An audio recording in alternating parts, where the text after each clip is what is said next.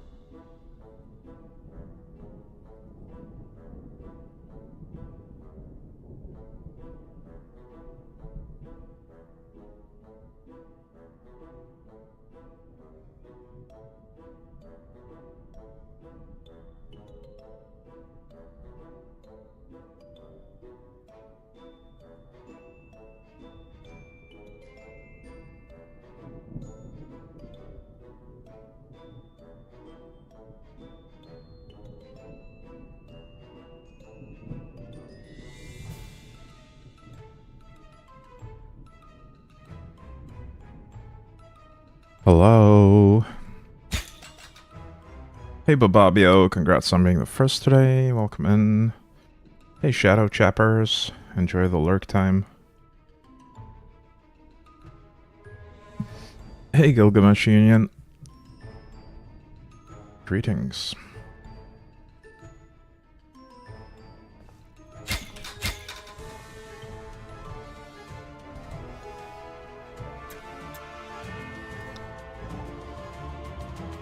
Alright, so we are back with some more... The Slormancer. That's what it's called, right? Surely. I keep forgetting the name of the game I'm playing. Hey Osmanic, welcome in. I really feel like the game would get more attention if the name was easier to remember. It's just such a forgettable name. I don't know why, but it is. Maybe because it's not a real word. It just sounds like some nonsense. So much talent! You found so many Slormites! I name you Grandmaster of the Guild of Slormatologists of Adriart. It's nice to see such a dedicated member. How do you like the Slormancer? It is awesome. Aside from the name, it is a great game. Hello, my young friend. You're in luck. I just found an interesting archive. Here's what I discovered. Did you know Slorm Reapers hide their true nature from those who use them? Their true power is wilder, more uncontrollable. Each Slorm Reaper has a true form, where their true nature is revealed. We call this shape the primordial shape. If you want to unveil the primordial shape of a Slorm Reaper, you'll have to fight many battles with it, until it considers you worthy. It's pure speculation though, since I haven't been able to observe this phenomenon. Good luck. Might play. It is definitely worth the money. Like, I've already had my money's worth just playing through the early stages of the game.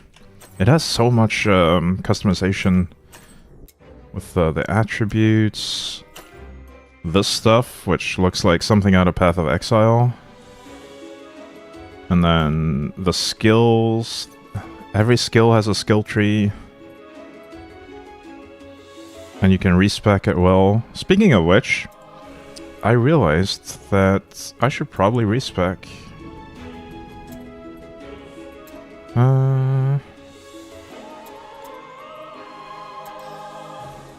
I'm gonna respec. Instead of having the tumble, I'm gonna have a turret. Let's become an Architect of Death. You like to play after 6 months? Well, it's been in early access for a long time, and it just got the 1.0 release. I think it's in a really good state right now.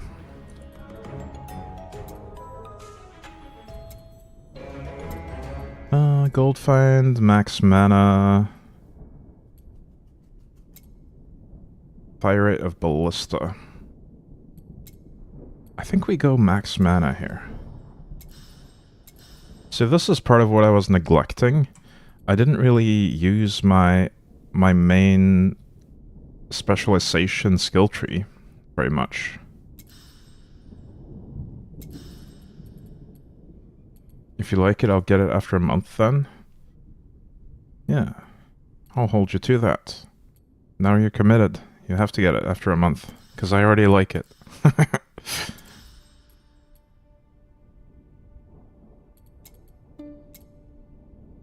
I don't know if I want this max mana or not. We'll see. I might need it. Let's continue the main quests. The Necromanchovy's Necromancy. The Necromanchovies use duplication techniques. Be very careful, it can get out of hand.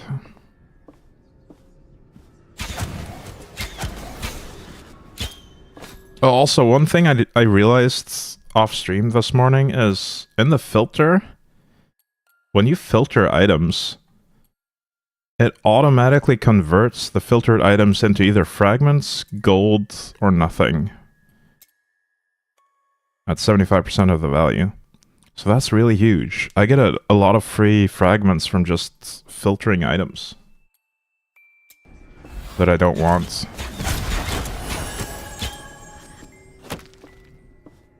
Right, I put down the ballista for the first time.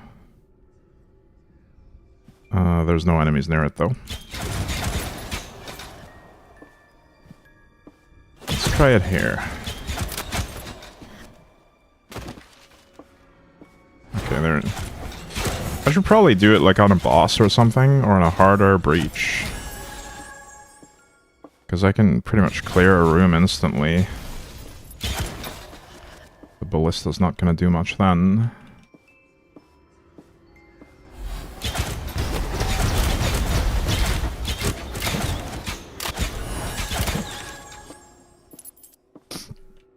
Hey Najazu. It's a pretty decent game to just blast a bit, and it's fairly cheap. Yeah, I think it's great. I don't know how much of a long-term appeal it'll have. Like, I don't know how long it'll stay interesting, but definitely worth the cost at least. And there's plenty of different build options to check out. The thing is, you can check them out very quickly because you have infinite free respecs. Corey Ironbender. Thanks for your help, girl. My name is Corey Ironbender. Don't worry about me, I'll find my way back. Let's meet in the village. I need to find the emblem, though.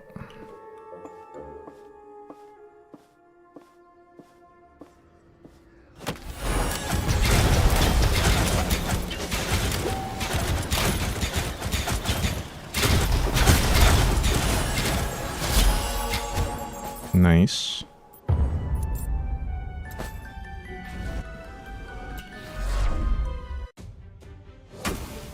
Victory. I actually had so much fun with this yesterday that I ended up playing a little bit off stream, but I didn't progress the story. I switched to the mage and actually leveled the mage a bit in expeditions. But we're back on the Huntress now. We now have all 4 emblems in our possession. The stairs to my office should be accessible again. Let's go.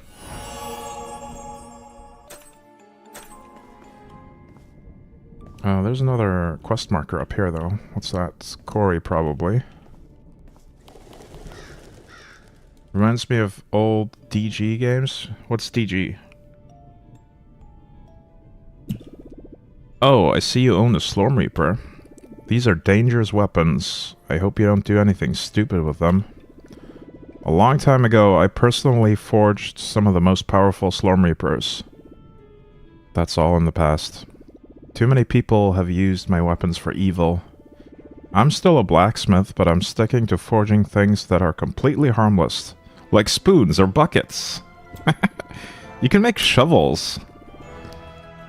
I hear that this village has a dire shortage of shovels.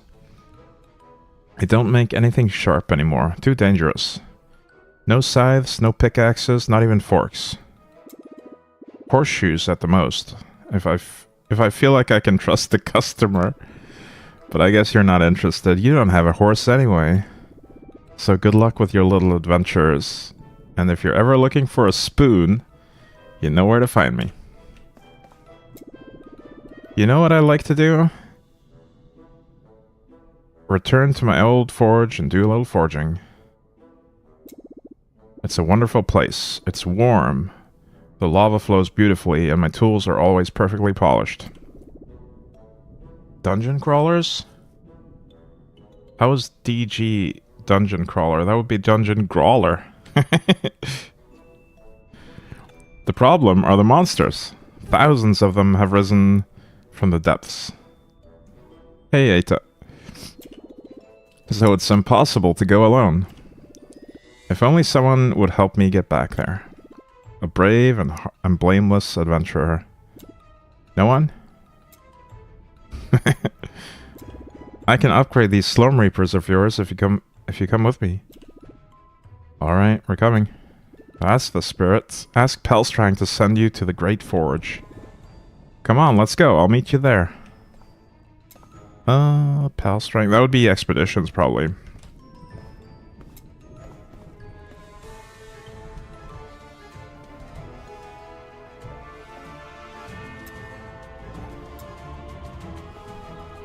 But I'm gonna keep doing the mage thing for now. This is my office. Here's the troublemaker, and with my brother besides. Alarin, my evil twin. Still a fool, I see. But I know what brings you here. Like me, you seek the ancient scroll of forbidden techniques that grant limitless power to its owner in order to rule the world. I don't think that's what we're after. But it's too late for you. The scroll is in my possession. Your journey ends here. Have a taste of my brand new technique. Multi-cloning. Oh no, whatever will I do? It's not like I have infinitely forking arrows or anything.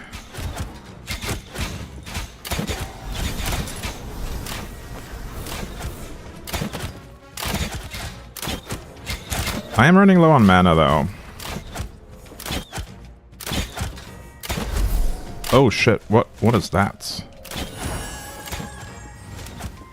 I was not paying attention. I might struggle here. There might have been a mechanic that I missed.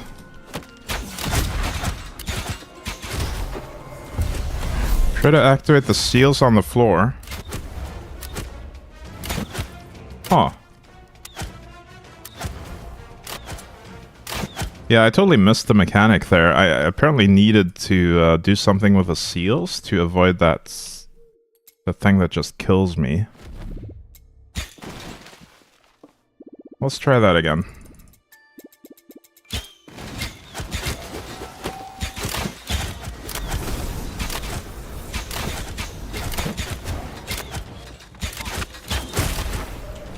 Seals. Okay, that's a shield one. I wonder if it's always the red one that's the shield? Don't know. I did not get a shield there. And thus, we just die. What the hell? What an odd fight. Like, I don't have time to move to all of the seals before his AoE attack happens. Hey, you there. Yeah, you, fishy fella. Hey, Dark Matter 2.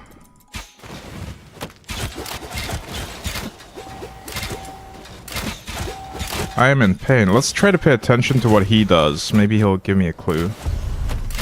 Yeah, that didn't work. I can't... like, there's no gap in the things either.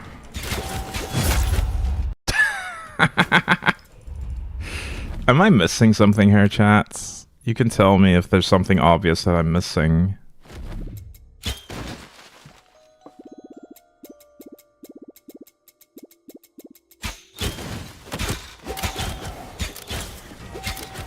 I'll just constantly be running to the seals, I guess.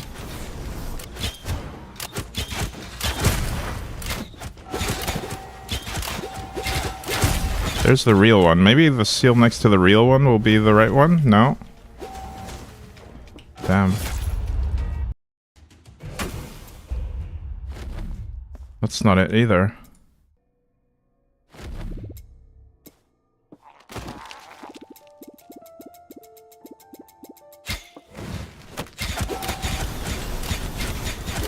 I might have to respec into something more tanky so I can get, like, either tanky or having the ability to go through or teleport past those balls.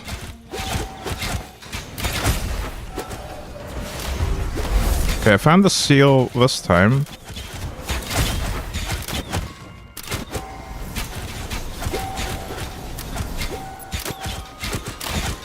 I believe if you watch him, he has 4 of the seal show before. Didn't work. I thought it was the color of the thing. Okay, I'll try to watch him more closely.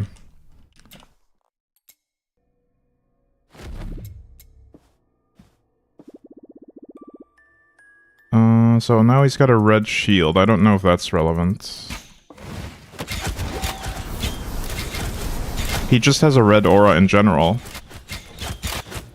Maybe that's relevant. Oh, I see it. You're right. You're very perceptive.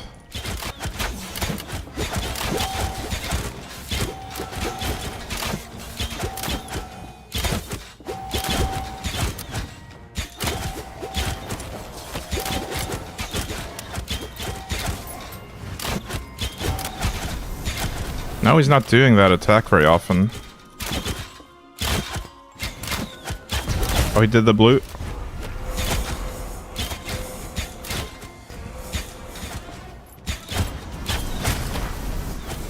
So I definitely need to pay attention to him. Purple.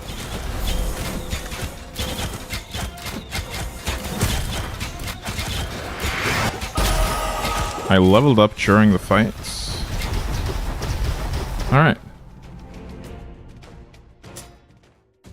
That was really tough to see. I literally didn't see it at all. the first, like, 5 attempts. Lauren left his staff. Look how shiny and beautiful it is. He's gonna like it for sure. Oh, we're taking it back to the fashion hound. So I've started practicing breathing underwater. If I train hard enough, I've heard that I'll develop gills after a while. Couple of years, I should be able to easily breathe underwater. So, you gotta be dying to know. What's the secret, huh? Nice. Congrats on getting your gills, Gilgamesh Union. It's been a long time coming. I'll get you the VIP role and stuff after the stream. Are you on the Discord server, by the way? I can't recall. Looks like a rusty key. Definitely, it's definitely the destroyer of indestructible and unbreakable seals. I was afraid Alarin might have stolen it. This trinket cost me a fortune. Let's go back to the king.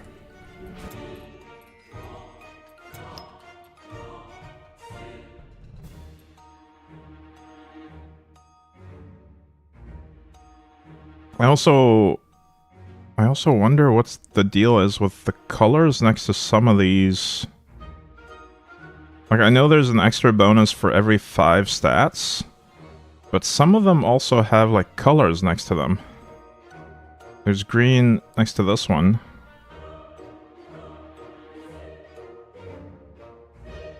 And they're not even evenly spaced out. It seems kind of random. Very odd.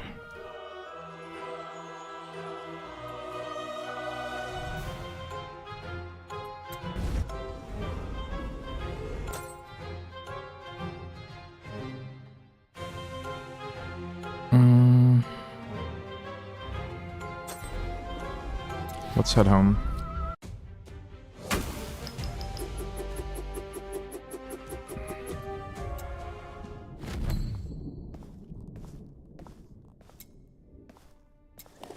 What is the next step, I wonder? Oh, we talked to the king, of course. My lord, we've returned with a destroyer of indestructible and impenetrable seals. At last we can open the great castle gate and face oh my god. What's that thing? This rusty key is not the destroyer of indestructible and unbreakable seals. It's the breaker of destructible and surmountable portals. It has absolutely nothing to do with anything. Curses, Grotogrom has fooled me. We're back to square one. I may have an idea. If we can't go in through the front door, we can go through a secret passage. There are always secret passages. Alistair, my good man, is there a secret passage to the castle? My lord, brilliant idea. There is indeed a secret passage whose entrance is in the gardens, and which then crosses the royal wing to the throne room. Jeez, I'm having trouble articulating today. But the portal to the gardens is closed. It's hopeless.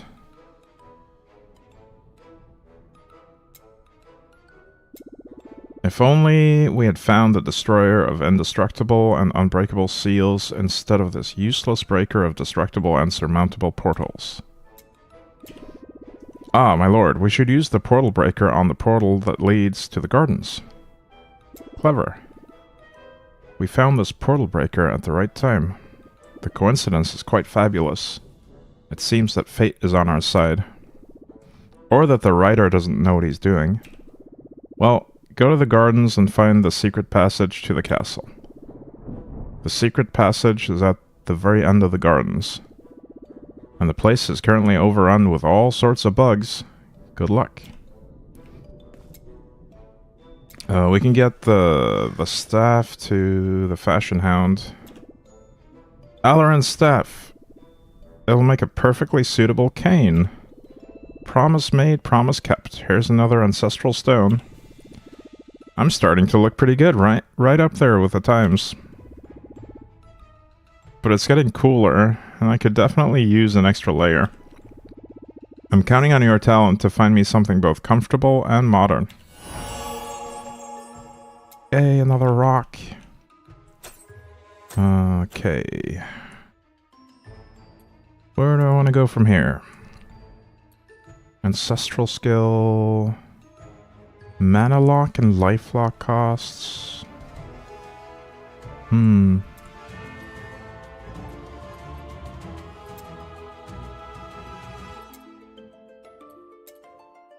don't know, I might want to just go a different direction.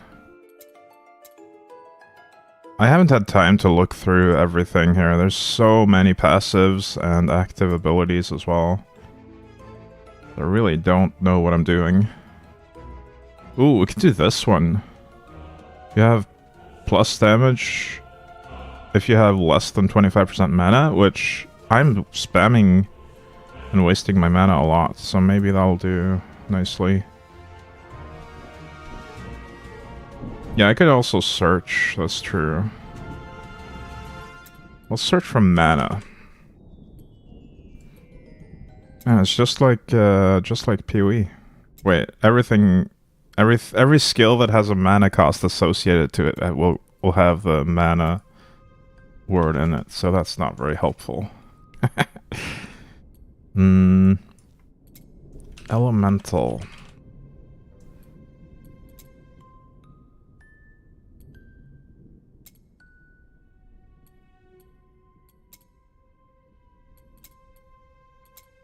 Nah, I think search doesn't really help if I don't know what I'm looking for is the thing.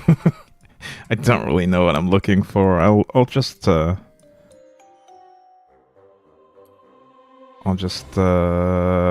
it out. I'll just randomly place something somewhere. We could just go for a passive flat elemental damage buff. Might as well. We have... Wait, is this also... This is the same thing. I just realized these are the same. Are they actually the same in terms of values as well? These are literally the same node. Okay.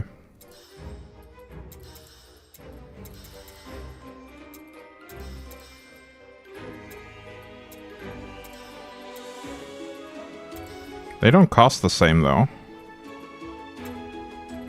This one's more expensive to invest in.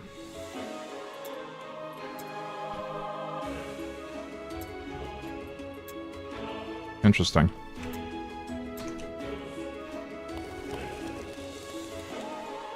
Well, let's head to the gardens.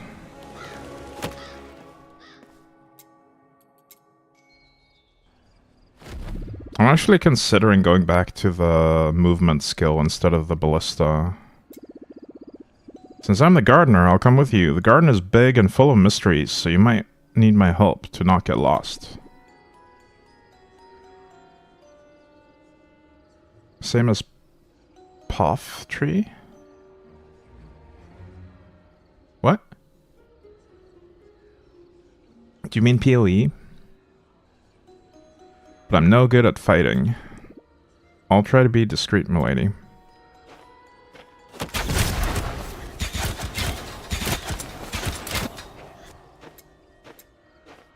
Defeat most enemies. Okay. You know what? I already want to respec. Let's go back to the sharpshooter thing. I don't know if we have to... Let's find out, actually. Do we have to uninvest before? Yeah, we do. We didn't get our points back before if we don't uninvest. That's fine. So I could do passives unrelated to the actual vault. Or tumble. I believe the square ones are ones that are related to the skill directly, and the round ones are just passives. And one thing that caught me off guard yesterday is that you can only activate one per row at the same time. So if I invest in this, I can't use this at the same time. increased damage to isolated enemies. That would be good for bosses without ads, I guess. Projectile damage reduction, that's tankiness, I guess. Increased damage to enemies that are close.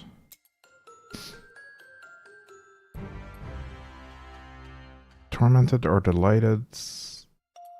I still haven't figured out how that mechanic works. Overdrive, attack speed. Oh, just a passive attack speed. That's what I want. Projectile speeds. Damage to elites. That's pretty good.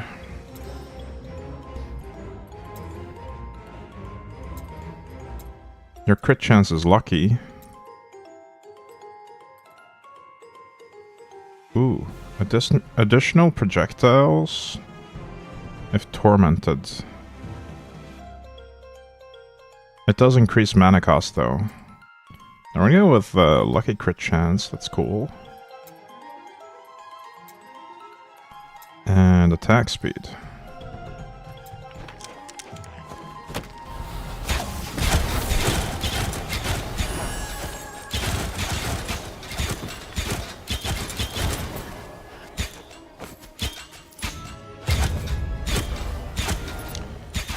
Have you played this a lot, by the way, Najazu? Or at all?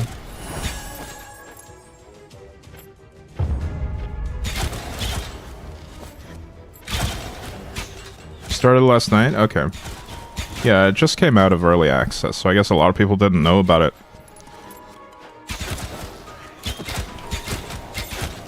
I'm still figuring out,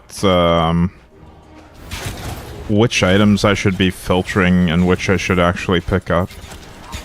Like, I don't know if there's any... Let's have a look at that right now, actually. I don't know if there's any reason for me to keep normal or magic items that fit these criteria, for instance. The pure stat, the highlighted stat, or the reinforcement level.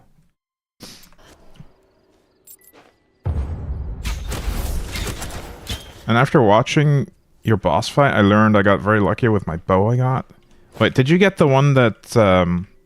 I actually got a staff that has a cool ability where you recover health when you get hit if you have life orbs floating around you. Is there a bow like that as well? Because that would have been helpful there.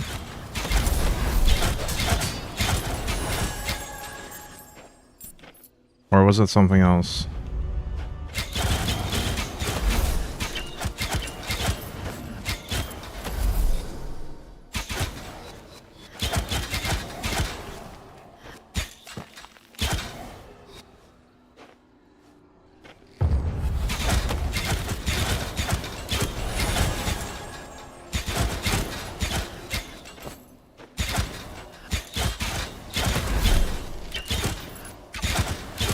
I like the gardens so far. It's a nice looking area.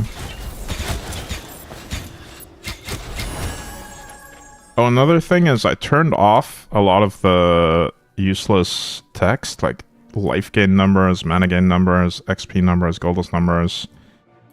Hero damage and enemy damage, you don't really need those numbers. They just block your view. Like, it doesn't... It's not useful information in the midst of battle. So I think for visual clarity, it's better to just turn those off.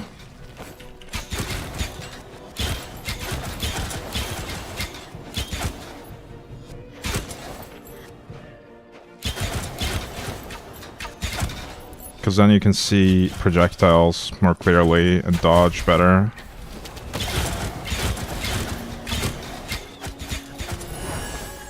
What is Immortals 33? I've never heard of that.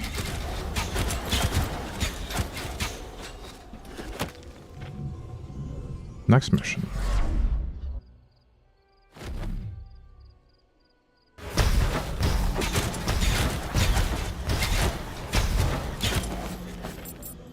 Wait, I just saw your message, Najasu. Because I did not learn mechanics for the fight when I did it, my bow absorbs hits, so if I don't get hit often, I don't take damage. Yeah, that might be the life orb thing that I had with the staff on the mage. where it basically heals you when you take damage if you have charges for it. That might be a thing for bows as well. I haven't found that one yet, though.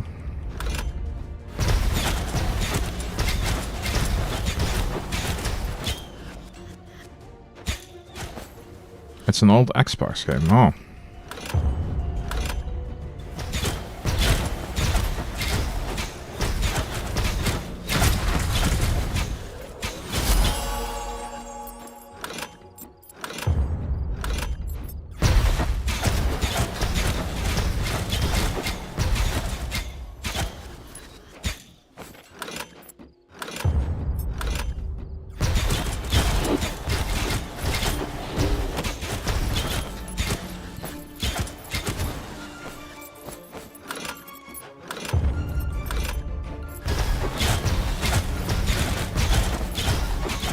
It's a life orb thing. I was using it for move speed. Yeah, it's really good for move speed as well. I hope I get that bow. I'll probably equip it immediately if I do. That's really good.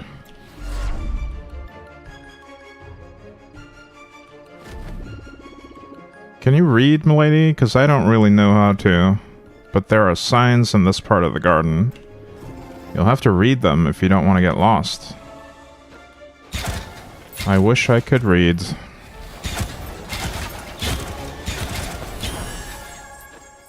Wait, it's the chef. He's the guy that poisoned the main character at the start, though. I wonder if he did it willingly, or if he was under a spell or got tricked somehow. McGarble. Thanks. I'm going back to my stove. The meal is not going to prepare itself. I'm going back to the village alone, and no, I don't need any help. He's really grumpy. Not the most gregarious character. Nice, I like the Chaos Wave ones. Just lots of enemies.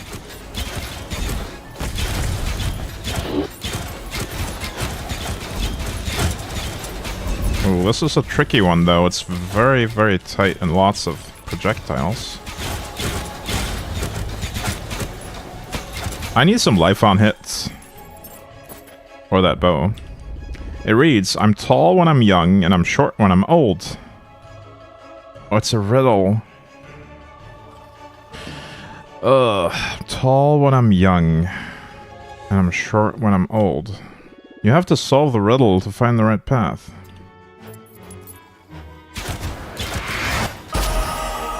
Nice, we're leveled up. I'm gonna go with more movement speed for now. Oh. Tall when I'm... There's a picture of a candle here. So you're tall when you're young and short when you're old. You get shorter as you burn the candle. I didn't see the candle at first.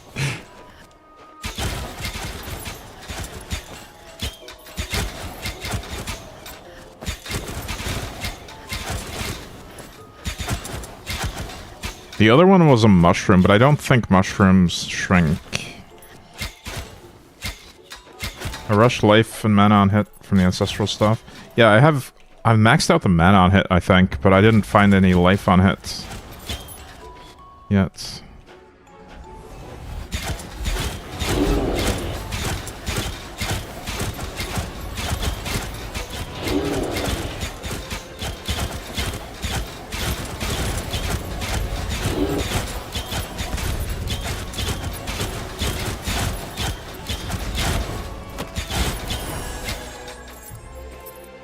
Did you also go with this type of build, by the way, with lots of projectiles from the bow, Najazu? I could see this kind of build being right up your alley. I got the forking, multi-forking, and additional projectiles, and then another forking thing. So much forking.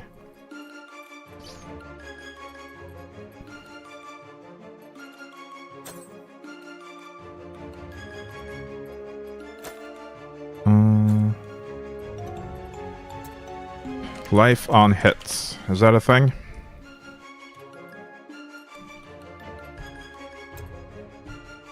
Well, we have that one.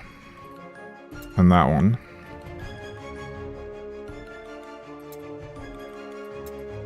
This one has percentage life on hit.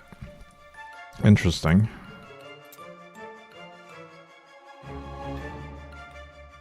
Is there really no closer? What about leech? Because I need to path to it, right? They're pretty far away.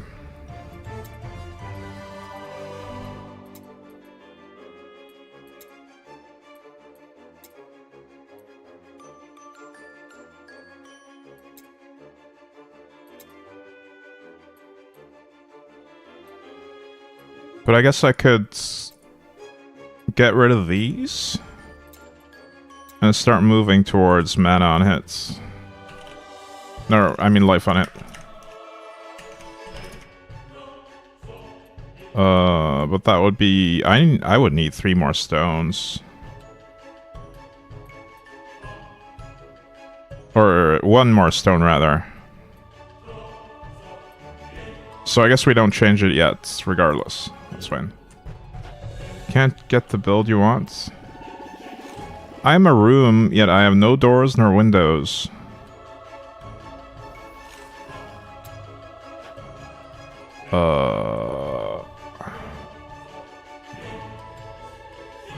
What? I am a room, yet I have no doors nor windows. I can't even tell what this is supposed to be. Is it a book?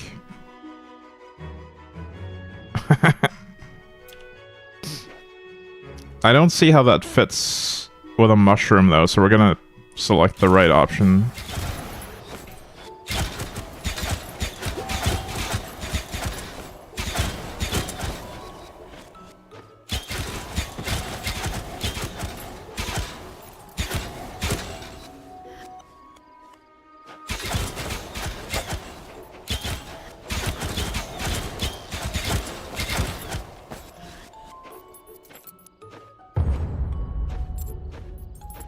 Wait, it wasn't the correct option.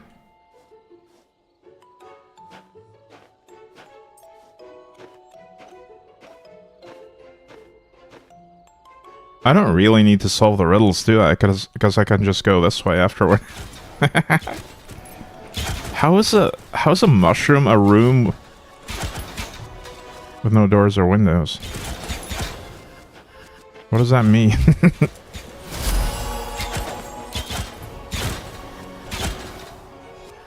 It's a shroom.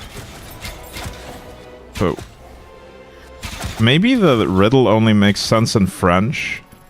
I know the... It's like, guys? I don't know what you mean, Gilgamesh Union. I can't decipher your messages right now. I don't understand.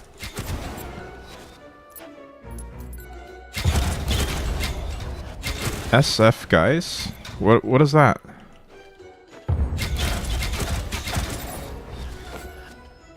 I'm very confused.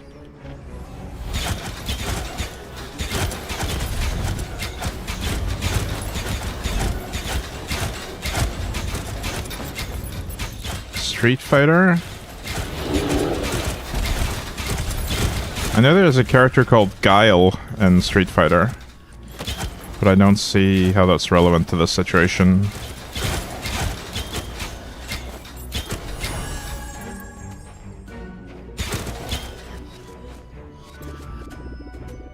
I have to be broken before I can be used. Egg. Clearly an egg.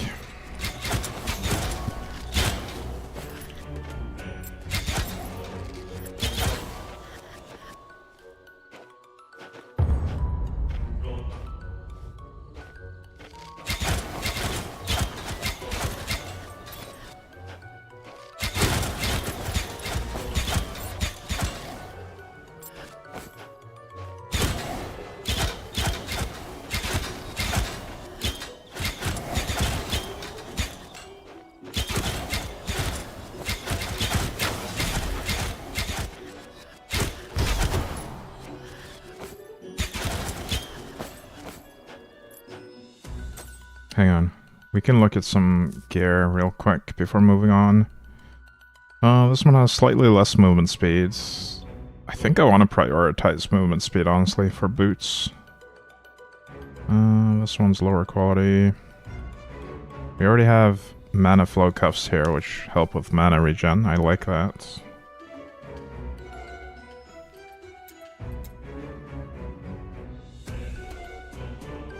I feel like I can't really replace my Slorm Reaper amulet thing yet.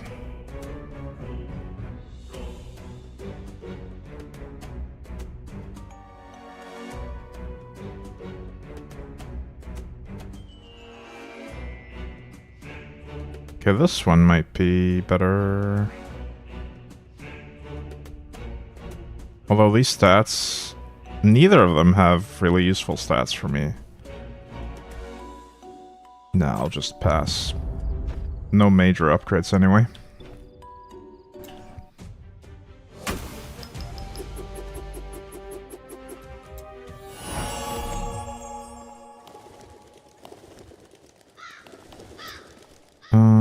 What did we get? Wait, we can talk to the chef and maybe accuse him of murdering the guy. Let's see. I was doing just fine on my own.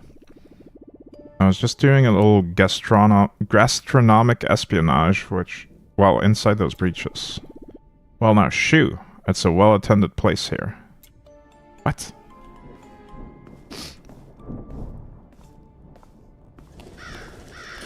I just also realized that I kind of want to respec again. Maybe not respec, just, there was an ability I had previously that I didn't do this time. Okay, we do respec because that's attack speed there. I want this one. An arrow shot is triggered whenever you cast Tumble, and then another one when you land. This is actually kind of good for mana recovery. Because Tumble is cheaper than my main ability.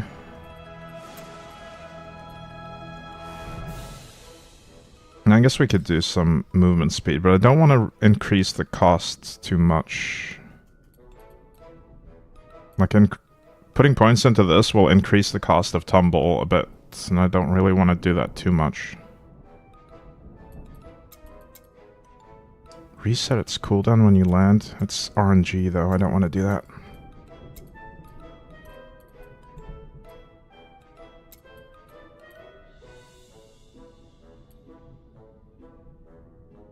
Whenever you cast Tumble, if you are tormented, skills you cast have no cost during Assassin's Haste. Ooh. I still haven't figured out Tormented and the other thing though.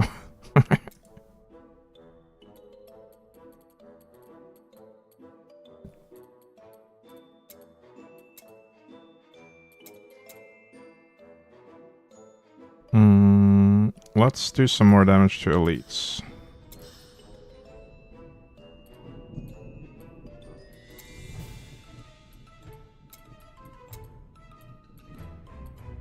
None of the abilities on this row interest me. Lay down a trap, maybe, but that's also going to add mana cost, so let's not.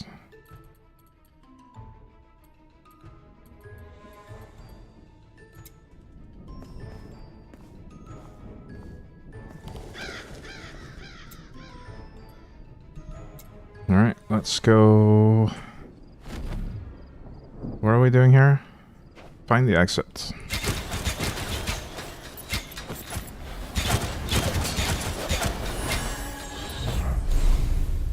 Bow of the Recurring Nightmare. Which one is that?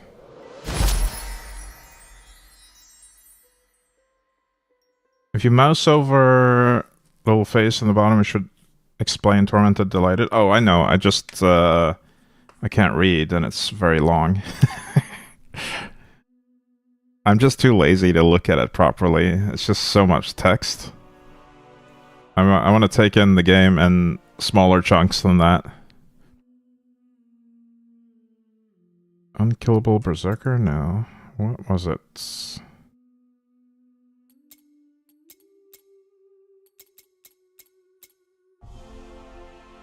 Wicked Snare. Where's the recurring nightmare?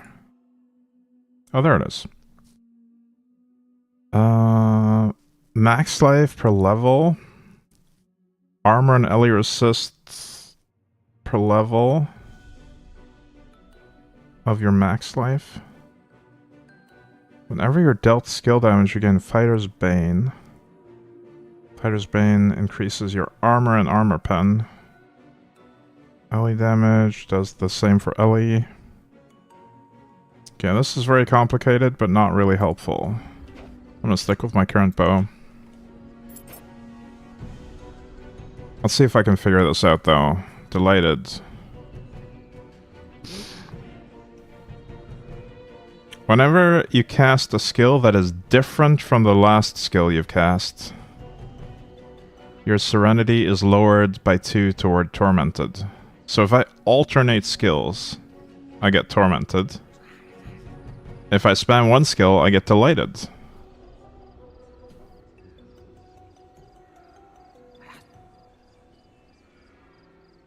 I see. So in order to get Tormented, I would have to alternate more, or just use more skills in general.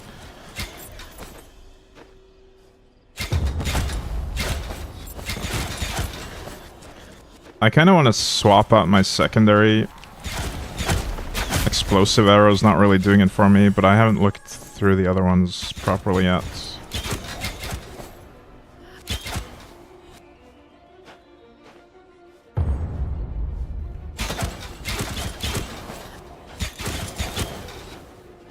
I honestly enjoy just using the arrow shot and the tumble and not much else.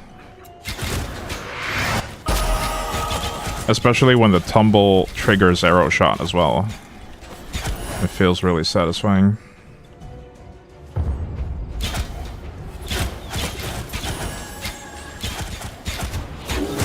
But it would be nice to have like a separate ability for single targets.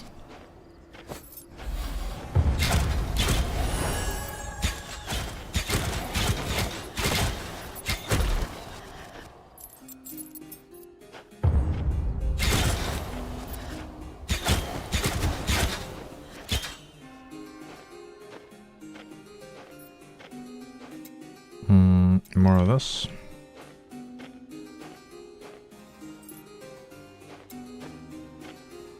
This is a maze. I need to go... Wait. I can go up there and then to the left. Although, that doesn't get me to this side. I might have to go down somewhere.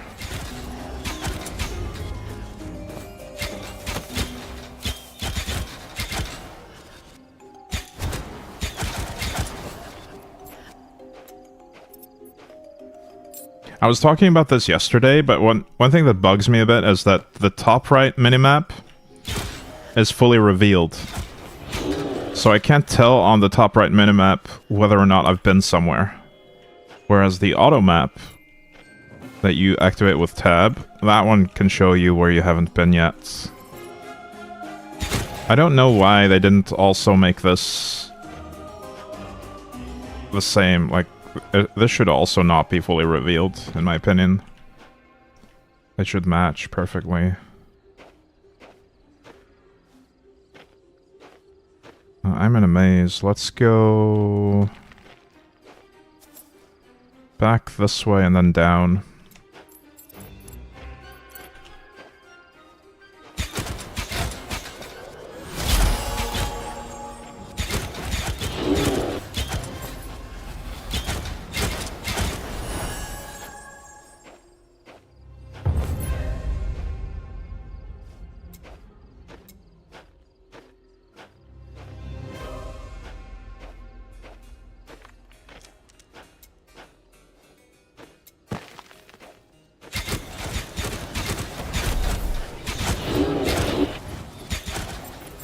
I'm going down this way to clear a breach, I think. Although I did miss a breach up there.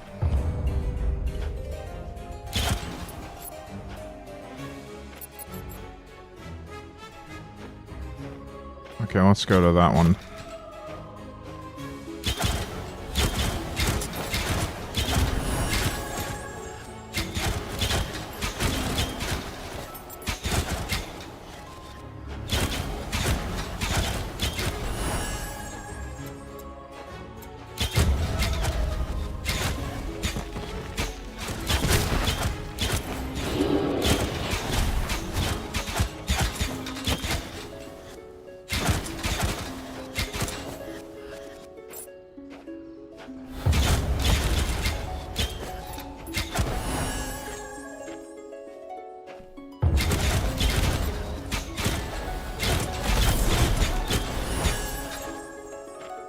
You know what? I think for the filter, I'm just gonna hide all normal items and all magic items for now.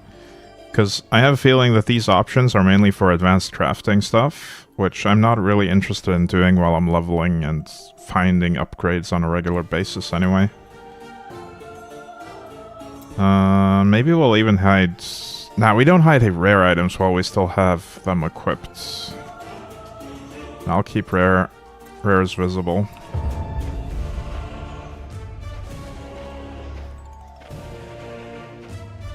Next mission. We've arrived in the labyrinth. It scares me a little bit, but it's going to be okay.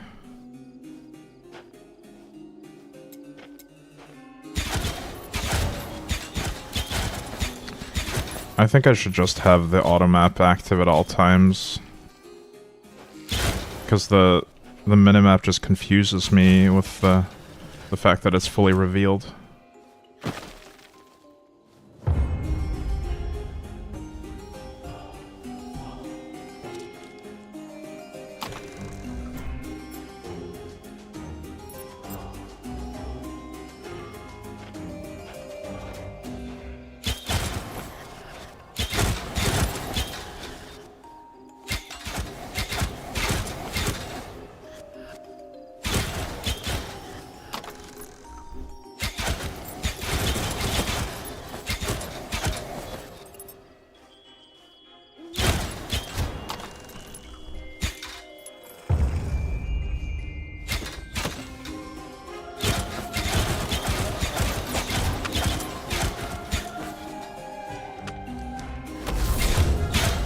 Pain. There's a lot of chests, but so far my experience has been that chests are not really worth much.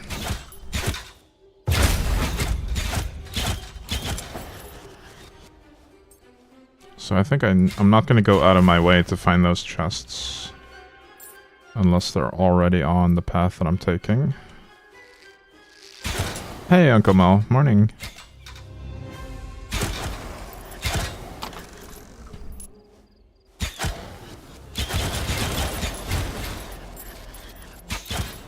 They might be dropping items that are getting filtered by my filter.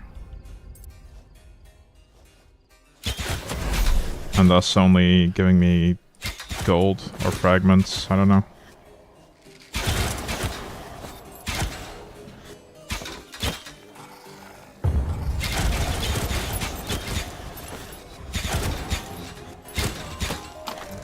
I should be tumbling more, I just realized. It gives a passive haste buff after.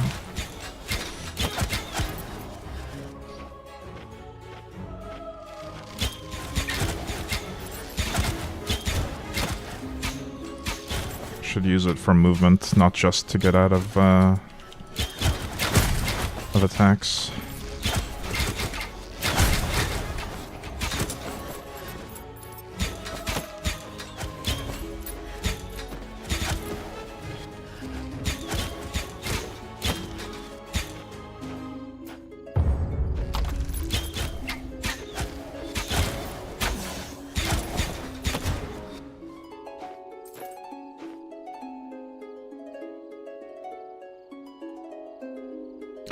Why does it say delighted? I'm actually delighted when my serenity is at... Huh.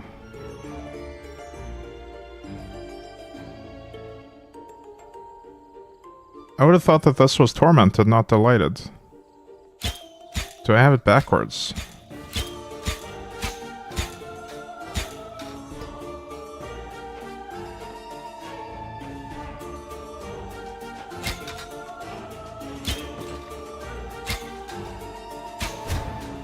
Oh, it still says delighted. I guess the tooltip just didn't change to tormented when I was fully tormented. Okay. Another strange thing there. I've never ventured this far. There was an incident a few years ago. Mr. Allren says it created an anomaly. I don't know what it is, but it looks dangerous. Also, strange things happen when you get closer, so don't go. So I don't go there.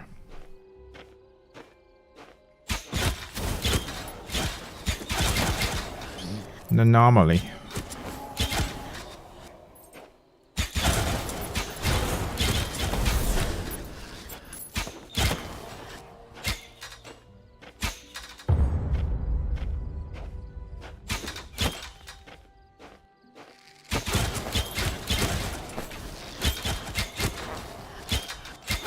I'm burning.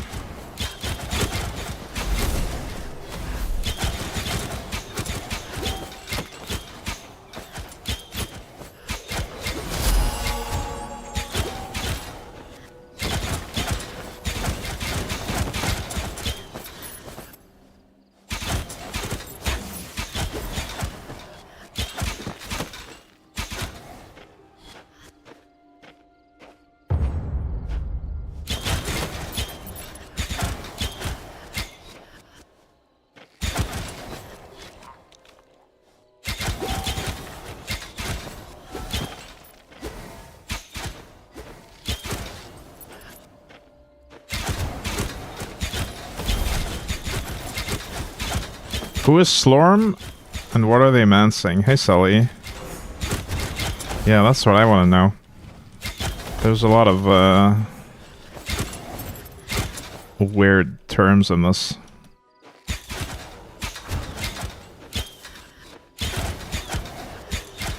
Slorm is, this thing, though. This resource is Slorm. And then there's also Slormite and Slormandrite and Slormaline.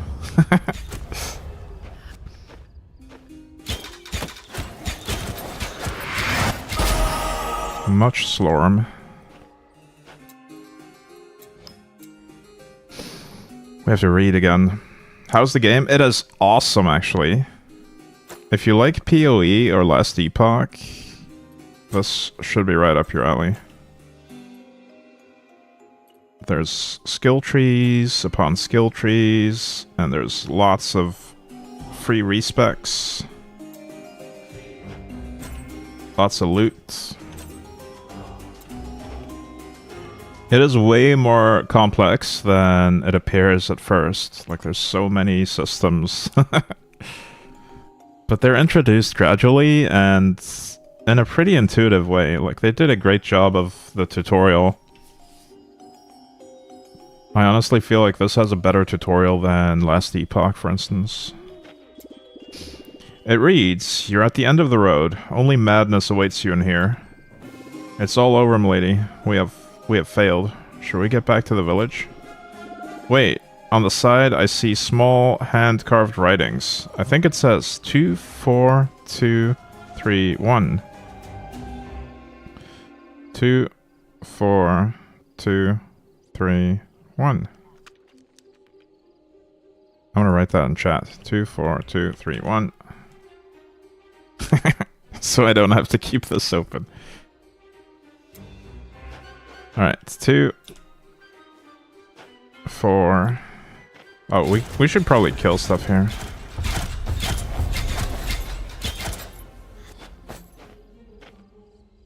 Two.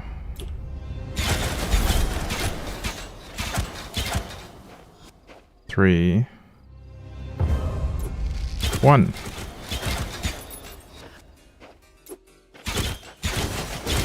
That should be the end of it.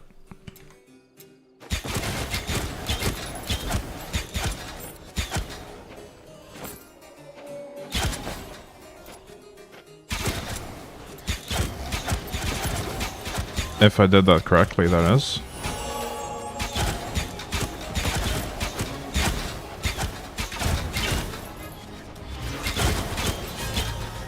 Muzzling gloves. Ooh, nice. What are those? Armor evasion, projectile damage reduction, life leech. Legendary effects. Crit strike multiplier. Equal to your ancestral strike chance. Or... Wait, what? Ancestral strikes now deal critical damage. Right, I haven't really invested in crits, but my existing gloves are not that great anyway, so let's just keep those on for now and see what happens.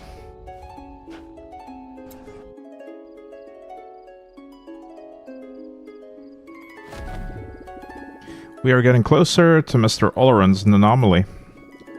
I'm a little bit afraid, but I'll try not to run away.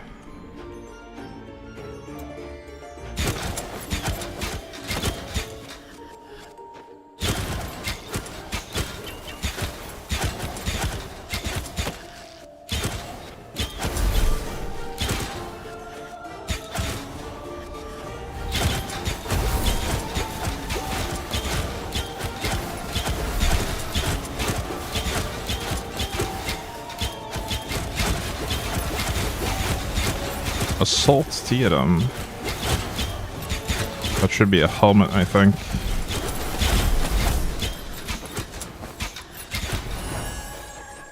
What is this? It reads, I turn once, what is out will not get in. I turn again, what is in will not get out. What am I?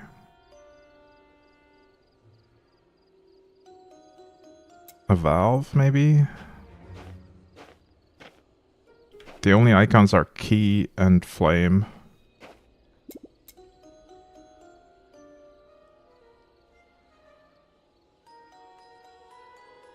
I guess it has to be the key. You're turning the key in the lock, but that riddle doesn't really scream key to me, honestly. But okay. It's not a flame.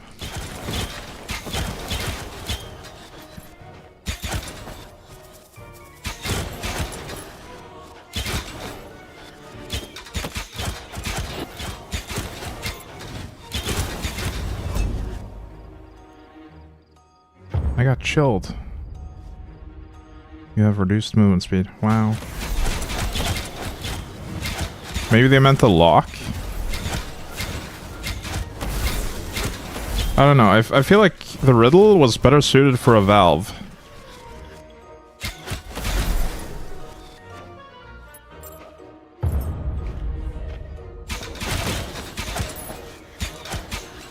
But it might be poorly translated. The devs are French.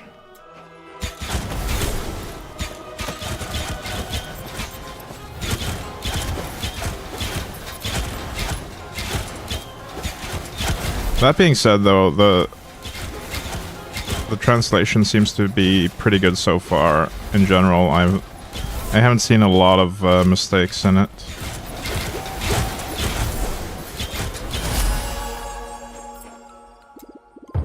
I'm always hungry and will die if not fed, but whatever I touch will soon turn red. That's the flame. That actually makes a lot of sense.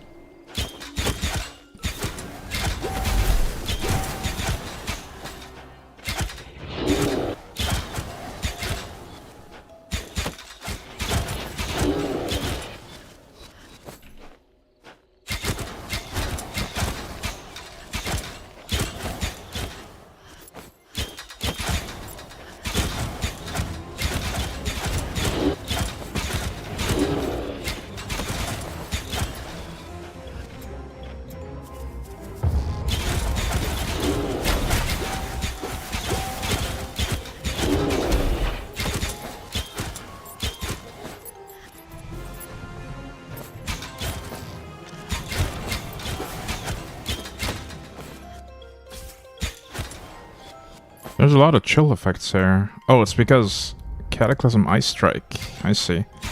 The whole map has a chill effect applied to the monsters' attacks. That's why I keep getting chilled.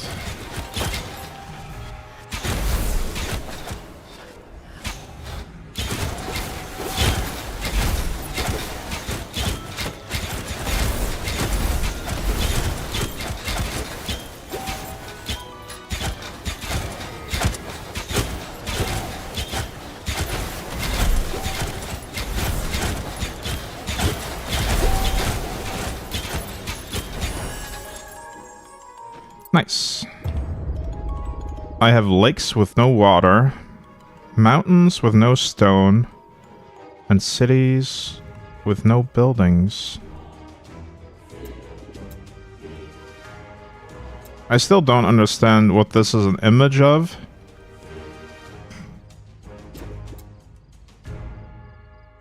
But it's not a mushroom, so... A map? Maybe it's a map. There was a previous riddle with the same image that also didn't make any sense to me. Even if it were a map, I don't feel like the previous riddle would have made sense. I don't remember the exact wording on that one. But it had something to do with walls with no doors, I think.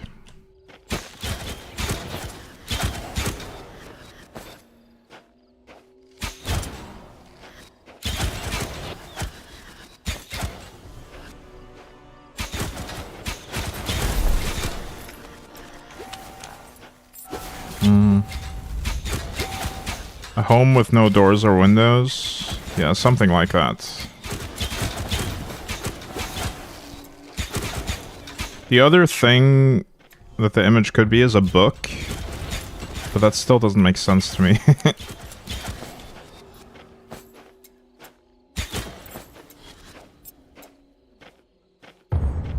But through process of elimination, we know it's not a mushroom, so it's not that easy. It's not that bad, rather.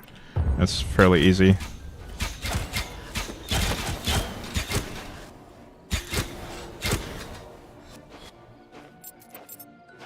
Really, the riddle should just say, I'm not a mushroom. Much better riddle. Remember to read the signs, milady. I don't know how to read them well, but it looks important. Yeah, we know. We haven't forgotten about the doors, or the riddles.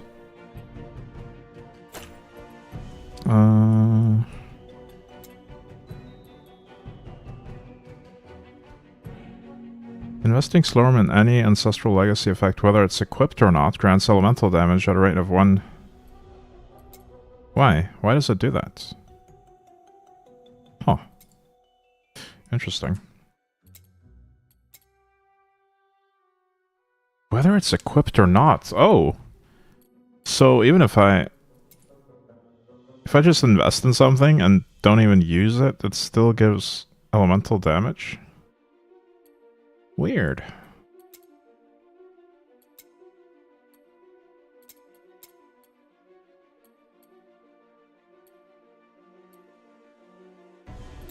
I don't think we want to spend points here right now.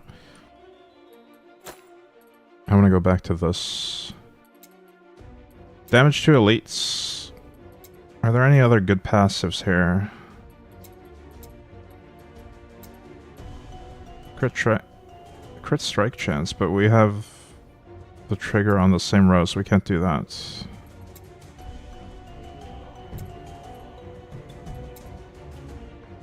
I don't know what overdrive is yet. The excess power in your melee takes shape and targets up to 2 nearby enemies. Well, I'm not using melee.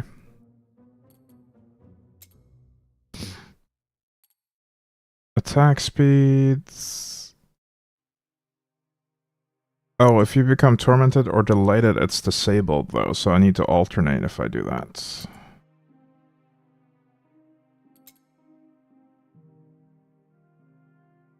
Whenever you cast Tumble, if you are tormented, skills you cast have no cost. I won't be tormented most of the time. I think I'll be delighted, or mostly delighted. So this row is pretty useless to me.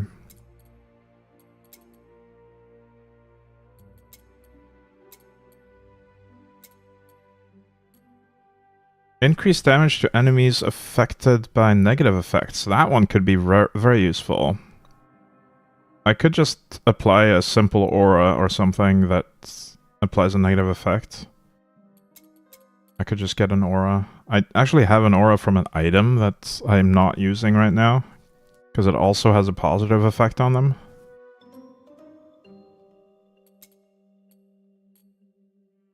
Or I could just do more damage on the closer enemies.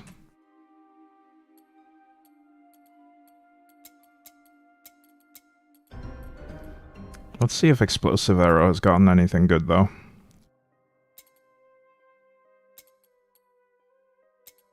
While delighted, while tormented... AoE... Nah. Don't really care for that. Skills level like an LE? Kind of like an LE, but not exactly the same. They don't de-level, which is good. Once you've leveled a skill, you never lose the levels. So you can swap freely at any time. But yeah, apparently I do need to have them on the bar to level them. Because I don't have levels in this, for instance.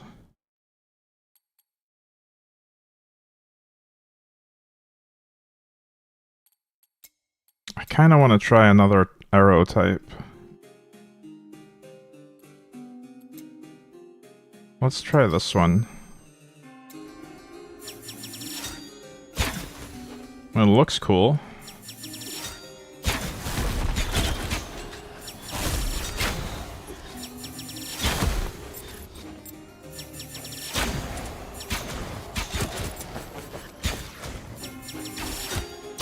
I guess that's a good one to have for single targets.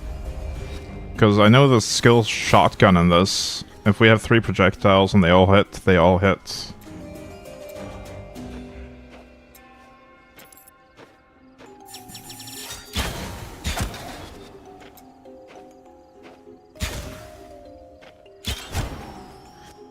Also, it looks like I am applying a slowing effect anyway. So the whole enemies affected by negative things should be working already. If I just apply it. Where was it? That one.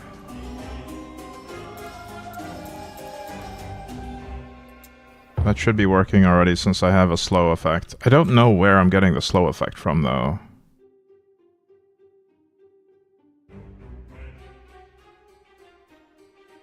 Like, I've got so much stuff, and there's so much to read on all of it, so I don't know.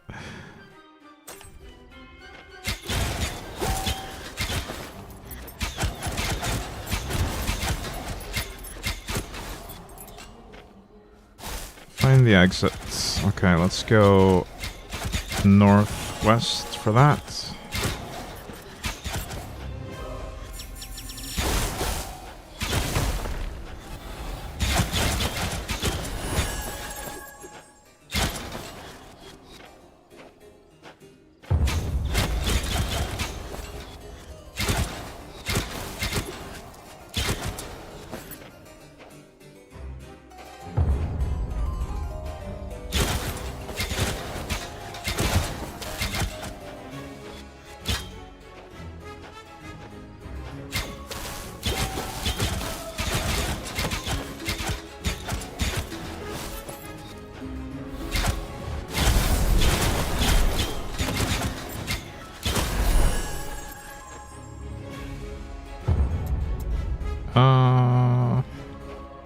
This way, probably.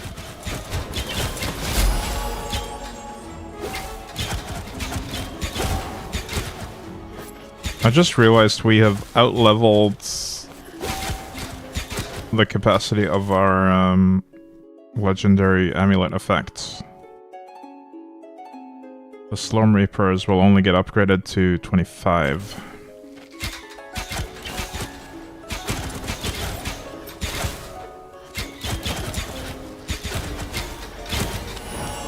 If I swap, I mean.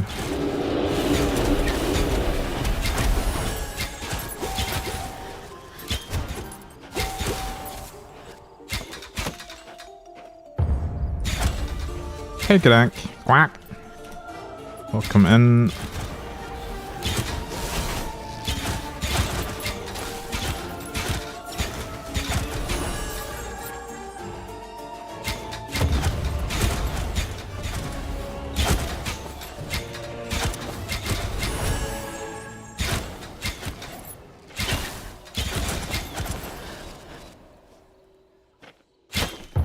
we have another breach down here.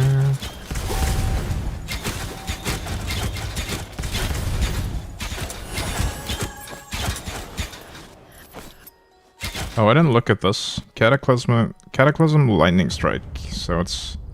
yeah, they just deal extra lightning damage and apply shock. That is fine. We found the exit.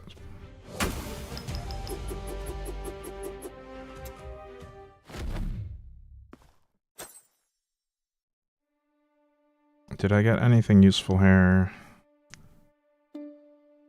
Mana regen, max life, melee damage reduction, increased area effect, ice resistance, inner fire, +2 turret syndrome mastery.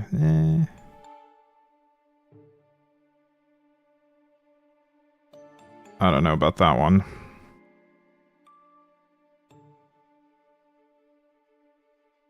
This belt is honestly not that good though. I might swap to something else.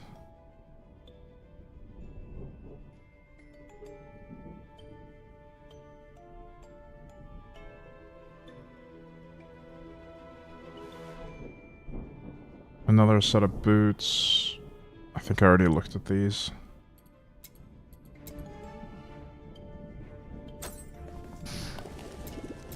Let's just sell the stuff we're not using here.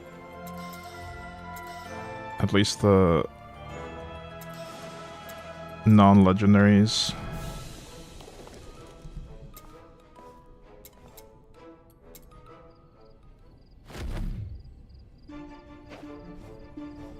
Defeat the boss. Nice. Okay. There's Mr. Oleron's anomaly. Take care of yourself, milady. Oh, I see what I'm supposed to do here. But I'm too slow. I'm almost dead. The bosses are actually quite tricky on this.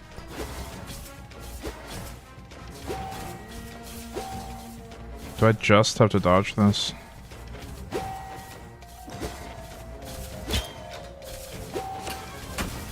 Oh, no, I need to step on the pumpkin, I guess?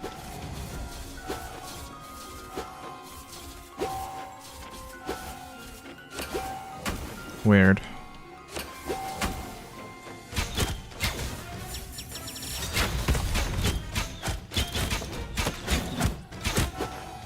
And another pumpkin phase.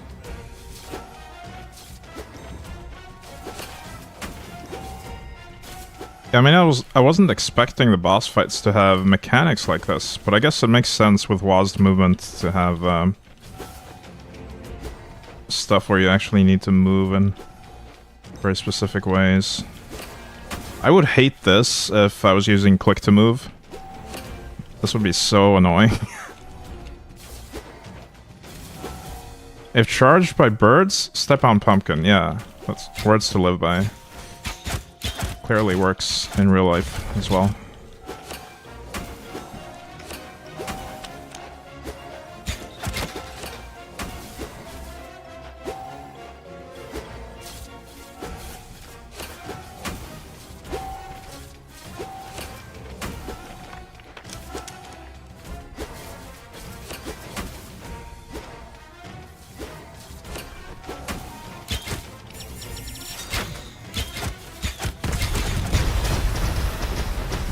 Nice. First try. Oh, you're just a scarecrow. Okay. Scarecrow scarf. We better take it back to Adam Nostros. He should like it. But I don't see any secret passageways to the castle around here. Well, at least we found something to dress up old Adam. Let's go back to the king and decide what to do next.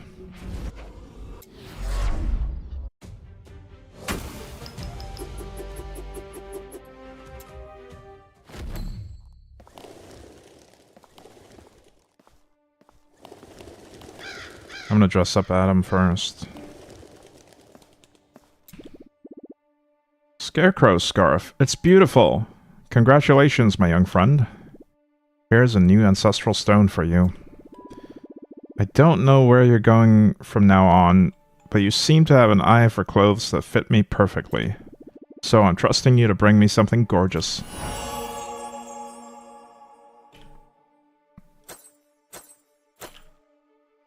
Alright, I'm gonna respec my stuff here, because I want the life on hits. I might lose a lot of damage from doing this.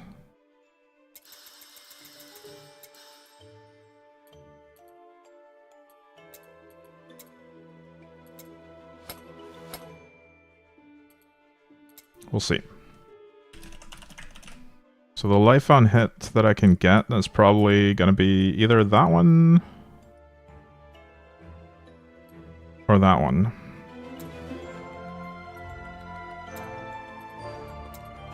This one has percentage life on hits much higher.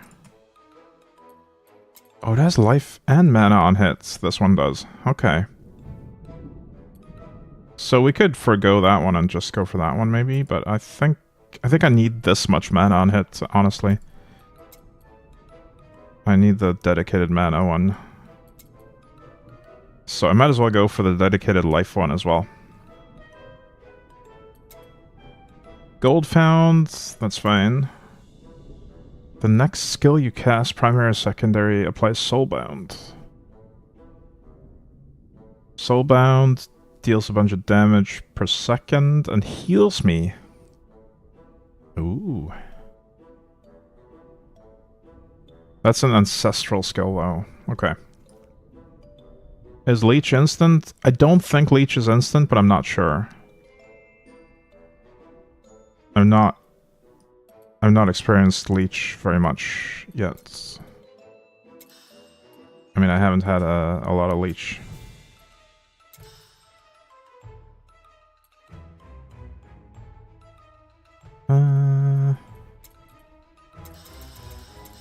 But life on hit is instant. That much I know. So is mana on hits.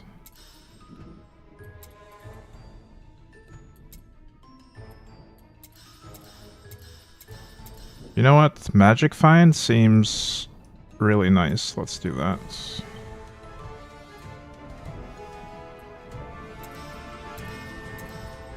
I think I'm not gonna invest in this as much. We'll split it evenly between these two in cost.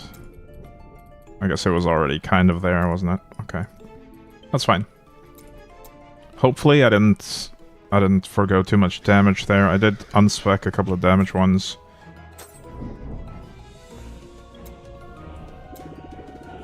What, you mean there was no secret passage? But it should have been where you went. My lord, it has not been used for centuries. Perhaps it has been covered by vegetation. That's possible. Enrique hasn't gardened there for ages. Then what? Everything is lost? I'm out of ideas. Maybe we should get our hands on some ancestral relic buried in an incongruous place that could help us. Isn't there an ancestral buried passage detector? Jeez. Or maybe we could improve Pedro's shovel compass. Or some magic ancestral pickaxe forged in steel with an inappropriate name to make a hole in my door. Or an ancestral rope made out of goatman hair to climb up to the windows of the damn castle. My lord, I'm not sure that... I know, Alistair. We're at a dead end. There's a passageway that leads from my restaurant to the castle. I used it to deliver banquets. But I didn't dare suggest it to you. It has a strong sauerkraut smell. Jean-Pierre, you... what? Well, let's move on. Here's our solution. We'll go through the path that has a strong sauerkraut smell. Go to Jean-Pierre's restaurant without any further delay, and use the passageway to get to the castle. Towards the throne room. Oh my god, better watch out. And as for you, Jean-Pierre, a word. Wait, is no one gonna mention the fact that he made me poison the main character at the start? He literally told me to poison him. And no one has mentioned it since. He gave me a recipe that included rat poison. Close all breaches. Okay. There you are, you scoundrel. To make your way to the castle, you'll have to follow the path I take to deliver the royal banquets. It smells bad, but not as bad as you. And wipe your feet before entering. I like the look of this place.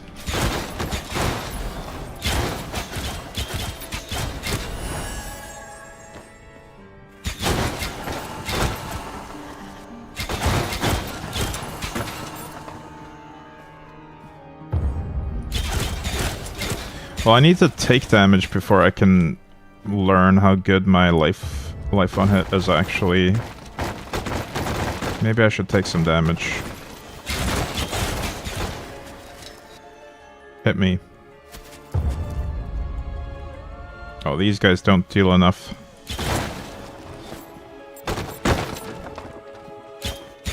There was a secret chest in there.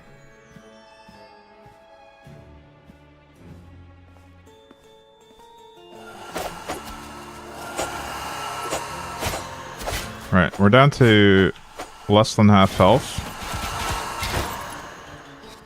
Let's see how quickly we can recover that. Okay, that's not bad. As long as there's lots of enemies, we can recover pretty quickly from life on hit.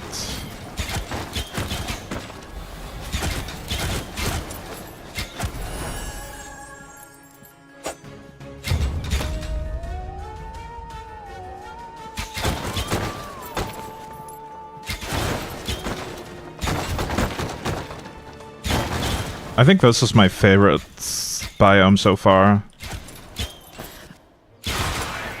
Art style wise.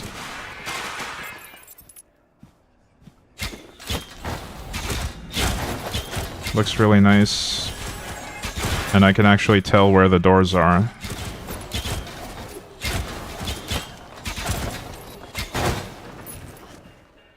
Unlike some of the previous ones.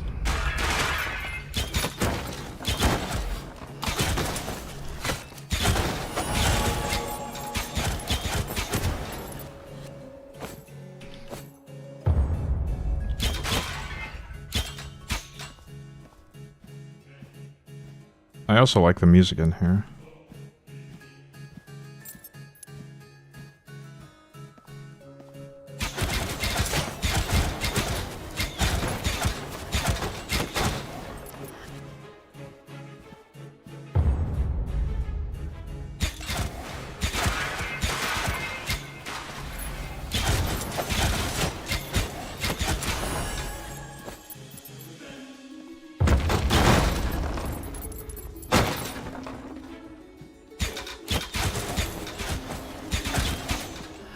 I wonder if there's a way to turn off screen shake. Settings. Low effects. It would be in gameplay, wouldn't it? I don't see it. I really dislike screen shake effects. They're so annoying. I think every time I crit, I get a screen shake.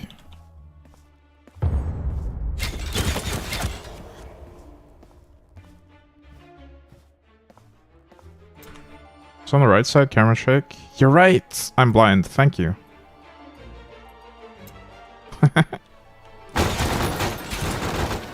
They call it camera shake instead.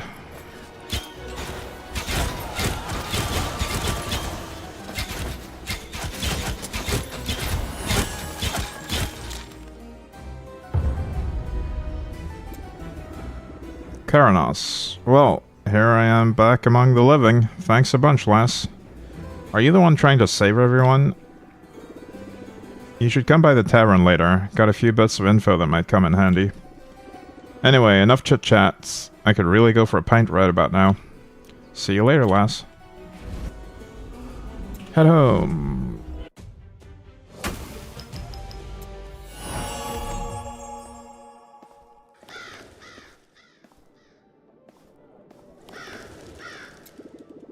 The name's Karanos, the tavern keeper I am, the proud owner of this here famous inn right in front of you.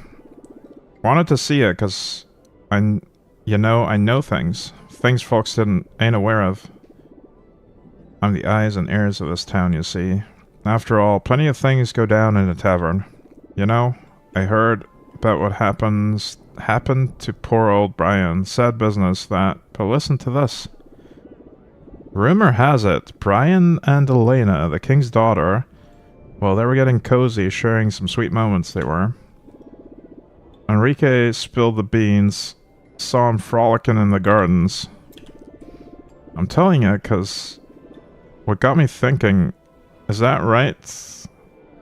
Right after Brian got whacked, bam, his lady love vanished into thin air. Quite the coincidence, ain't it? I ain't buying none of them chosen one or champion tales.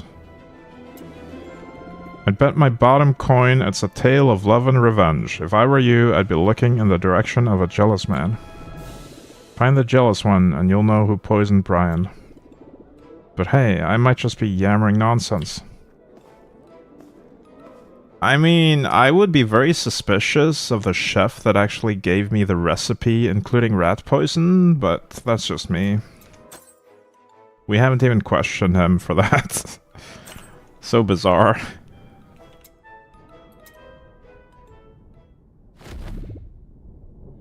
Palstrang. Ah, you scared me. What? What are you doing here? Me? Well, the king asked me to bring him some items from the castle. Otherwise, it would be suspicious for me to wander around here. Yeah, well, are you looking for the throne room?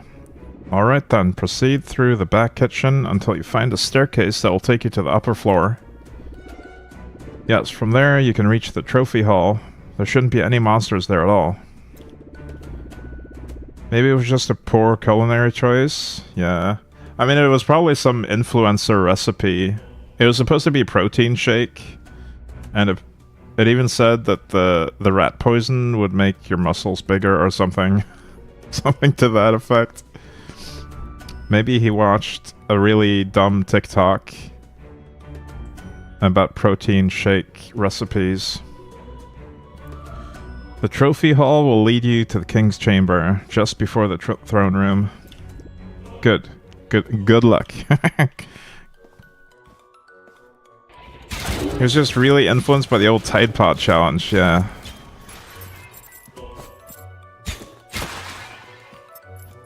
Should hold up in court, yeah. If you get tricked by TikTok, you're innocent.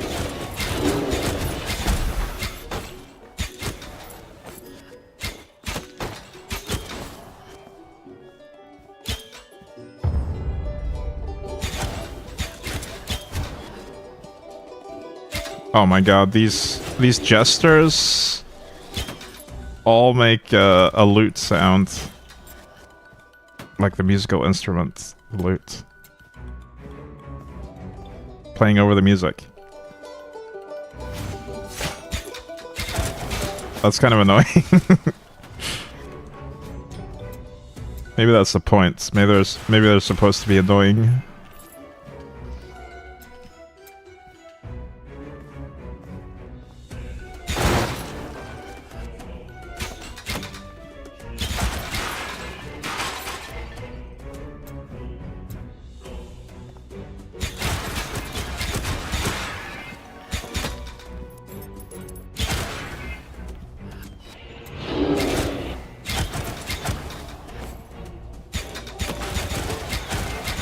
You can hear them before you can see them, actually.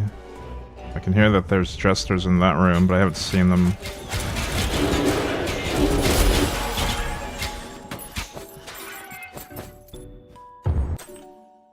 Oh, I got a epic restorative jagged vest of mana. It has a... Was that a perfect stat? Is that what that's called? Pure stat, maybe? I don't know. One of those. Magic stats, mana regen. I think that's better than what I'm using.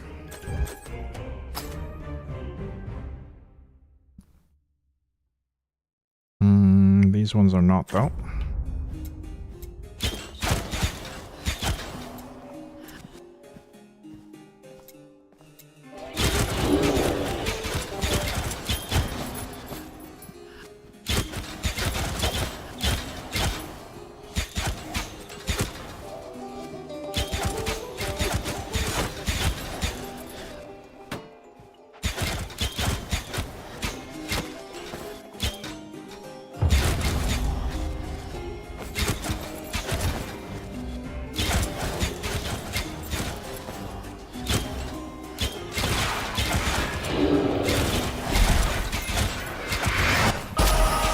Boom.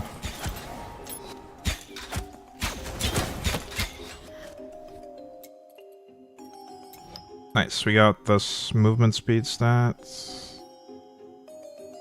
It also has some additional Slorm find. Alright.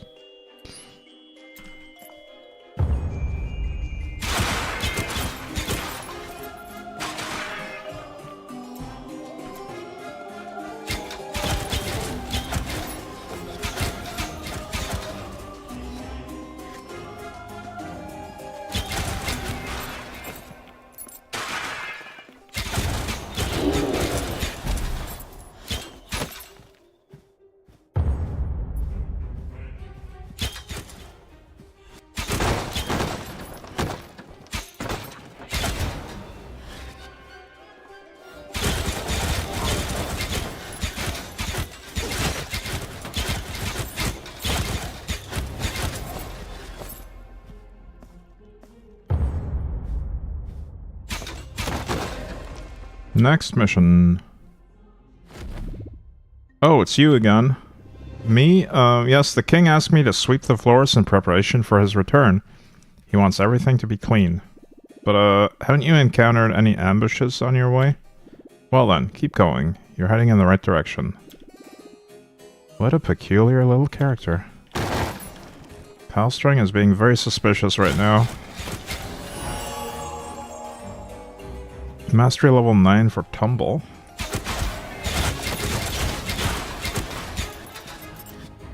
Speaking of which, I think I want to invest some more points into things.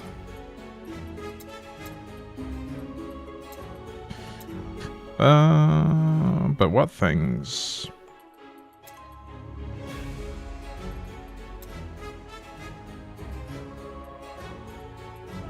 Wait, I already maxed the ones I wanted.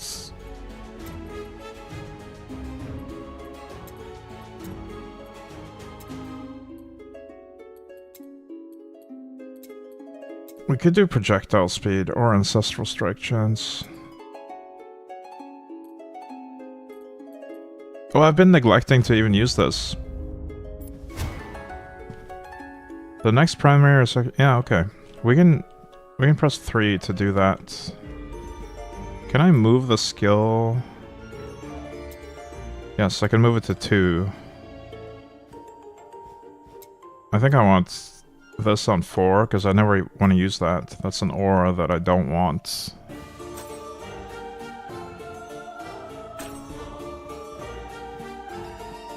Right. Let us upgrade this a bit. Now that we're using it.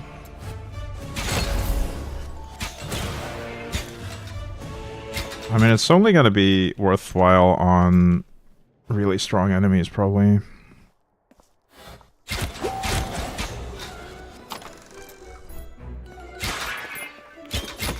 And I'll probably just forget to use it.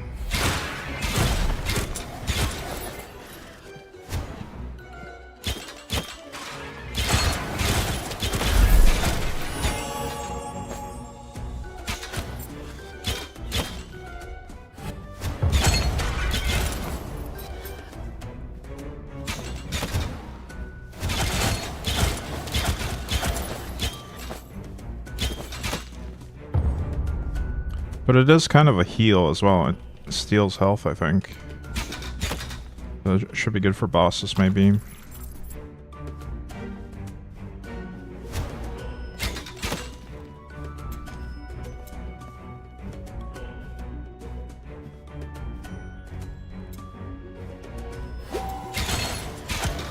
Is this a dead end?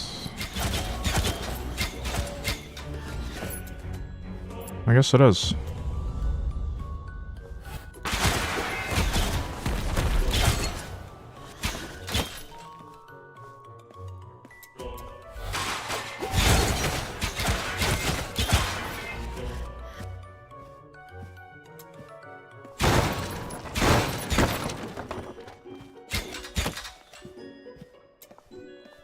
Slormancer's XP for the big passive tree. It is, yeah, it's XP for the big passive tree and for skills.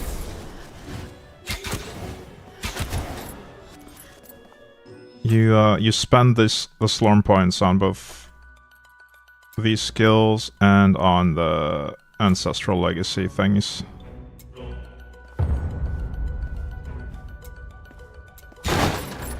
It's really interesting because you can choose whether you want to put most of your Slorm in here or upgrade your skills.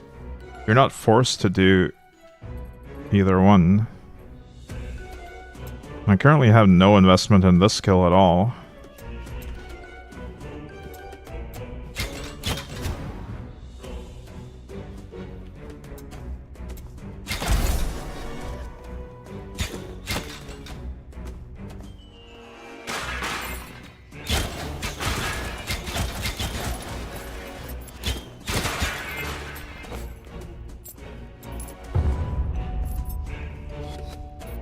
Well, it looks like another dead end. I see a chest in here that I missed. Let's go back for that.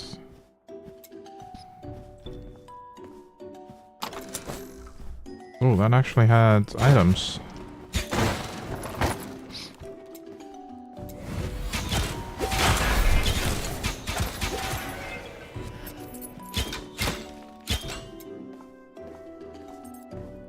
I'm really struggling with this layout.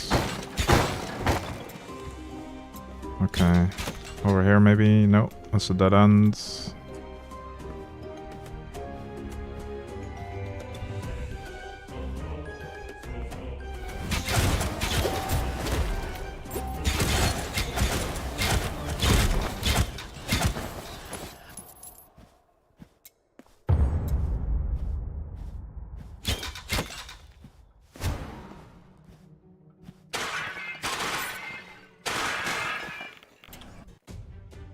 We found it.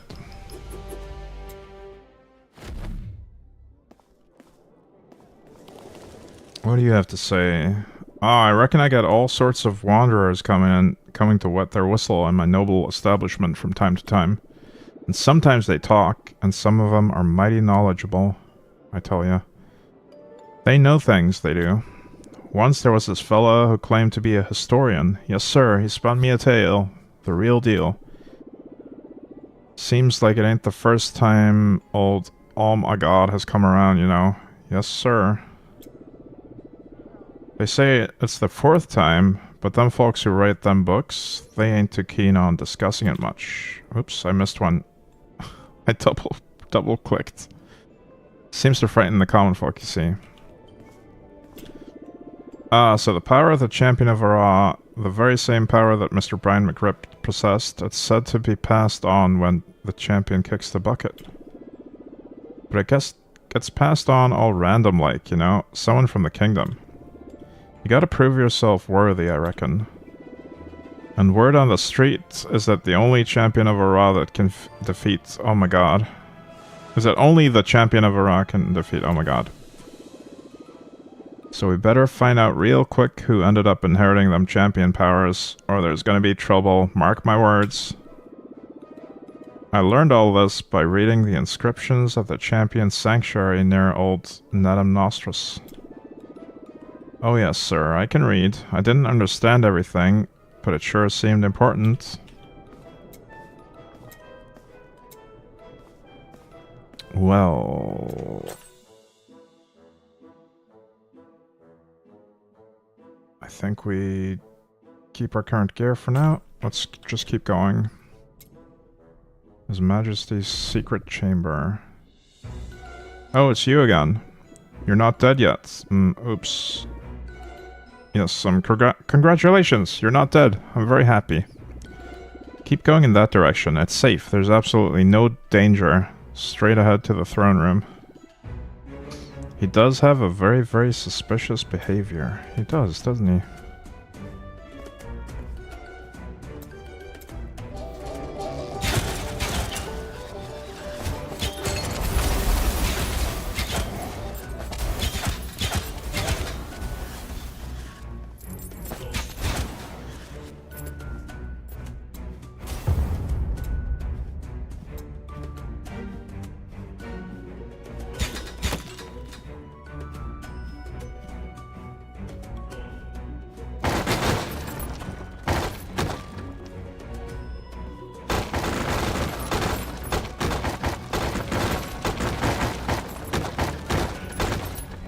In some of these rooms, monsters would spawn when I broke stuff. Or maybe just because I lingered in the room for too long. I don't know.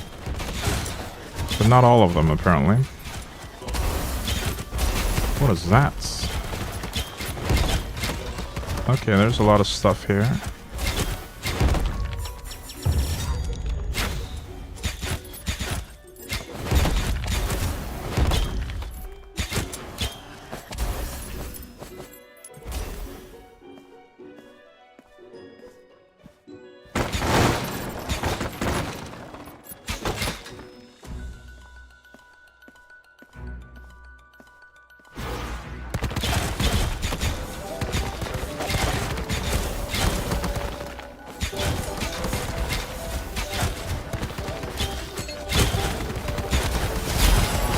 Man, there's a lot of chessboard abilities here. Let's avoid them.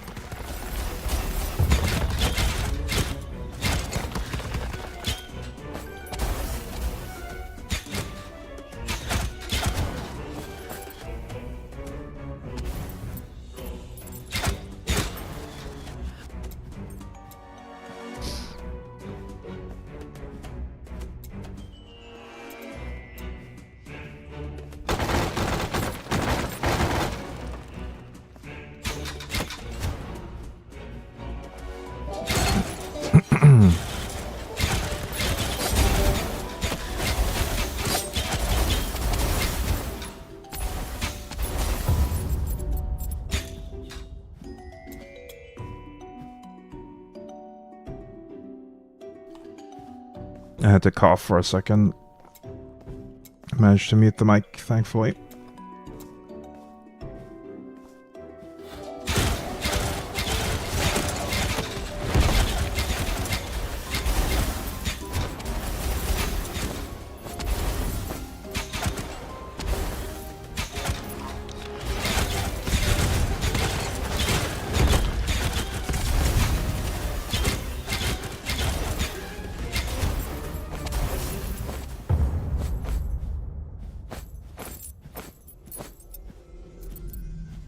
Wait, was that it? Okay. Next mission. Palstrang, that scoundrel. Why did he mock us? Increased damage whenever another enemy dies within a 5-yard radius. Okay. They get enraged by seeing their friends die. Understandable.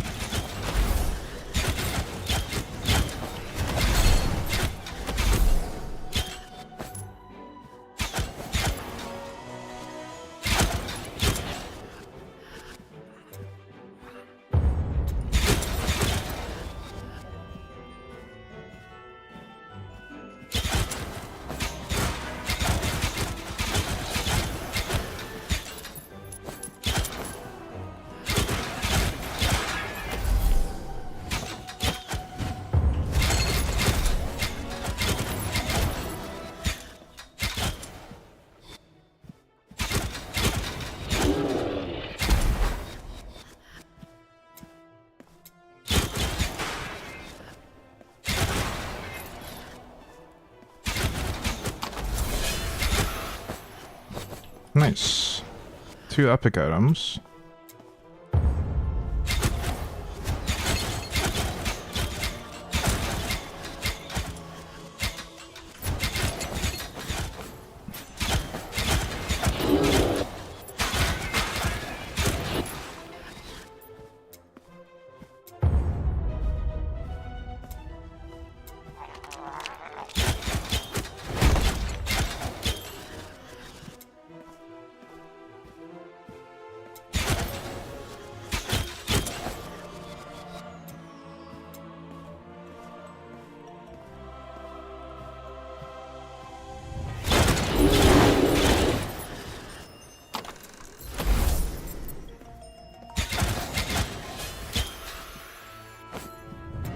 Another one. Nice, nice, nice.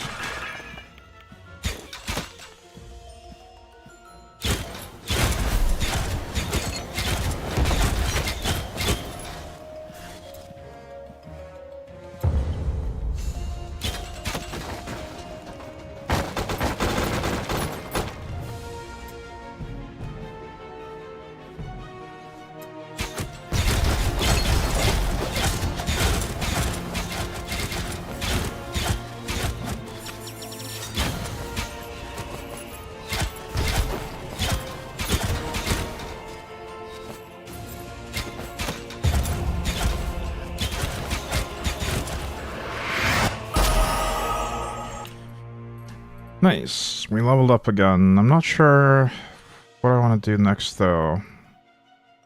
We could go for crit chance.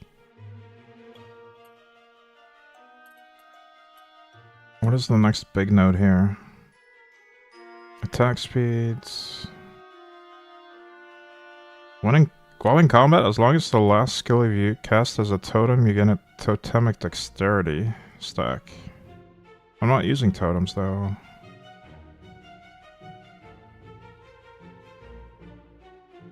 I might just not do dexterity anymore, I don't know. Oh wait, this is where I'm getting my slow from. Your secondary skill has 40% chance to slow. Alright, let me test the hypothesis here, though. I think I realize now what the colors are next to the things here. You see that your secondary skill has a 40% chance to slow enemies. That should trigger when I get the colored one. No? Not it. Okay. No, that's just on this. Okay. So I don't know what the color one is then. Seems the same as the other 5-pointers.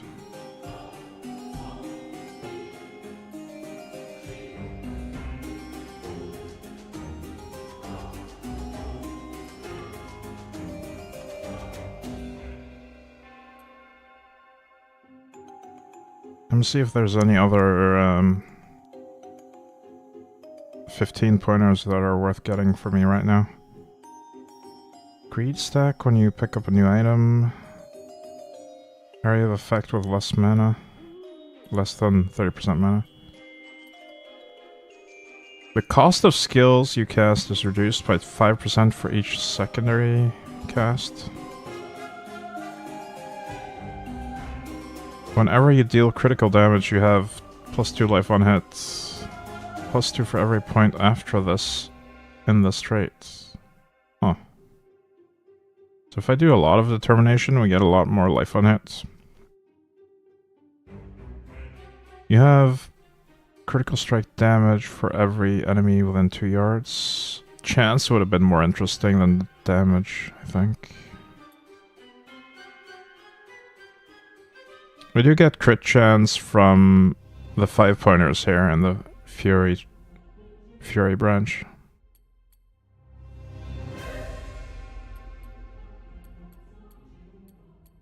I think I want the Fury.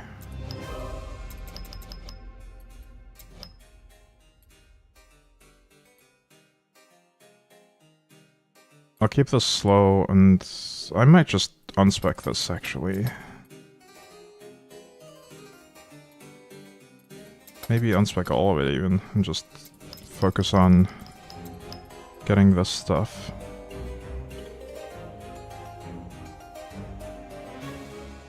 We now have a lot more crit chance. Let's see how that feels.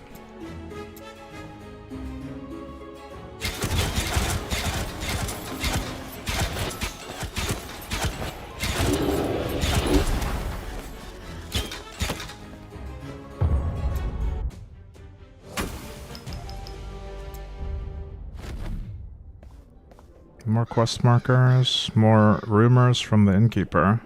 I have a theory to share with you. Let's see. Actually, oh my god, needed that guy Brian McRipt to bite the dust so that his power could be passed on to someone in this kingdom. Someone new to the job, not as strong as Mr. McRipt. Kill two birds with one stone, you know. By the way, speaking of a stone, care for a stout? Well, what was I saying again? Oh yeah, then all he had to do was capture all the folks in the kingdom and wait to see who would inherit the champion's power. It may sound wacky, but I don't understand why they would have captured all of us otherwise. And then, all the villagers came back except Elena, the king's daughter. Maybe it's Elena who inherited the champion's power and oh my god, is absorbing all her newfound powers. But hey, don't pay too much attention to what I'm saying. I've probably just had too much to drink, so I'm likely just babbling nonsense. Well, look who's here. Take a look at what I found. A letter. It should interest you. It's dated a few weeks before Mr. McRipt's death. Old Adam said he found it on a bench in my tavern. I kept it because I found the verses rather pretty. Verses? A poem? It says, "Again and always my heart's in pain, because Elena and Brian, it's plain. It's time I've decided I'll take some action. I'll join forces with Oh My God for the champion's subtraction. Once I've accomplished this wicked deed, Elena and I will be united indeed. To live without Brian, a well-deserved glee, a happiness long awaited for all to see." It's ridiculous. The author has no talent. I don't know any poets in Adriart, but I know plenty of talentless folks. Where do we even begin? Next to the poem, there's that weird drawing. I think it's Mr. Brian. And oh, well, he's being subjected to multiple acts of violence. The name Brian is written and crossed out all over the letter. There's also the name Elena, sir. Oh, who could it be? There you have it. I hope it can be of some use to you. I guess we could go talk to Mr... Wait, that's not him. Where's Pelstron, or whatever his name was.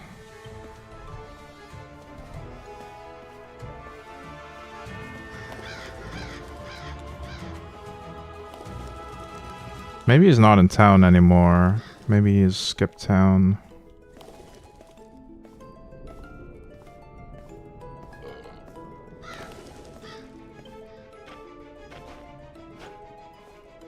He was in the castle earlier.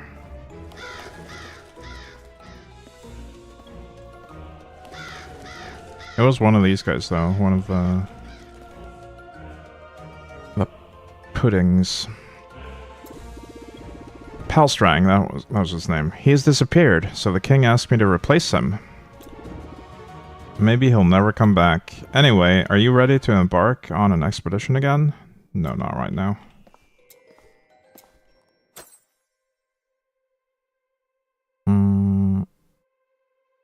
Okay, that's a pretty good ring for replacing this.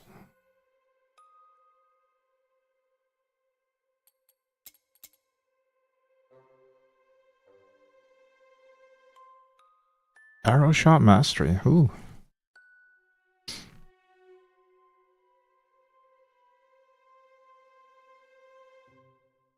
I think we lose some defensive potential by equipping this, but it has a lot more offense.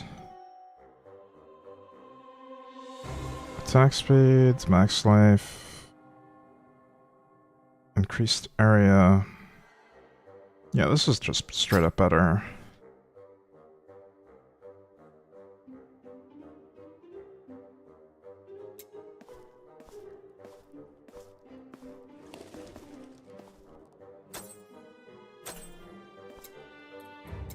We'll go back.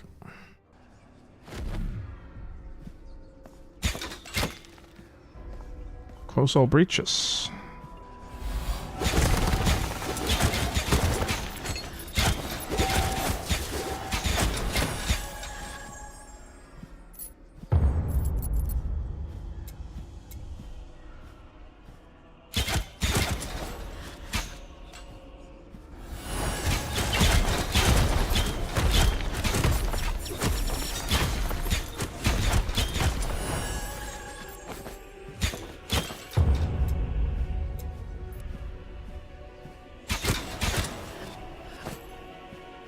Actually, I kind of want to go back to Rain of Arrows. Or maybe try the Immortal Arrow. What does that look like?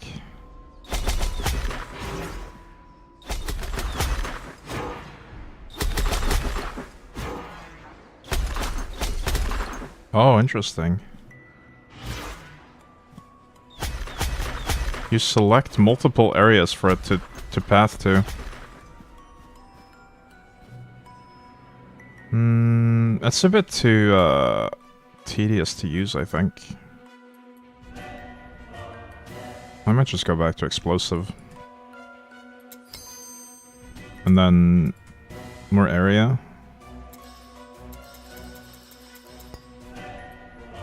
Oh, that's expensive in Slorm, though. How big is the area? Doesn't even look that big.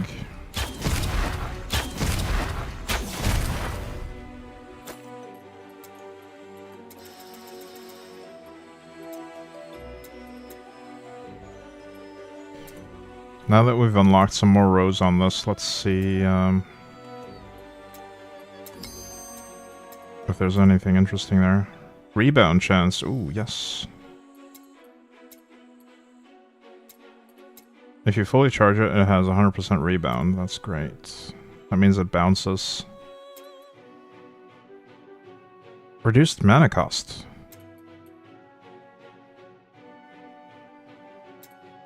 More projectiles. I think I want the reduced mana cost. Hey, you there. Yeah, you, fishy fella. Hey, broken one.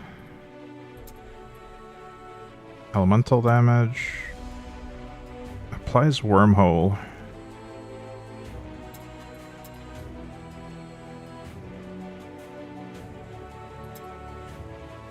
Charges faster. Oof. Broken on 328 gifted 1 subscriptions to the community. Thank you, Broken One, for the gifted sub.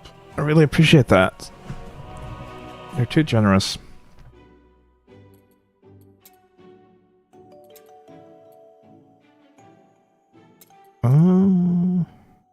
Yeah, the faster charging is interesting. Let's do that.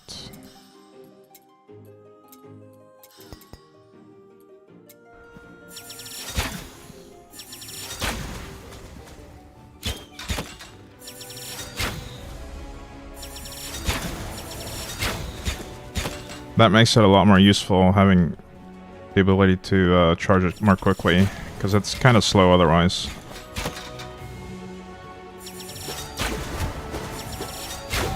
And we can rebound it off the wall. I still think I'm probably just going to use my my main arrow shots most of the time, though. This new game looks amazing. It really is amazing. I'm having a blast with this.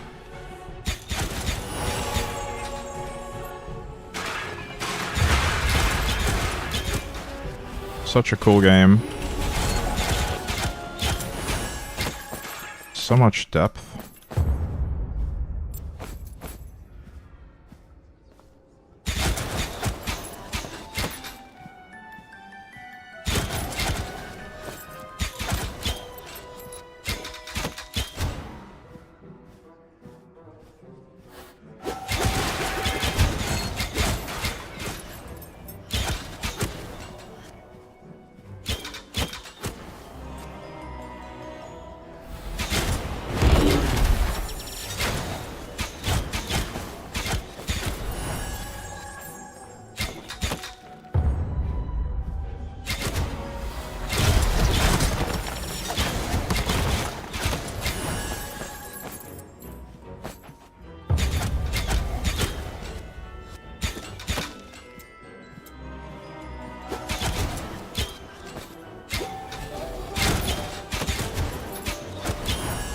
Maybe I do want damage numbers for enemies only, so that I can see when I take damage.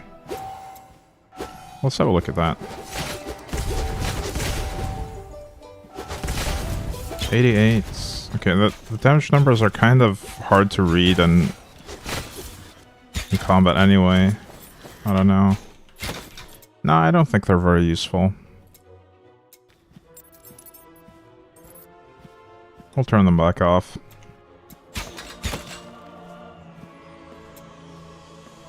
The better way to see my health is to actually look at my health bar.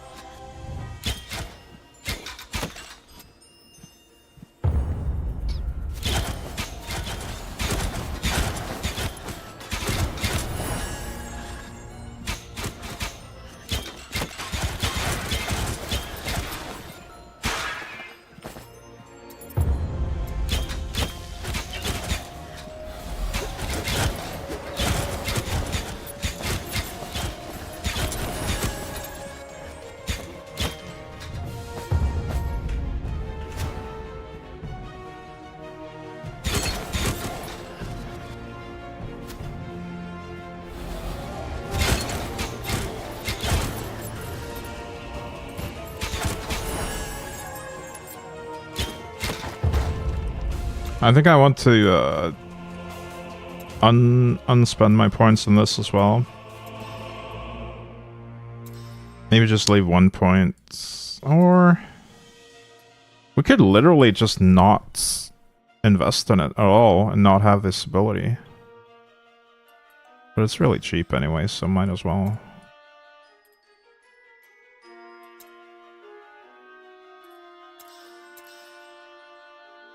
I think I want to max out the gold find and storm find there.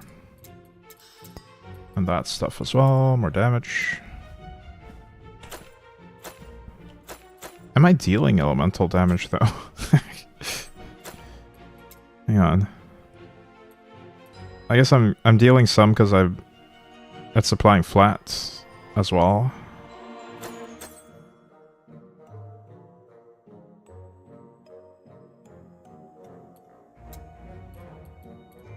Let me see if I can find my actual elemental damage. Yeah, most of my damage is skill damage and raw damage. Elemental is not a big part of it. Apparently my crit chance is 117%. How and why? Okay. I guess I just always crit then. I don't know how it got that high.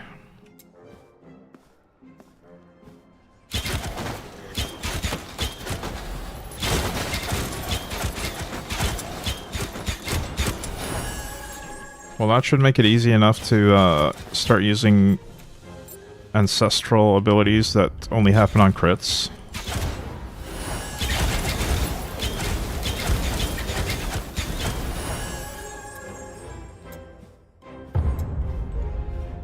But I honestly have no clue how my crit chance is that high.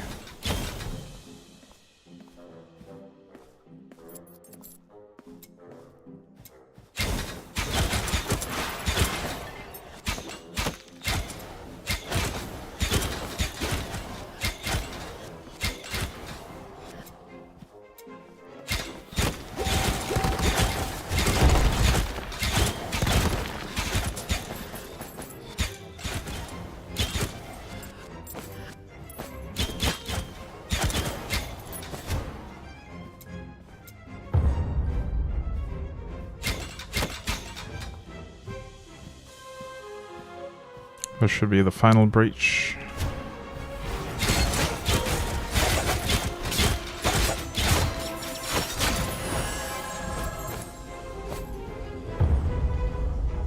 Next mission.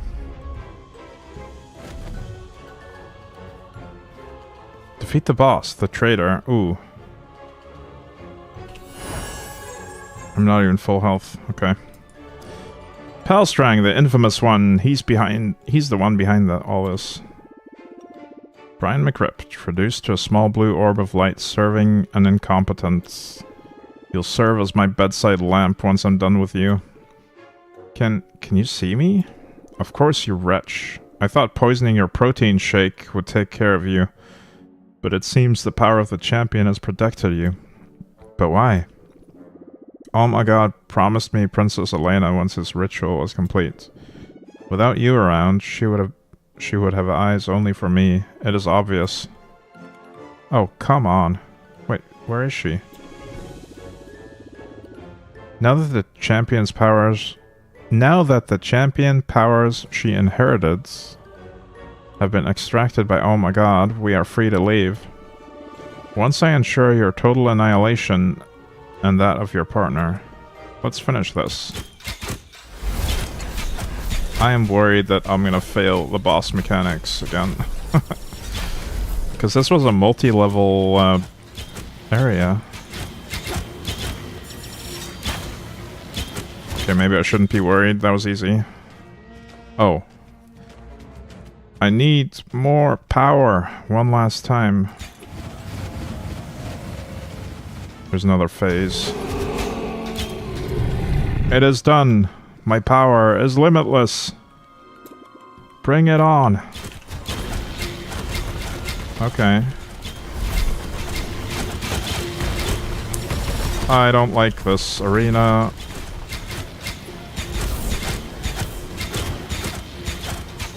I need to heal soon.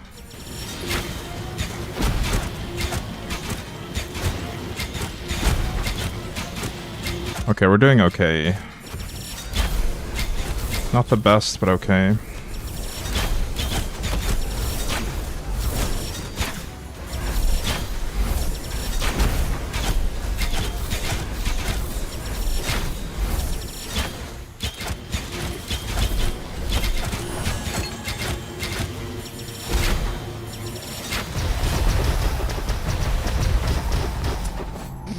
Nice.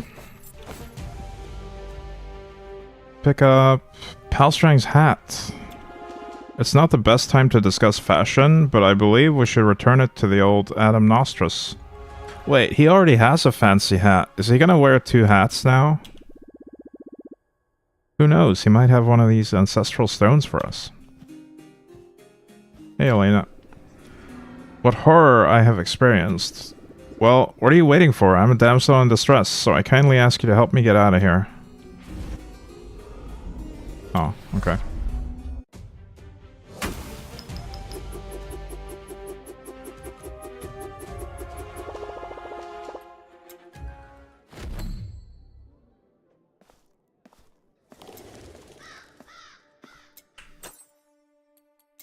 I've got a lot of new items here.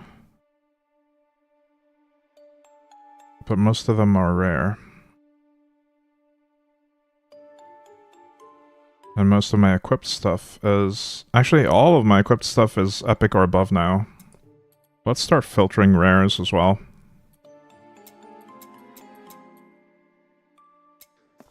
Why not?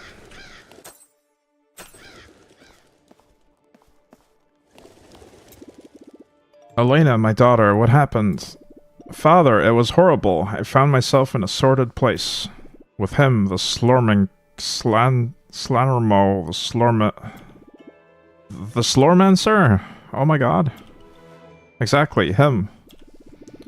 And at one point, I started radiating and feeling powerful.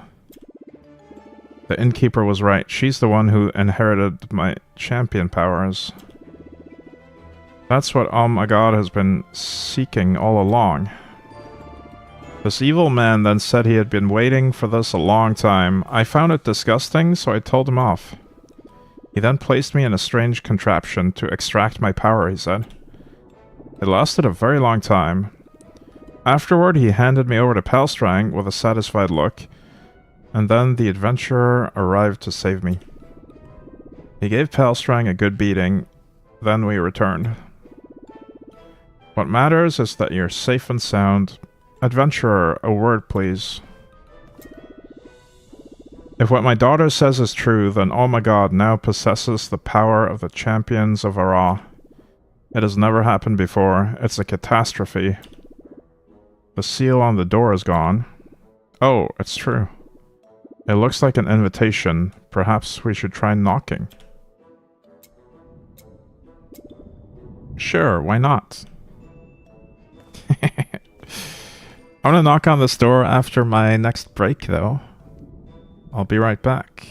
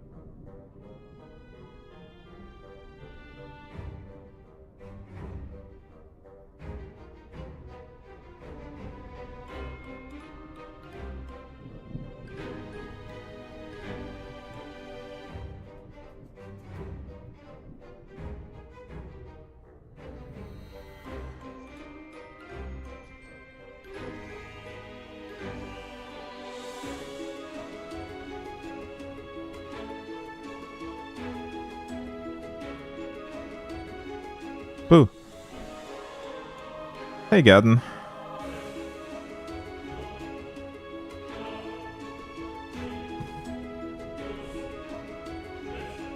Alright, I'm back. Let's knock on this door. Knock, knock. The door is open. We're here. It's the final showdown. Are you ready? Hold on a minute. This all seems a bit too easy. Perhaps we should discuss it with old Adam Nostras first. He'll know what to do. After all, he knows everything there is to know about the powers of the champions of Ra. It's worth a try. Let's pay him a visit.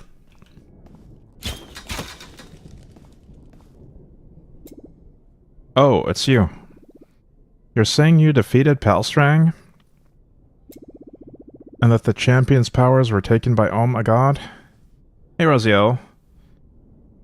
Hope nobody spoiled the last few games.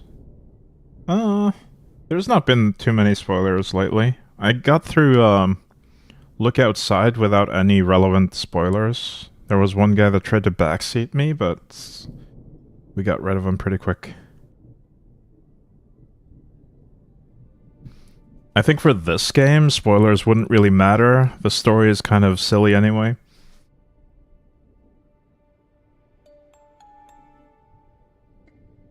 And that the champion's powers were taken by Oh My God, and that you wish to confront him.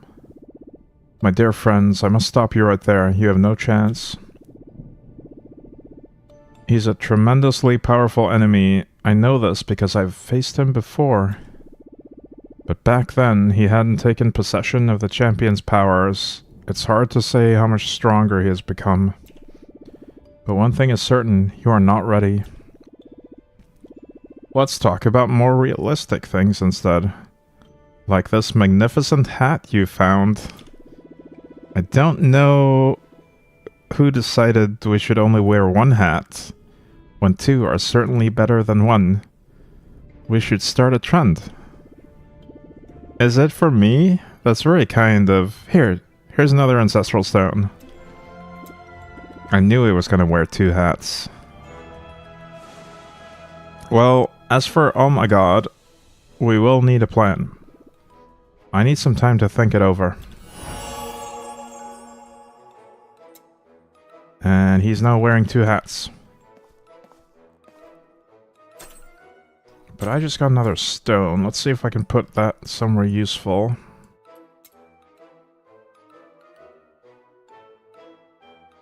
Shadow Seal. Your ancestral strikes deal 50% of their damage as skill damage to every enemy soulbound.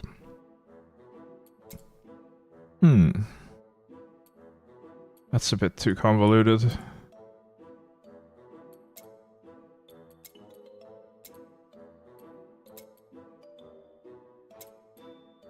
I kind of want an aura. Let's look for... Wait, not undo. What did I undo? Okay, there's nothing to undo, thankfully. Aura. Let's see what the auras are. That's reservation reduction. This is the fire on the ground one. Could just do the ice one. Just make the enemies slower.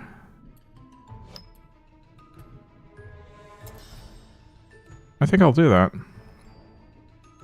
It doesn't need a ton of investment, because I don't really care about the effect that much. I just want to have an effect on the enemies, so that there's another thing that relied on them being affected. Yeah, this one. 15% increased damage to enemies affected by negative effects. So we'll do the Ice Aura.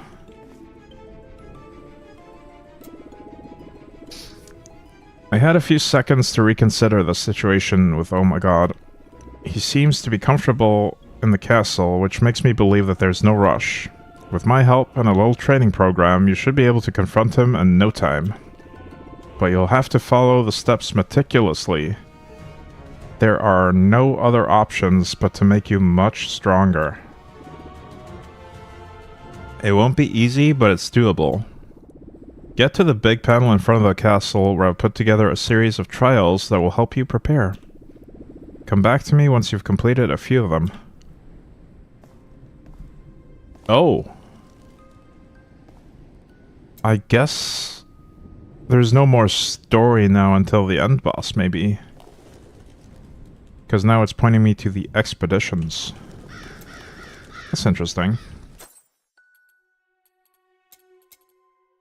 What is this? +3 zeal. I mean, I'm gonna keep the crit gloves, because we're currently doing a crit build, apparently. Let's just sell all our stuff.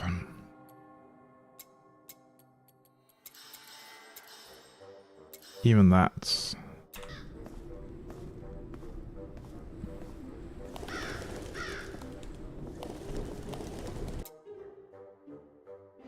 Adam Nostrus Trials. Reach a total of 50 influence. Defeat 15 battlefield bosses. Reach level 50, get a Slormancer to 50. Reinforce an item to level 6. Upgrade an ultimatum to level 3. Upgrade a rune, Reaper rune to level 3. Cool, okay. We can work on this. So let's do Battlefield. I haven't actually tried the Slorm Temple, but that's enemy level 40. We should get some levels in the battlefield first, I think. Let's try level 2. Or Wrath 2 for now. Let's see how that feels.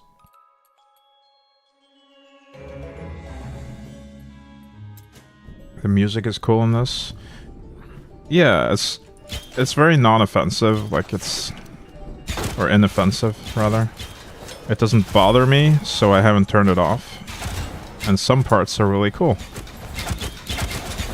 But for the most part, it's just kind of there in the background.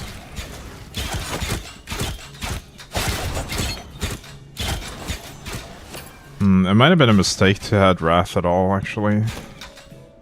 I might need a lower difficulty to be able to comfortably clear this quickly.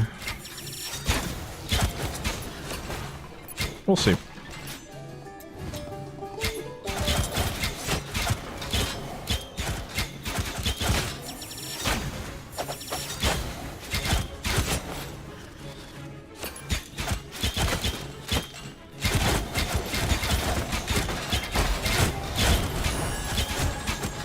Although it is kind of fun to have some enemies that tank a few hits so that we can get the fork to trigger off of them while they're alive for longer.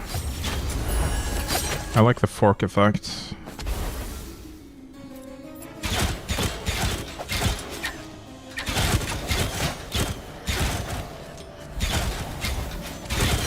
I'm just a little worried that I'll be too squishy if we get a really hard fight.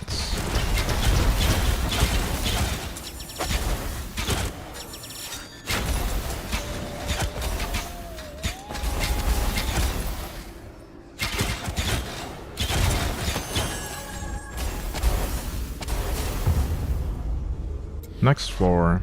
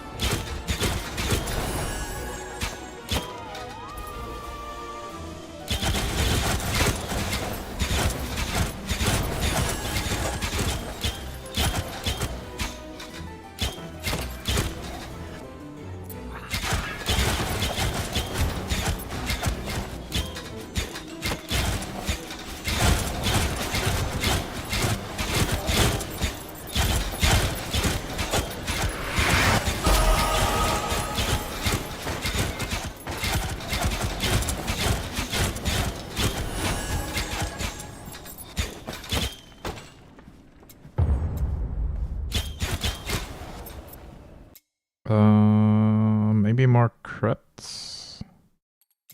Yeah, let's do more of the crit stats.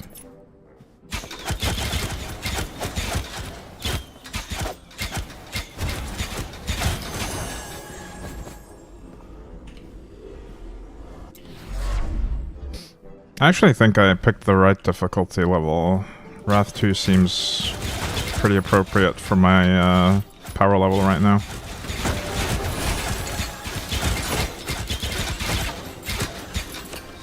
It makes them a little bit tanky, but I'm not in danger of failing. We got a new Slorm Reaper.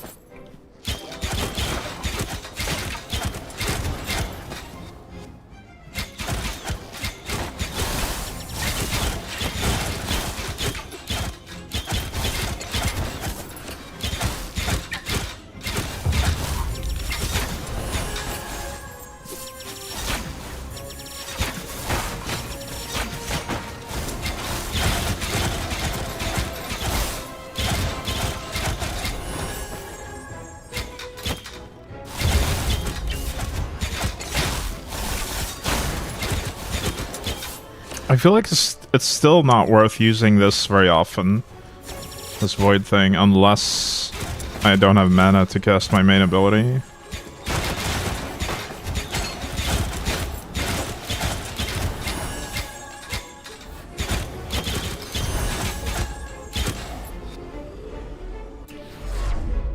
Like, the main arrow attack is just so strong, especially when there's more than one enemy.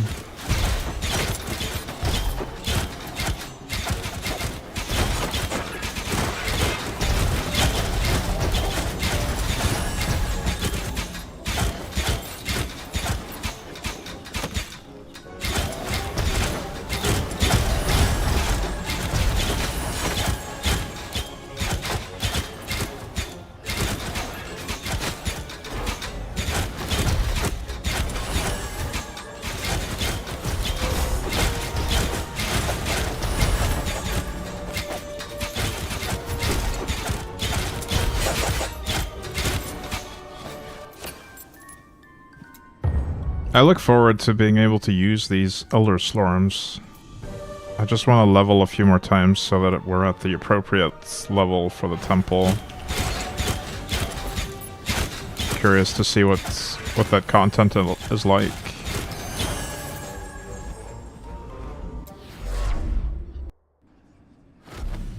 I also wonder if there's a maximum to the number of floors you can do in the battlefield.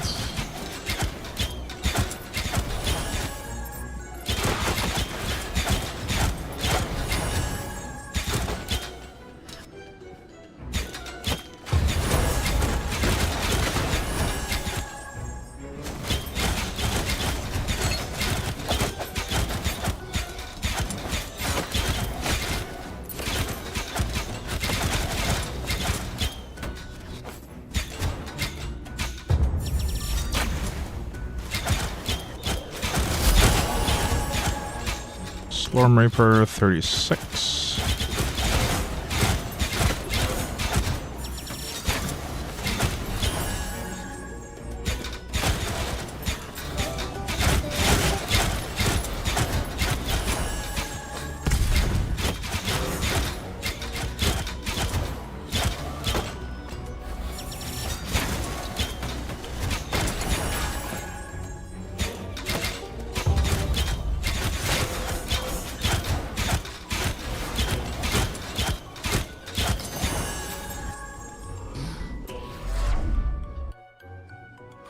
Floor 6.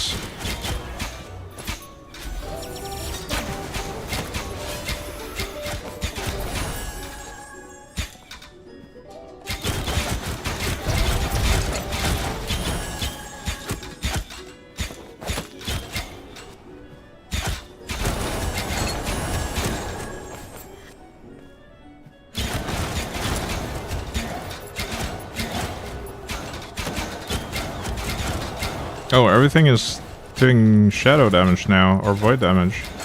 Whatever they call it. Probably from the buff I got from a shrine. Or from a breach.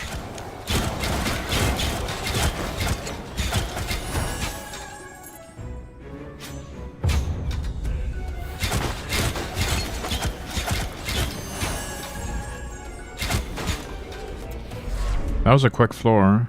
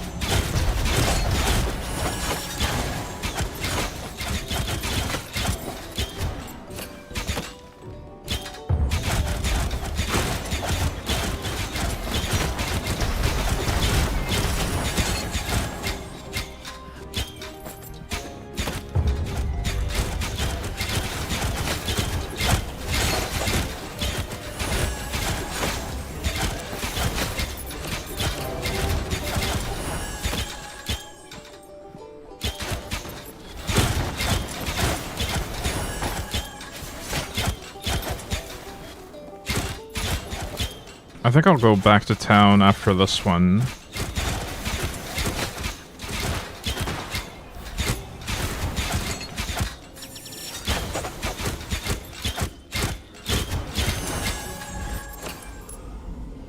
Head home. We did 7 floors.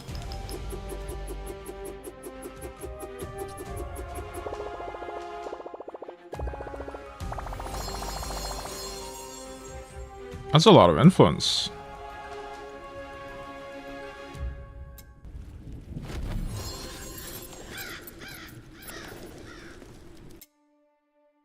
Okay,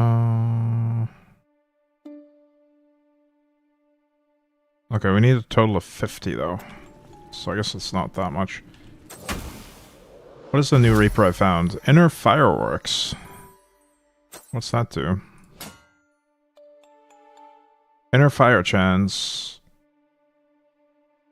Fireworks deal 12.5% increased damage. Your primary and secondary skills apply inner weakness to enemies' hits, increasing damage received from inner fires. Inner fire is another mechanic that I've yet to learn properly about. I should probably read about it. I think it's in the Codex, right?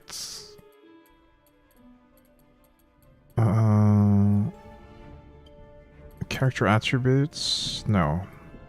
Equipment. Skills, basics. Character attributes, experience, storm. Where would it be?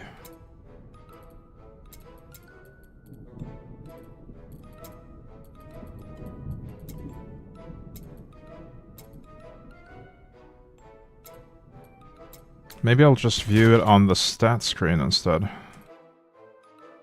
Which is P for profile? No, that's something else. Achievement, profile, legacy, character attributes, character. Yeah, this is what I'm looking for. Inner fire chance. Chance to trigger an inner fire effect whenever you hit an enemy with a melee skill. Wait, is that only for melee? I guess there might be... You can have a maximum of 5.11 inner fires.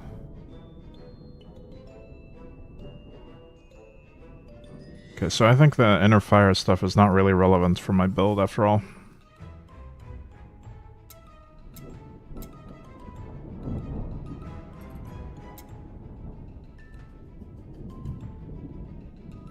These boots don't have movement speed, so I don't want them.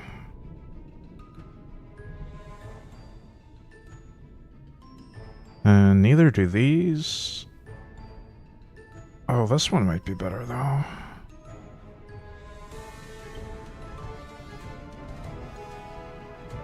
Nah. No, I'll keep my current cape. This one's not that much better.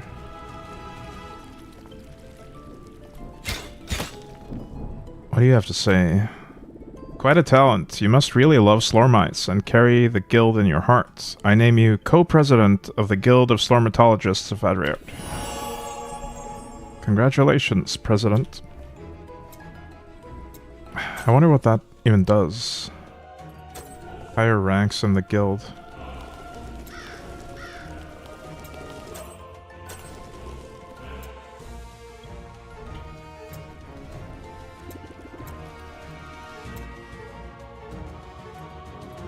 Alright, we can do another battlefield. Let's go to the gardens.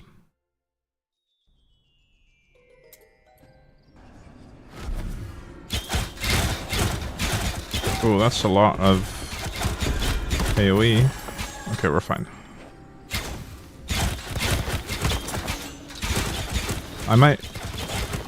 It might be time to spend some of my Slorm though.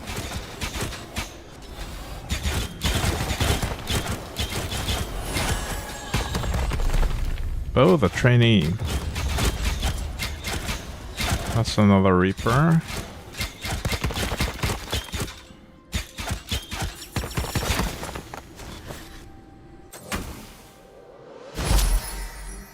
What's that one do? XP gain, okay. Ideal for champion is in a hurry.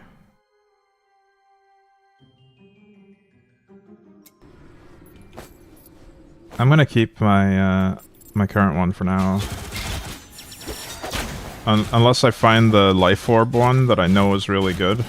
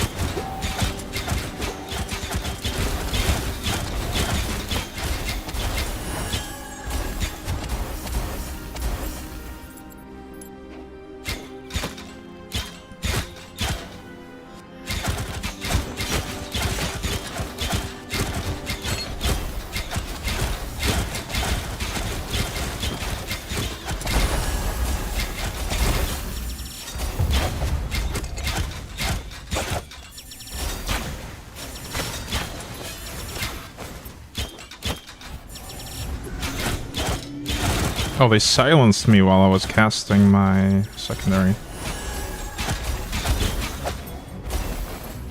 That was a lot of Slormalene.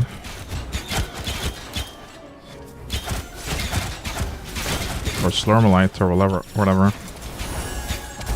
Slorm things. Slormites.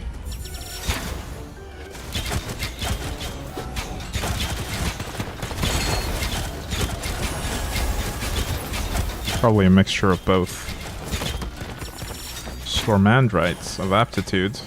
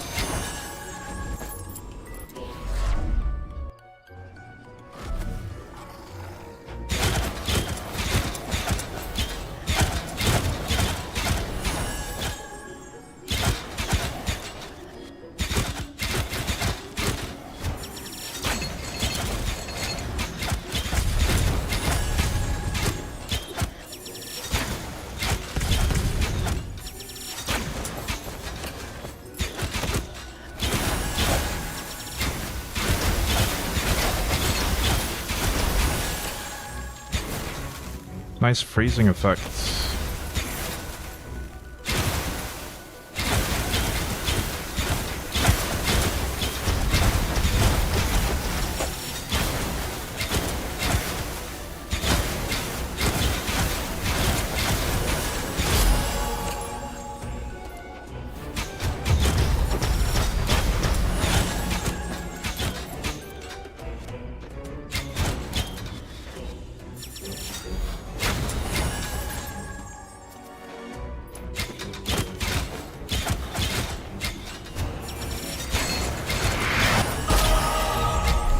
Bow of the Mana Bender.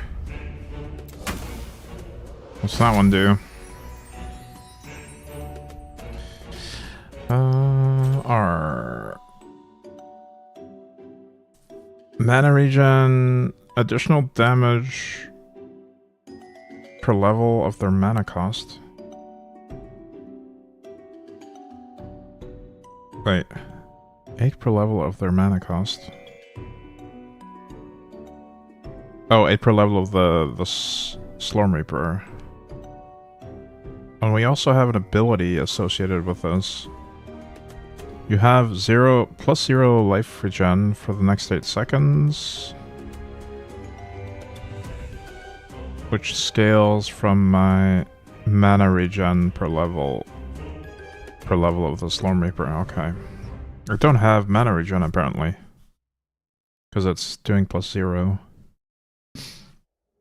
Probably don't want to use this anyway.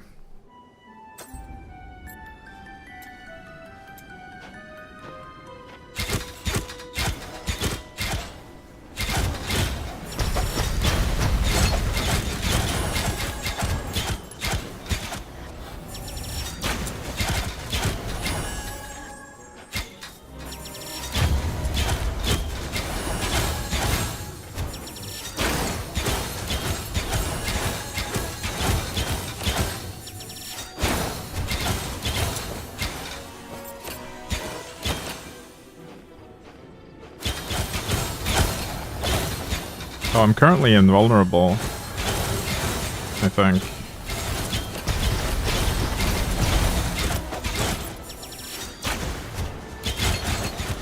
From another one of those breach buffs.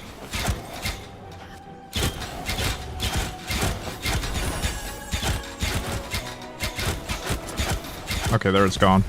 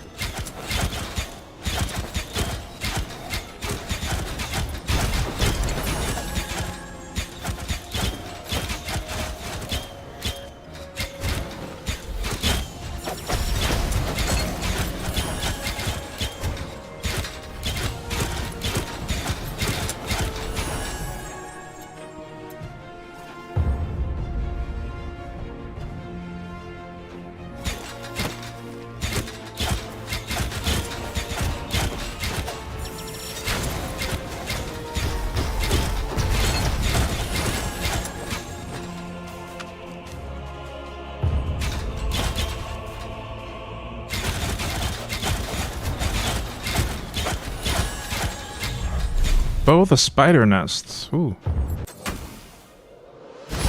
What are you?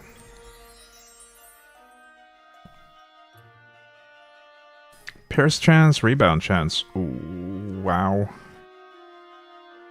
Whenever you cast a projectile skill, you have a 1% chance to trigger a web projectile in the opposite direction. It has 200% pierce chance and 100% rebound chance. Projectiles now rebound from the edges of the world instead of walls. Weird. I want to try this one, just see what it feels like.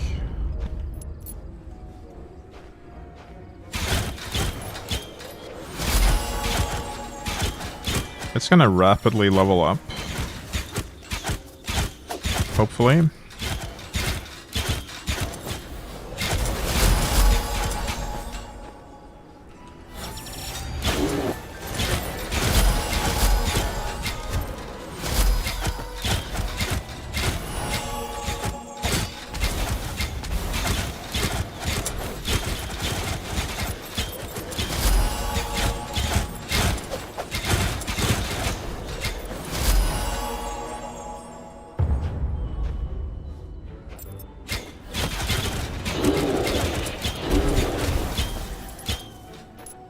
It seems to pierce walls as well. Am I just no longer hindered by walls?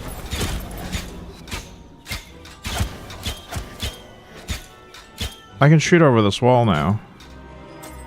What if I swap back to the other one? They collide with the wall if I don't have that. Okay. That's really, really good.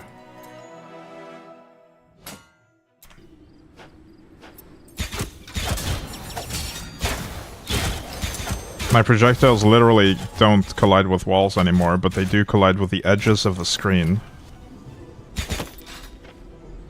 Not only for the purpose of rebound, but also for just in general.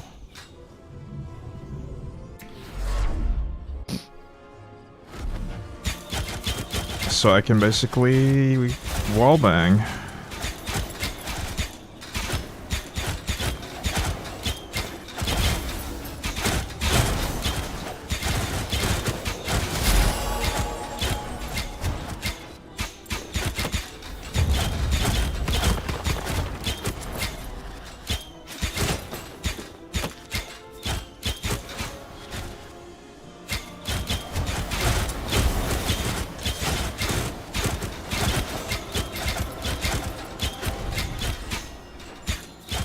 And I keep snaring them with my random nets as well.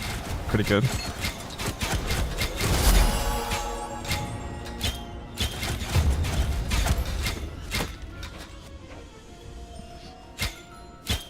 My actual character is still hindered by walls, though. I can't pass through them.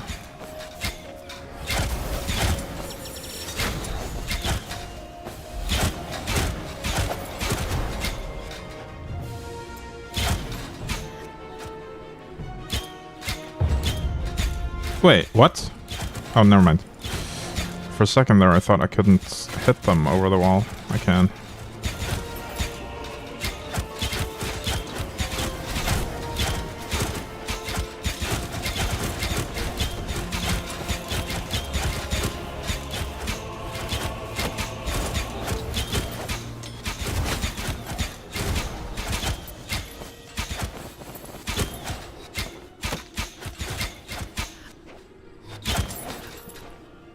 I feel like this is also going to help my mana a lot, because projectiles that otherwise would have just ended on a wall will now keep going and potentially rebound off the edge of the screen and hit something, leading to more mana on hits.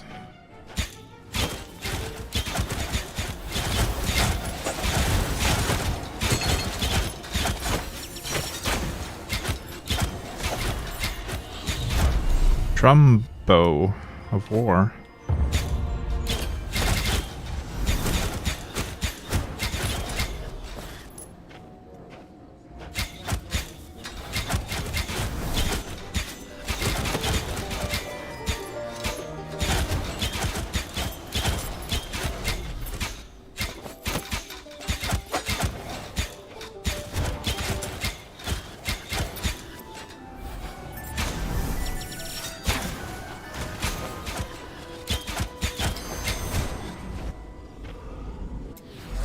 Alright, I'll do one more floor, I think.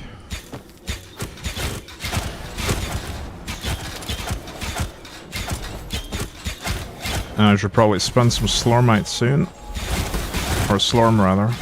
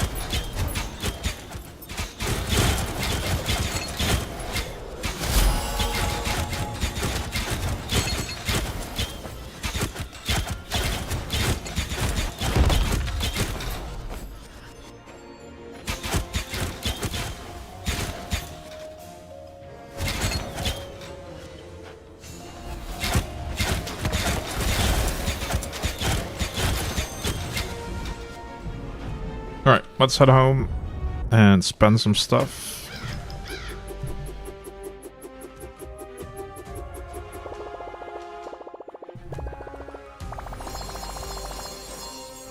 We ranked up a bunch of times for the influence. Trumbo of War, what do you do? Oh, that's another pierce and fork. Ooh.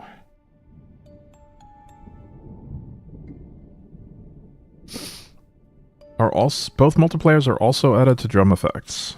Whenever you cast a projectile skill with your primary or secondary, the following drum effects are added to the cast in every subsequent cast until you reach the end of the drum loop.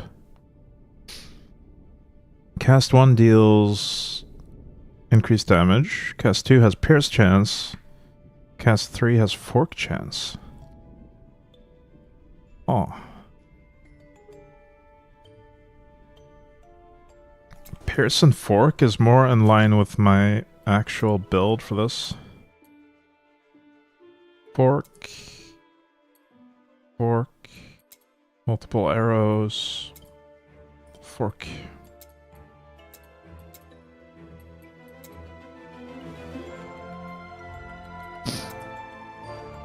We could do pierce instead of fork for this, but I feel like fork is better. You know what, I'm gonna stick with my spider thing though. I think that's really cool the way that works, being able to shoot over walls. Did I get another stone? I used it, okay. I'll spend some Slorm on this thing. I want it to hit more enemies. Might as well max it. Maybe another... am I struggling for life, though? I don't think I'm struggling with it, actually. I should do more damage instead.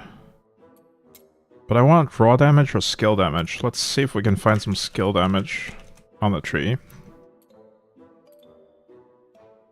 No. What about raw damage? There are a few. Oh, that's when you're on low life. That one is just flat raw damage and percentage added raw damage. So this is the one I had earlier. I might go back to this one if I find another stone.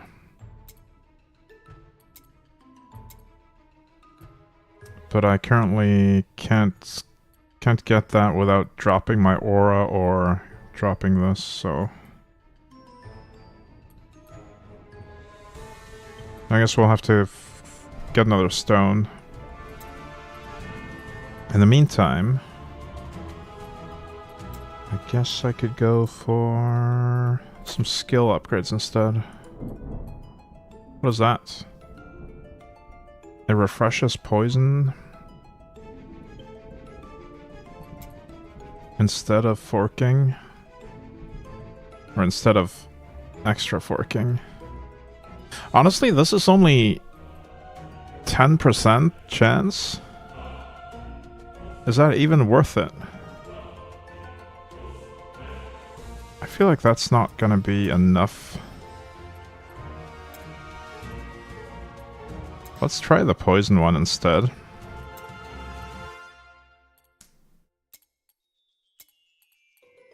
And maybe I'll start investing in this now.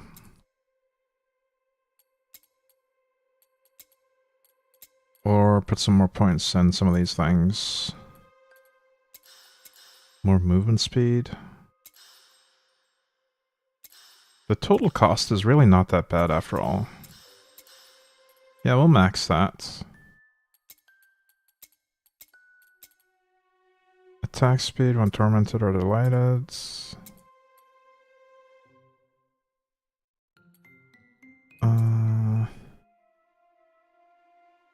Crit chance.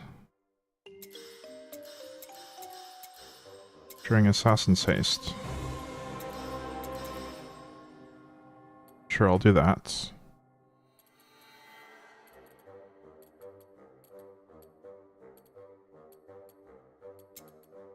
Anything on this row worth a damn? Projectile speed, I guess. I don't know if I really care about that, though. Oh, right. Investing in literally anything on the skill tree grants raw damage, even if you're not selecting it. Like if I invested in this and unequipped it, it would also grant raw damage.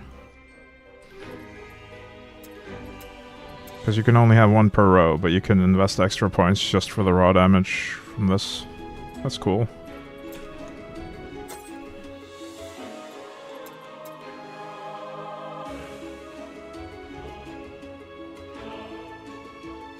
I've already looked at most of these.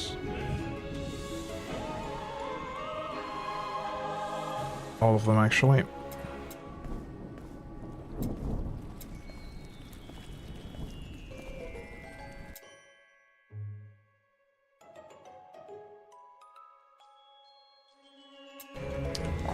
Battlefield bosses. Maybe I'll try to reach the final floor. Does it... Oh, unlimited floors. I see.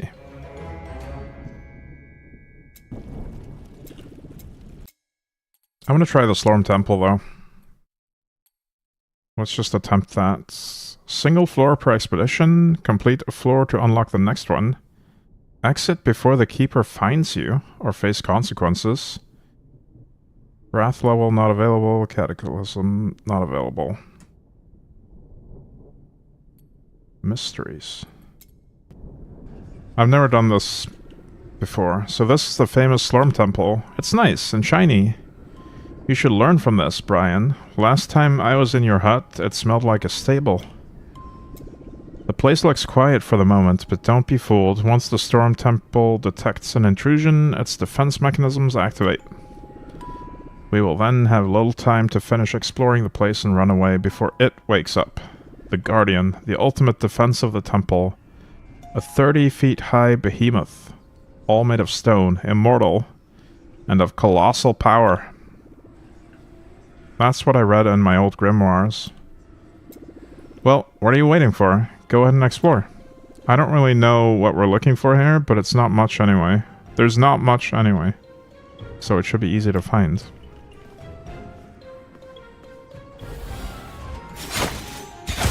Okay. This might just be like a... Oh, I see it. It activates another passage once you beat the enemies. Defense mechanism has been activated, fights are going to be more challenging, and the timer has started. Okay.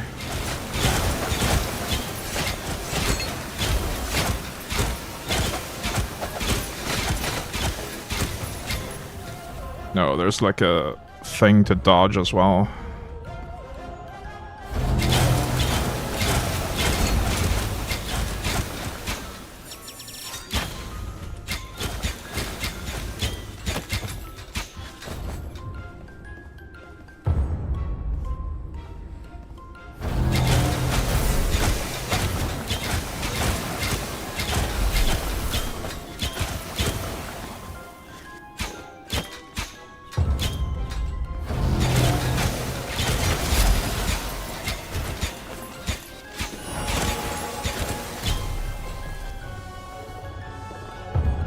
Is that it? So the Slorm Temple contains pure Slorm.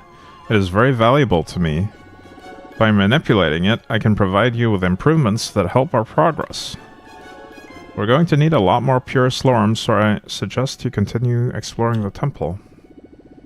You can't buy much right now, but I can show you the upgrades that are available. Would you like to see them? This tab lets you purchase various upgrades related to Elder Slorm, Pure Slorm, and Pure Stats using Pure Slorm.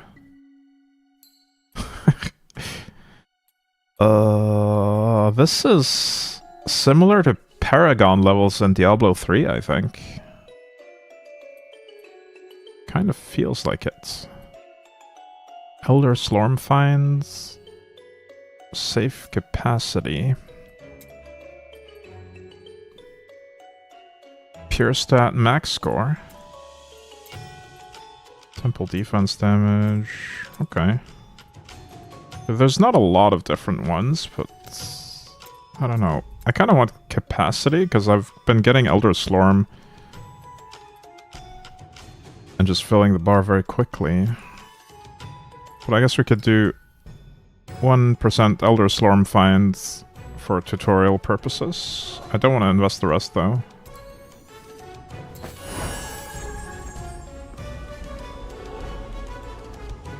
Next Florm. Florm. Man, I am fried. Next Florm. Yeah, let's go to the next Florm.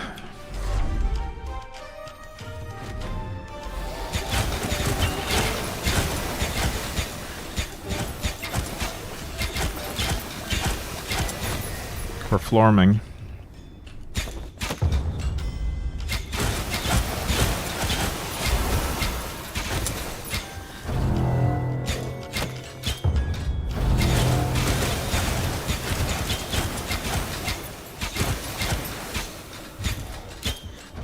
I didn't understand what that defense mechanism did, but okay. Oh, I understand now. It deals damage on certain parts of the floor.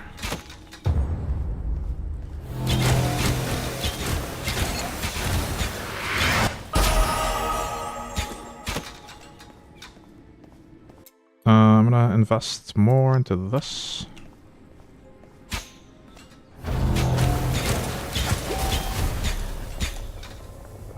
Okay, that one was pretty easy. Pure Slorm can be found by completing floors for the first time inside the Slorm Temple. Pure Slorm is then used at Olarin's Juicy Slorm Shop. I'll do another.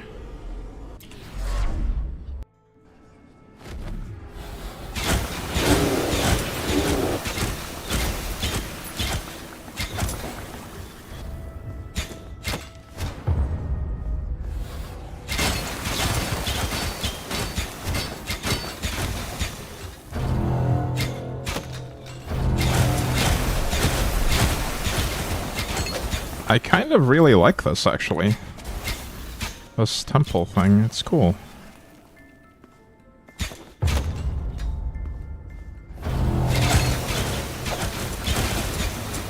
It's a lot more straightforward than the normal maps or expeditions, because you don't have to explore anything in this. You just run from platform to platform and fight a bunch of enemies.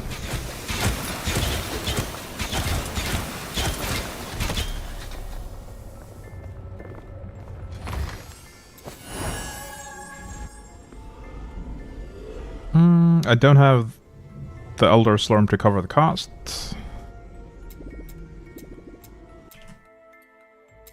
Let's get the capacity upgrade now, because I can actually afford it. And some more Slorm find.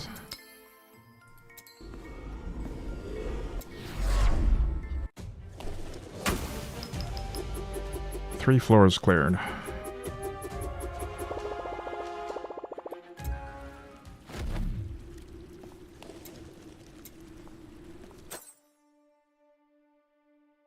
Is this ring any good? Max life? Nah, I don't like the stats that much.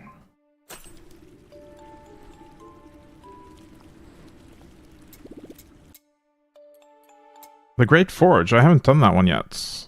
Objective, outlast waves of enemies, survive as long as you can. No loot, fill your war chest and open it before it's too late. Customizable with Wrath. Cataclysms not available. Reaper Smith's spirits are used at Corey's shop to purchase various upgrades. Oh, this one also needs Elder Slorm. I see. So I guess we have to do normal battlefields in order to get Elder Slorm for later upgrades. Or for these encounters, rather. I'll try Wrath 3.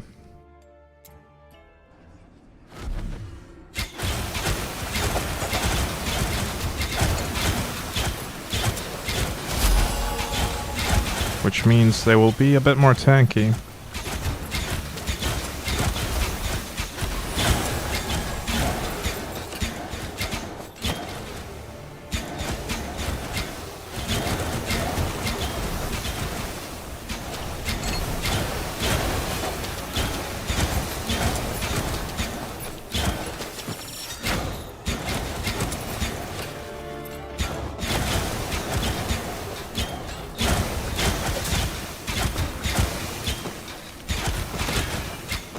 One thing I just realized is that since I now have poison on hits, I no longer care about my freezing aura, because I'm always applying an effect on the enemies anyway for that 15% bonus. So I could change that for another stone, or rather move the stone to another node and get something else. Maybe just some raw damage or something like that. Let's have a look at that now, actually.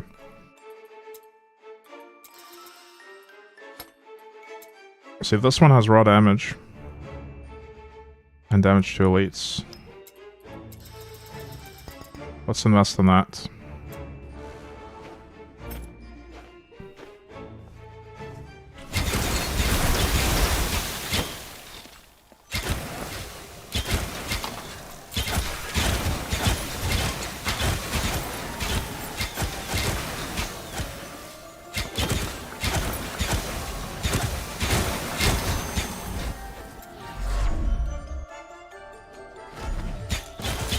Gotta keep slorming.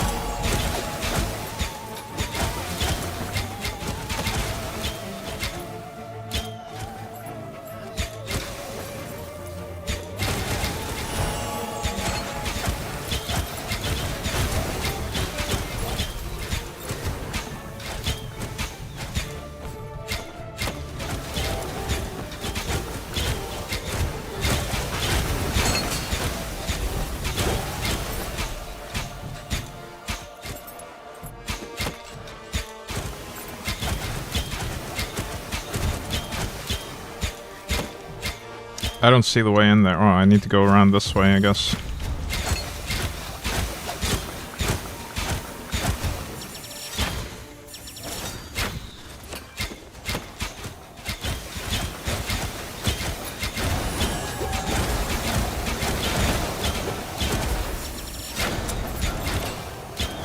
Well, we've capped our Elder Slorm again, so we can go back to the temple now. And get some more of that stuff. Just gonna finish this last breach in here.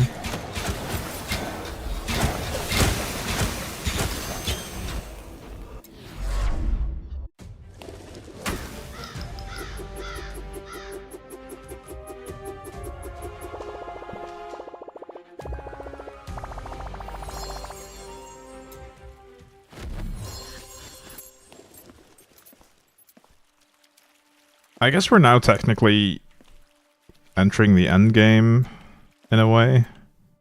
Like, it's just we're doing the repeatable content and getting more levels for stuff. We're not progressing through a campaign in the same way anymore.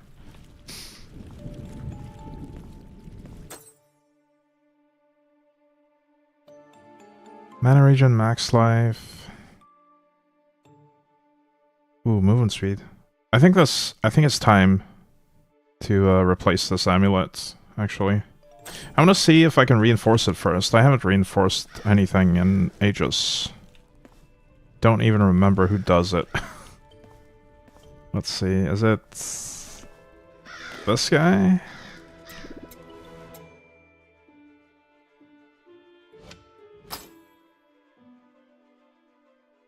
So what can I do?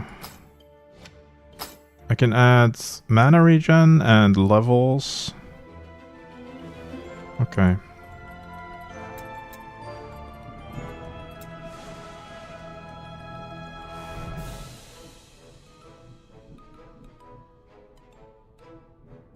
Failure chance.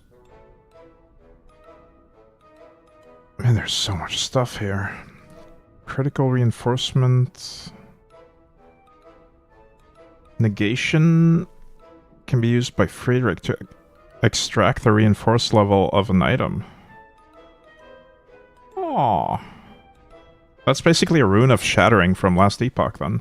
Kind of.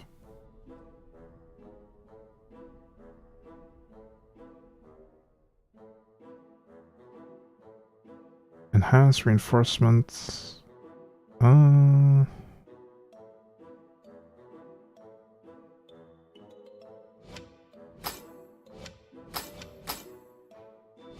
Can I just move one? Yes.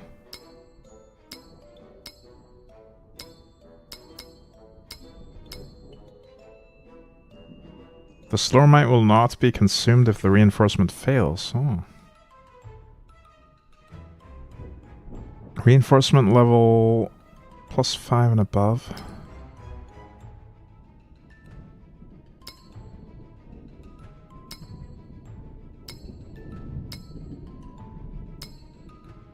Wait, what's the difference between the lowest one, 1151, and the highest one? 6130. Okay, that's pretty good. But what is the greater? Okay, that's even better. I see. They're just in order up to this one, I guess.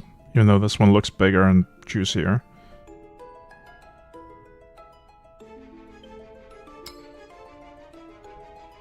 So if I use the most expensive one I have, and then this one as well, and this one.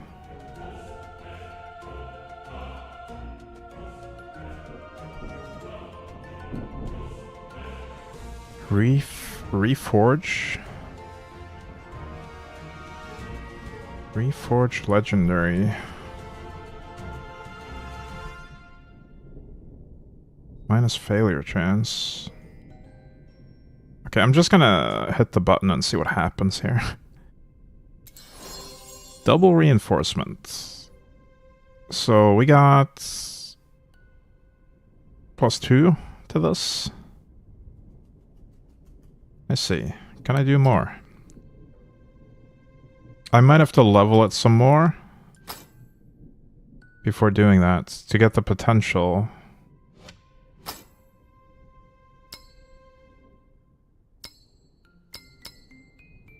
Because now the chance is pretty low compared to what it was before.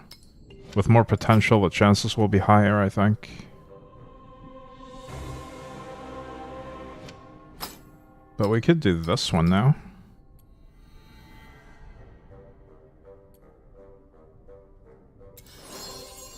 Yay, successful. I'll just do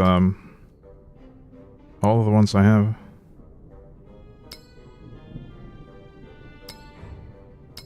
Wait, does this not affect it? It does affect it, okay.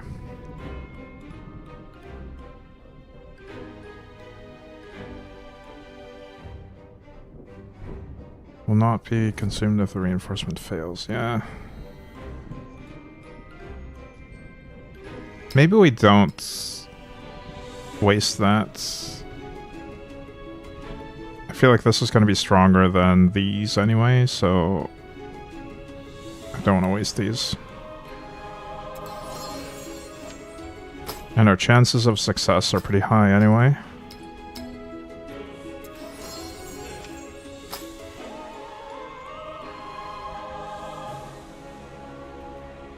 Don't know if I care about this belt anymore. We're not using the aura. I definitely care about the mana flow and the muzzling gloves and the signet ring because I use the heal. am considering swapping out the amulet, though.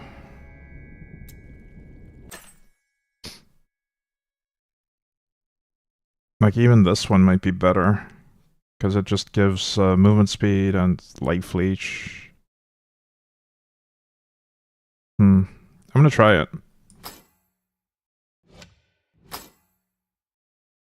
For now.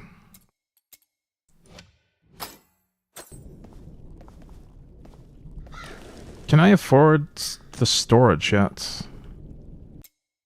Do I have storage? Oh, purchase. I thought it was 100k for some reason. I've been not using storage because I didn't think I could afford it. There's a separate storage thing for legendaries. I guess that works differently. That's 100k.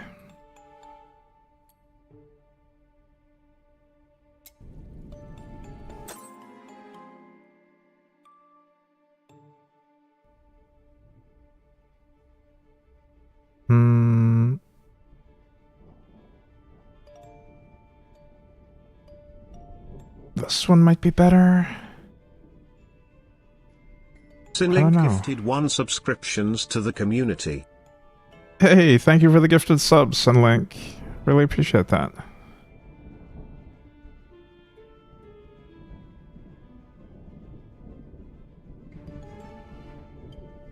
I'll stick to what I'm currently using, I think. Let's go and sell the extra stuff.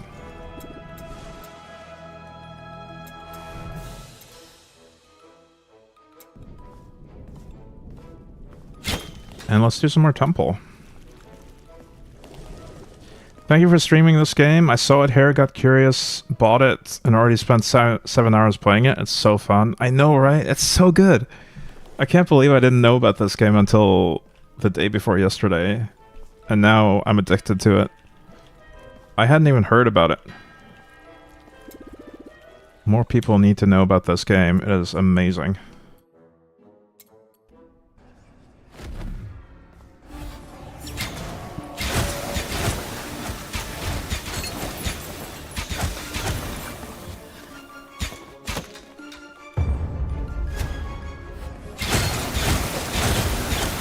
Ooh, I feel like my damage is higher now.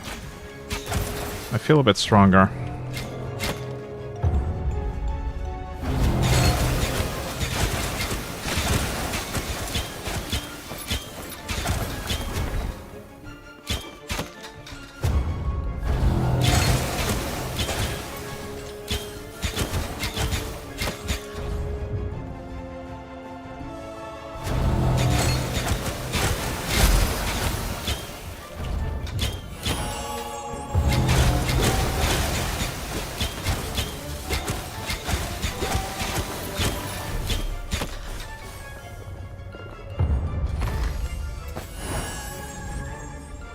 Next floor.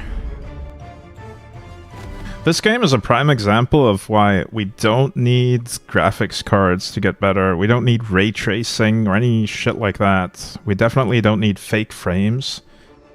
We can make really solid games with old school graphics that run really well on lower end systems.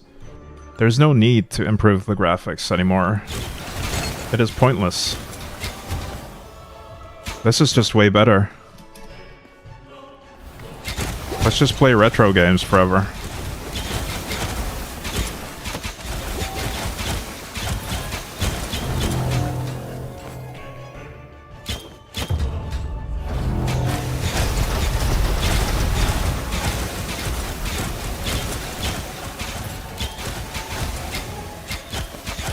The game mechanics are so good. Got stuck at the Necromancer, the first boss, and I changed just one skill and steamrolled the boss. Yeah. By the way, you mentioned Last Epoch and Diablo 3. How does this game compare with the current ARPG titles?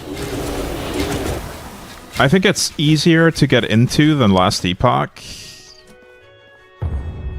Easier and faster to learn. Honestly, I find the find the content more fun and engaging than Last Epoch's endgame also. But Last Epoch has a lot of good systems as well. Last Epoch is a more serious ARPG. This one's just so fun and goofy though.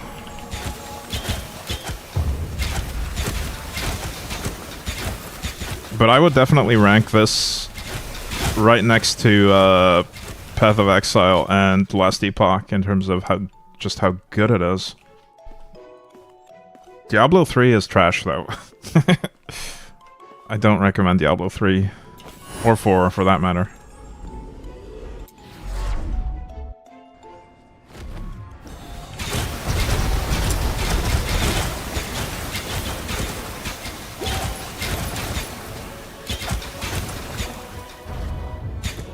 Might be pitching this to a friend, so that's why I asked. Yeah, there's no multiplayer in this yet, I think. I don't know if there's ever going to be multiplayer, because it's a small indie game, but it is a very good single-player experience at least.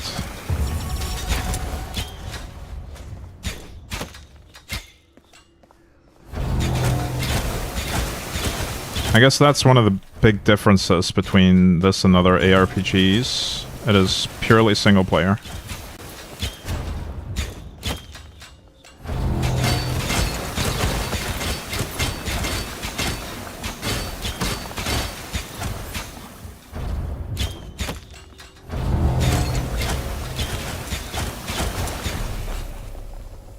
It is also much cheaper though.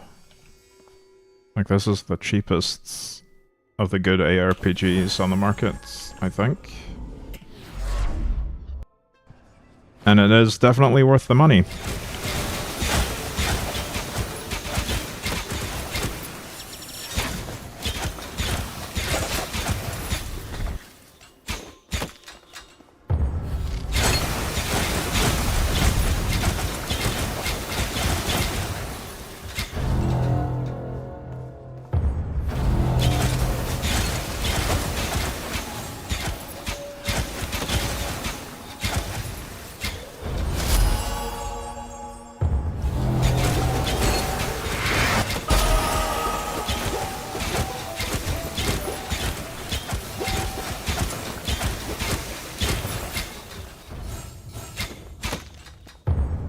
Oh, I gotta level up.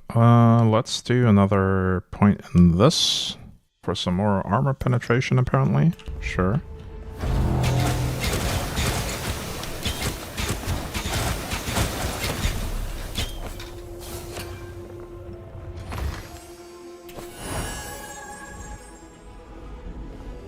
And now I don't have any Elder Slorm. Maybe buy some upgrades here. More Elder Slorm capacity, if possible.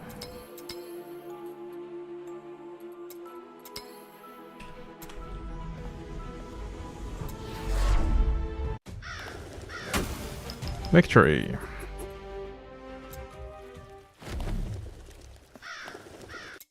Alright, I think next we're gonna do some battlefields. And then Great Forge. I want to see what that is. It doesn't seem to be too punishing or too convoluted like PoE2, yeah. It is... A lot of the mechanics are so easy to learn from just reading the tooltips in the game. Like, they're well explained within the game itself. I don't feel like I need to use a guide or look anything up outside of the game, which is great. And in spite of that, there's a ton of complexity. It is really complex, but you can learn it all from just playing and reading inside the game, which is a huge plus for me. I'm gonna do a bit more of this. Maybe invest in some modest upgrades for the Void Arrow. I feel like we don't actually need the mana reduction. Let's see if we can afford it without this. And then do the extra arrows instead. Yeah, honestly, my mana regen is so good now that I can spam this.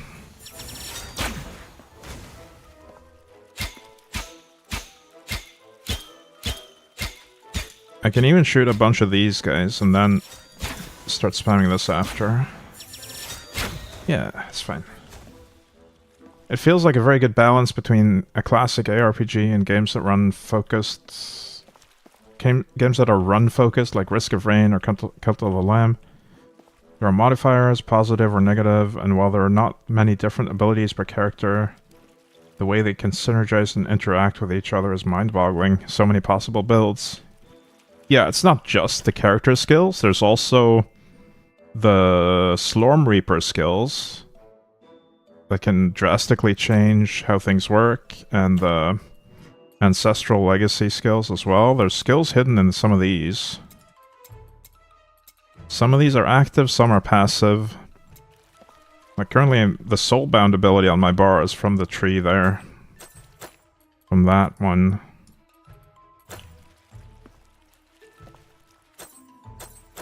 So don't be fooled by the low amount of skills on this list. They all have 2 to 3 different choices per row as well. That you can either skip past or just put one on every row. See this on this one, I don't have anything on the 3rd row because none of them seemed that interesting.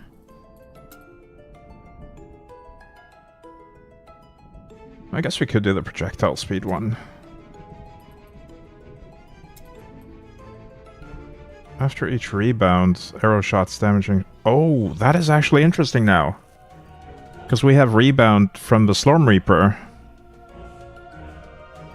See, this is what I'm talking about. The interactions between your Slormancer and the skills... That just enables this for me now, which I didn't even consider before, because I didn't have rebound. Cool.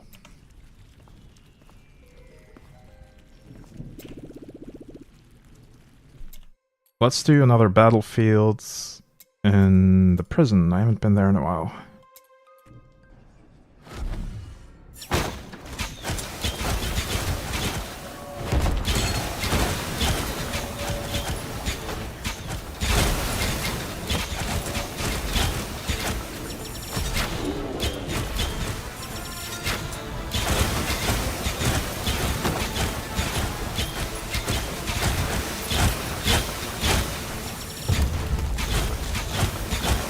Man, these enemies are feeling a little bit tanky.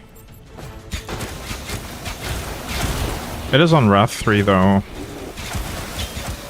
Whereas the tower where I just came from has no Wrath.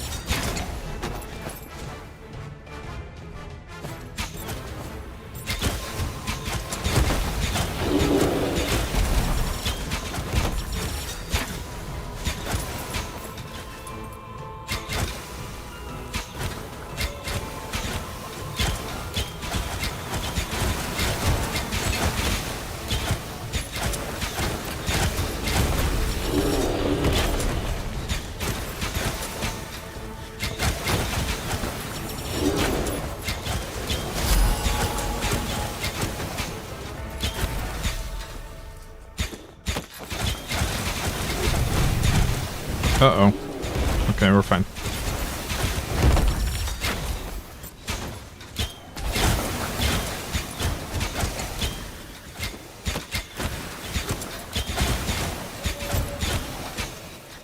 I so rarely take any significant amount of damage that it's... When I do take a lot of damage, I sometimes don't notice it because I'm just not used to it.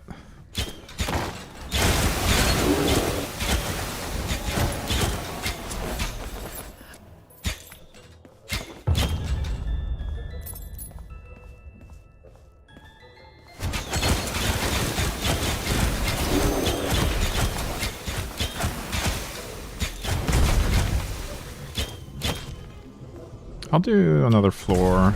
I think I want to leave the dungeon, though, or the prison, rather. The prison layouts are kind of awkward to navigate.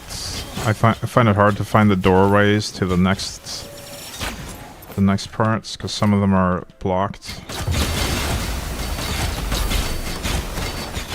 So I'd rather do a different biome.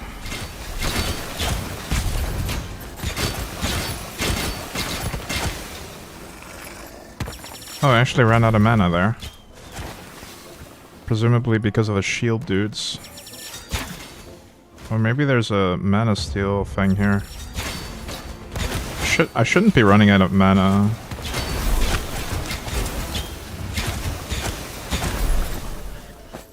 Might have been one of the enemies draining it or something.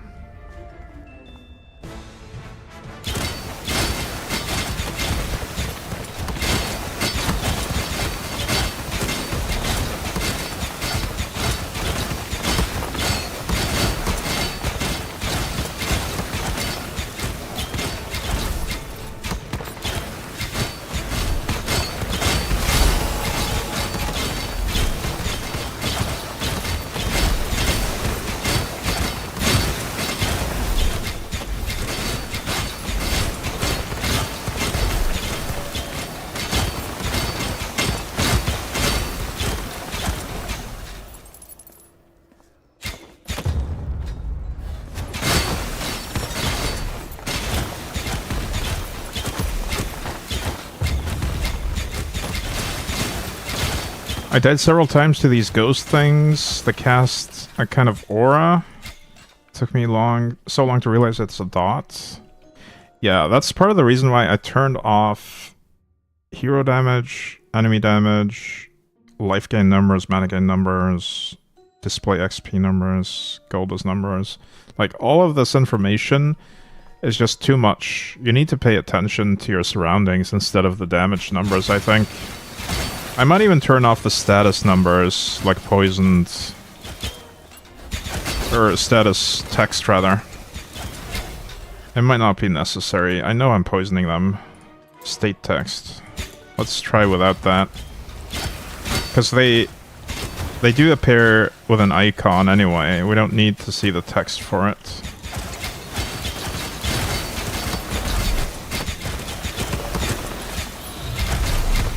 Bow of Benediction.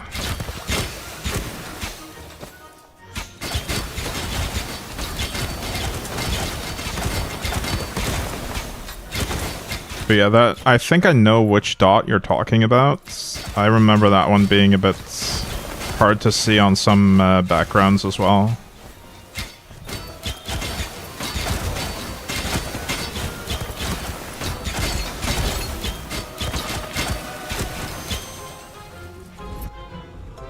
Let's do another floor. I feel like we're doing okay here.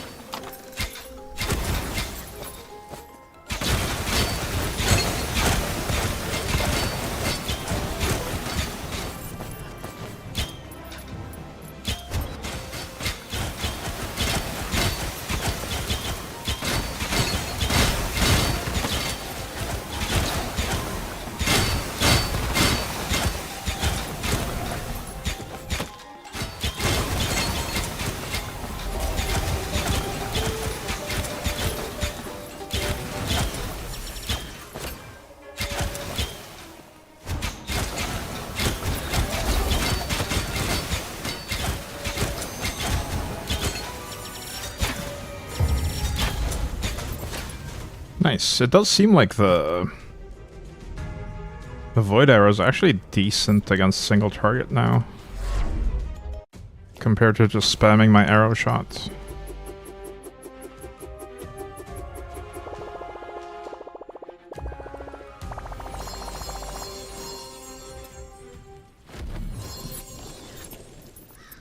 Alright, let's have a look at this new Storm Reaper. Bow of Benediction. Max life multiplier. Whenever you should restore anyone's life, life restored is increased by a percentage. Whenever you deal damage to an enemy with your skills, you have a 10% chance to reset the cooldown time of all the ancestral skills granted by the Storm Reaper. And it comes with... Oh, it's so long that I have to scroll down. It actually has 4 different ancestral skills on the weapon itself. You target a hero, minion, or enemy for healing.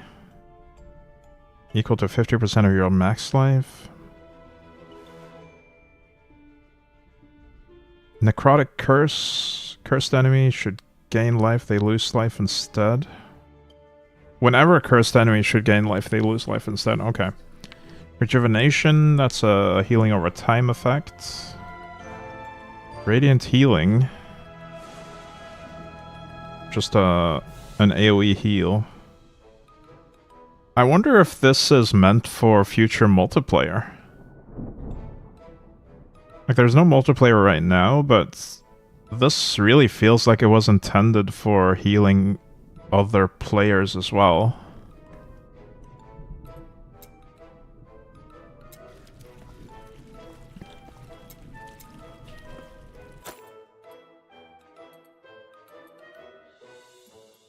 I've already maxed this. What else do I want? Crit damage. Is there a critical chance?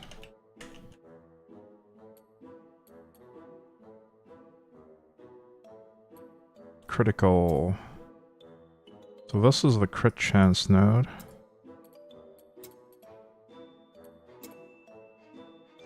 We have ancestral and critical combined, and then we have pure critical.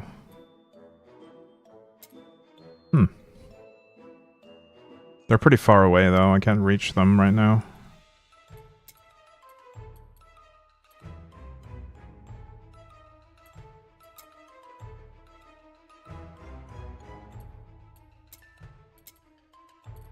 I don't know, let's maybe do some more life on hit, max life. I don't feel like I'm struggling to survive, but I don't mind being extra tanky either. That's fine. That's definitely not a downside. You can never have too much tankiness, in my opinion. Oh, we can reinforce again. We've earned enough XP to reinforce our reinforced gear.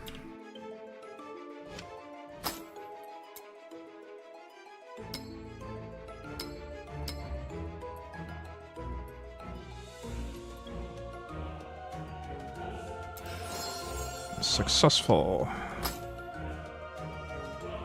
And I decided not to do this one, but let's do these two at least.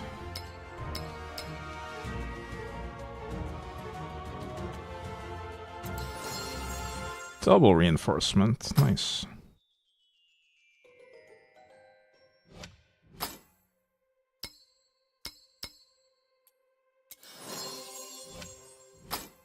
Good stuff.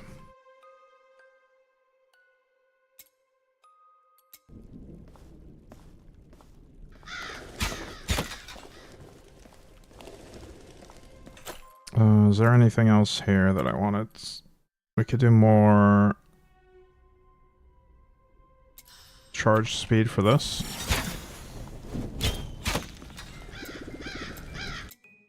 Alright, let's try the Great Forge. I don't know how it works. I guess Wrath 3 should be fine here as well. Maybe I'll lower it to 2, because I'm not sure what this mechanic is. Here we are. They say this place only took a single beard growth to build. We dwarves count in beard growth. It takes exactly 4 months for a dwarf beard to touch the ground, which is 1 beard growth. That's exactly how long it took to build this place.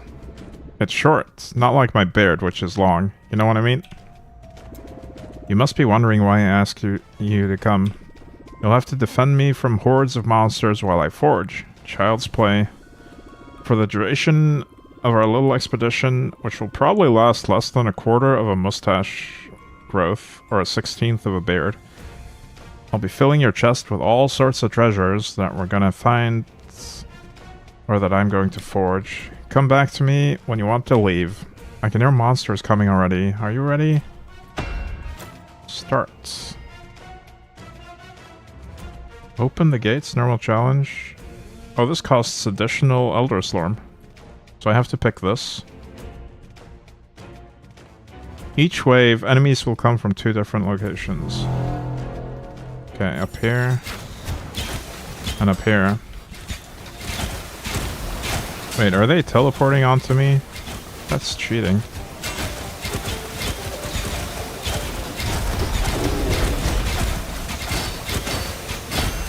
It doesn't look like I have to defend them, actually. They're going for me. So I can just try to survive.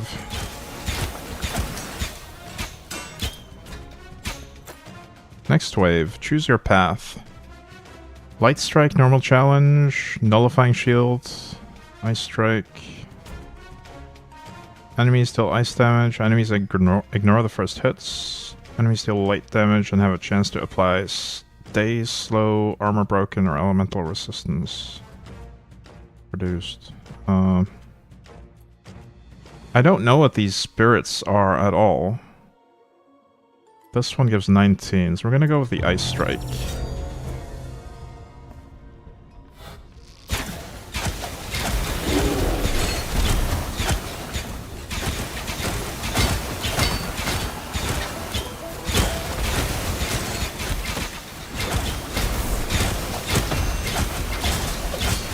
Oh, I'm stuck.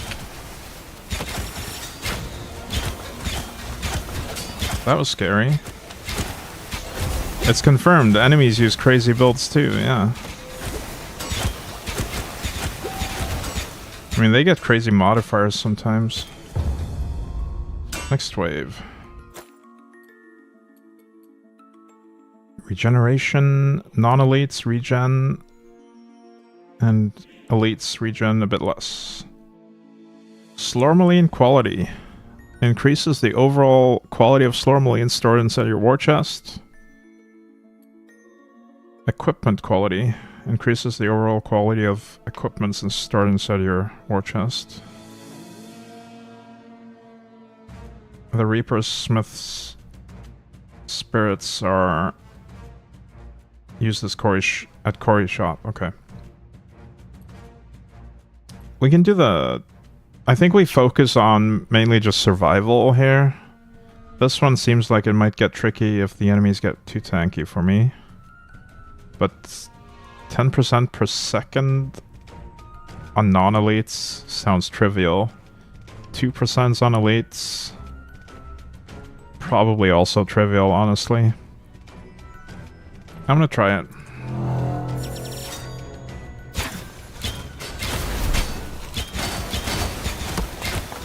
We are killing elites way more quickly than that anyway. So the regen shouldn't affect us much.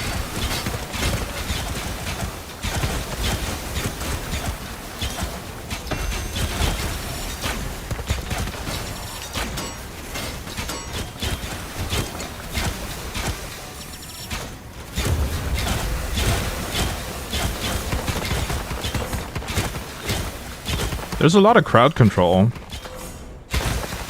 I'm getting locked in place by the enemies a lot. Okay, next wave. So that the region only lasted for 4 waves, and this ice effect is now about to fade after this wave as well. tenacity, granting resistance to crowd control. You have less life leech. Slippery ice. I'm gonna try the less life leech, because I have a lot of life on hit instead. I think we should be fine.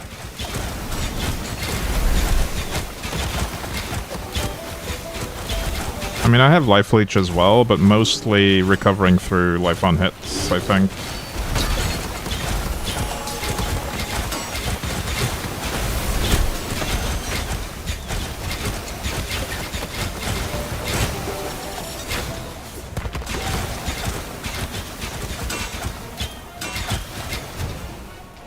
Alright, now the ice buff on the monsters is gone now.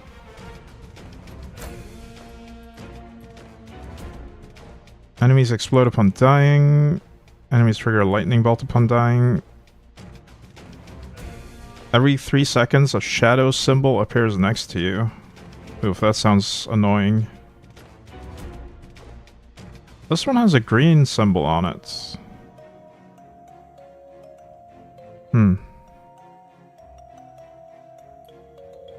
This is probably the easiest one to deal with, I think.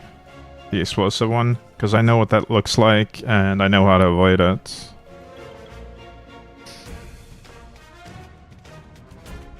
I want to try this one though, because it looks like it has a boosted reward.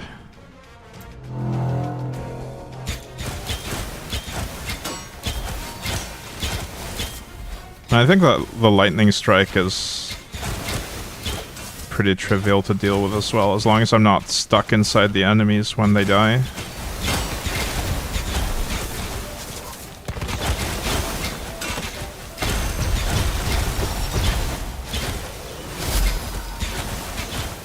This is cool though, this is kind of like a roguelite situation, just this aspect, the forge fights.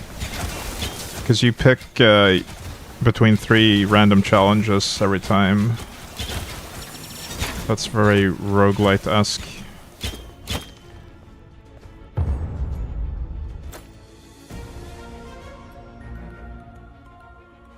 Enemies have more max life. Enemies have increased damage. Attack speed and movement speed. I think attack speed and movement speed should be fine. Oh, the duration is now the rest of the expedition. For all of these. Okay. So it does get harder. Permanently harder, I mean.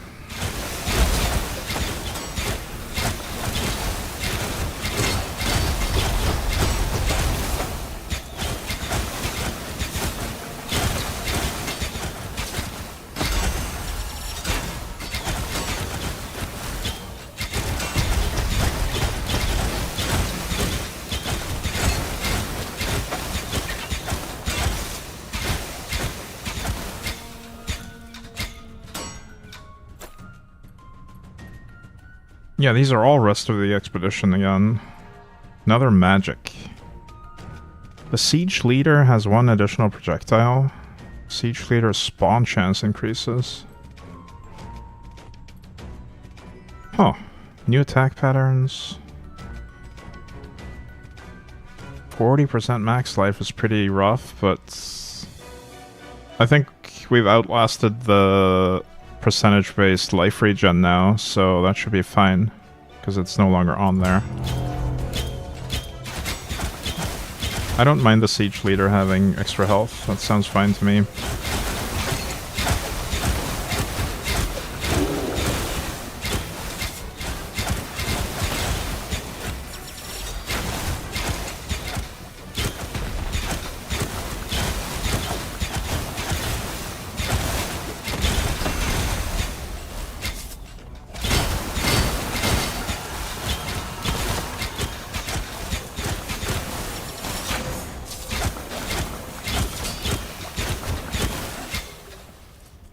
Nice.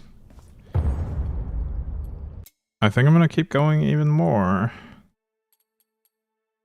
Raw damage. Oh, that's Reaper.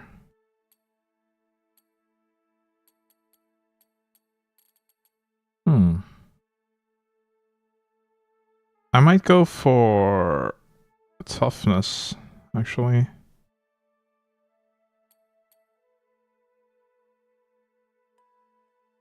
Or determination. Let's maybe get determination up to 15.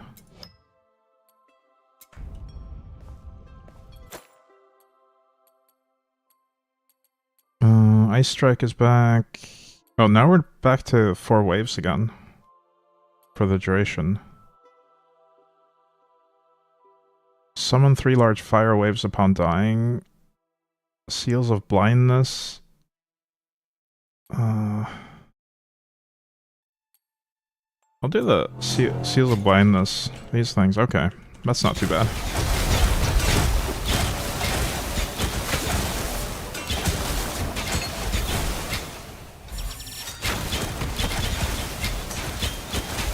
They don't hurt me, they just make it harder for me to see.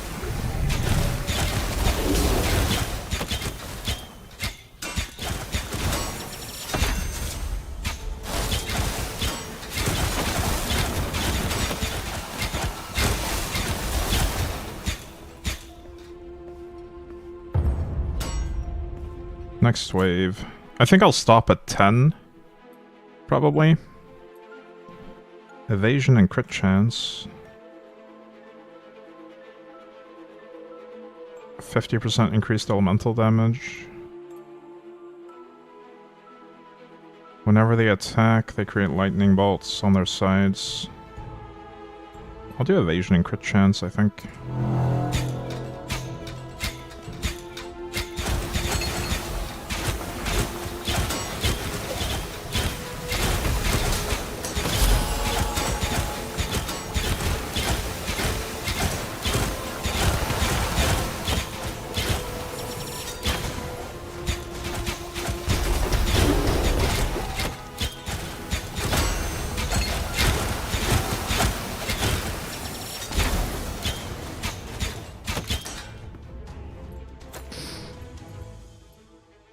Following wave has 25% more enemies. That just sounds like a bonus to me.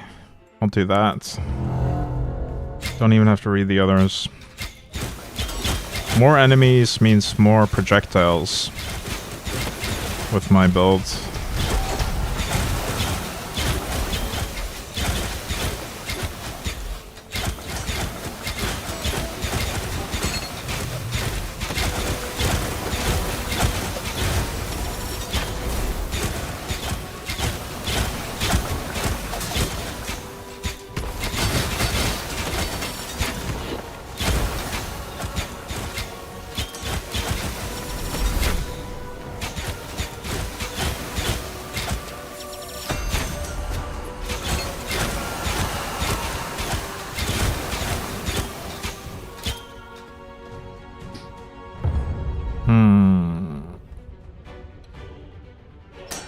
Alright, I think it's time we open this.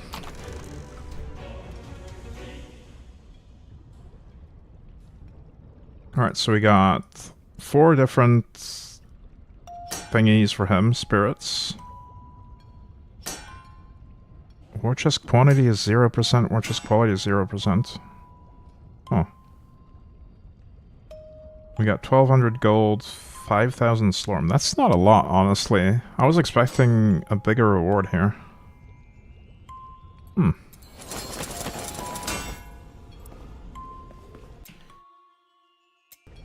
Okay, that's the stash. I'm not sure how I feel about this. It was fun, but the reward seems kind of underwhelming.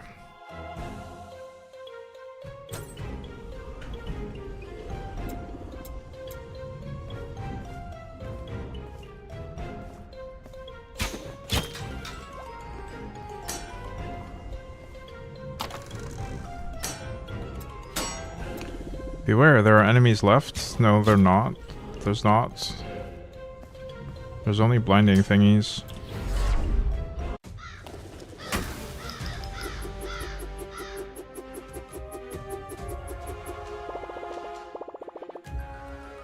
I did get a lot of experience from it. But I think I prefer the Slorm Temple. This was on Wrath 2 as well.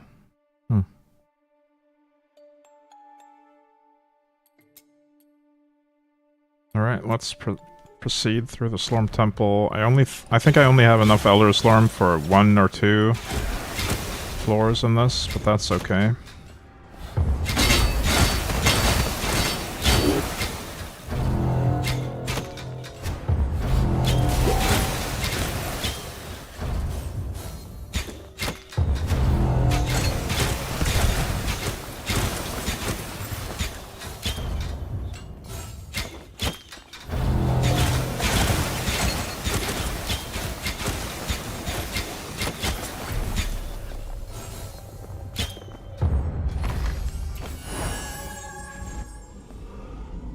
Yeah, only 1.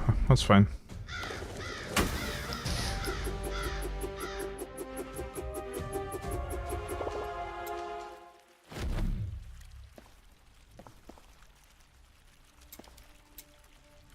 Alright, I'm gonna take a quick break here and get some more coffee, and then I'll continue progressing through this stuff.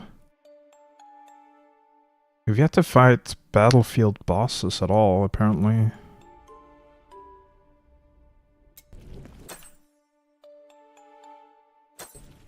But yeah, I'm gonna take a break now. BRB.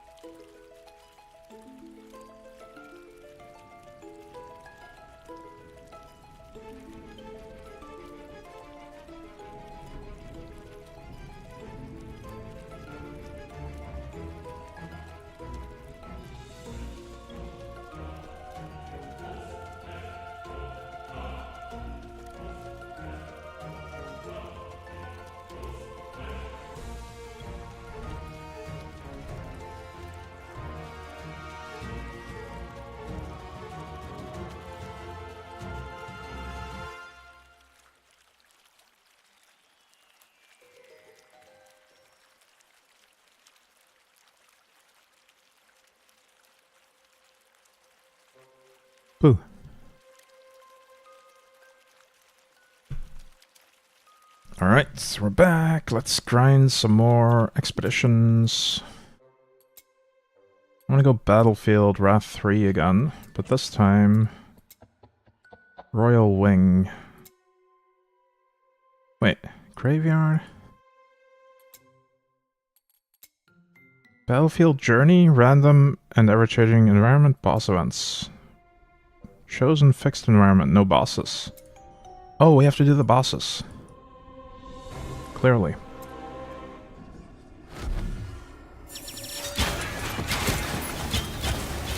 I didn't realize there was an option there to pick a different type of event and get bosses.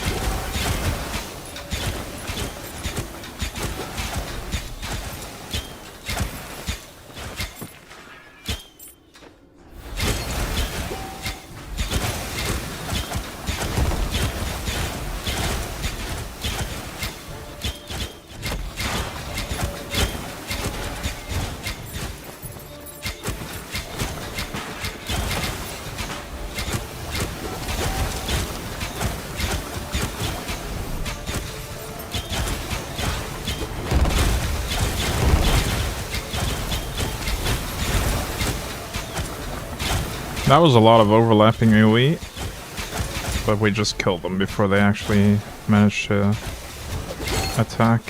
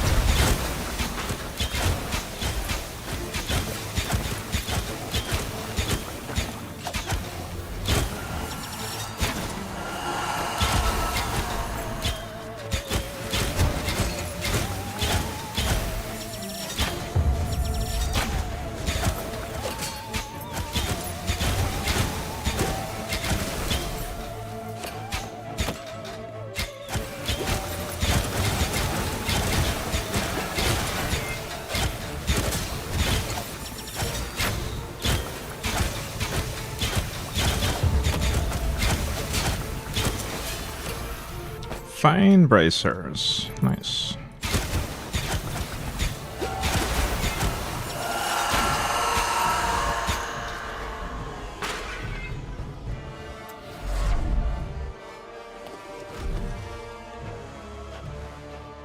Alright, boss time. The Furious. Ooh, what is that?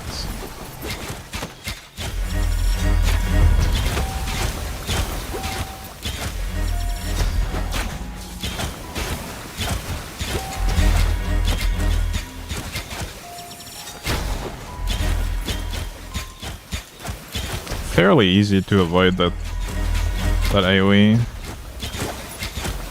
I can also just tumble when it happens.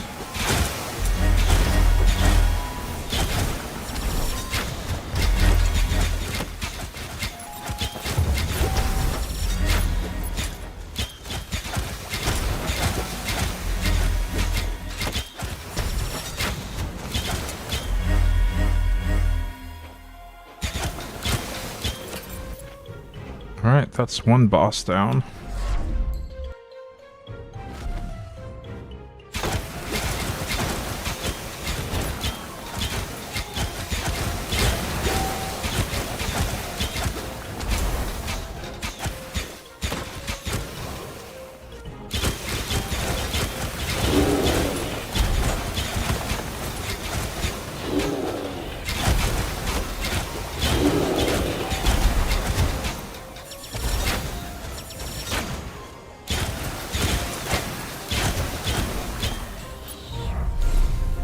Overdriving bow.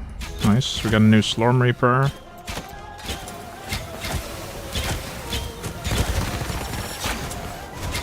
Hey, Moist Burrito.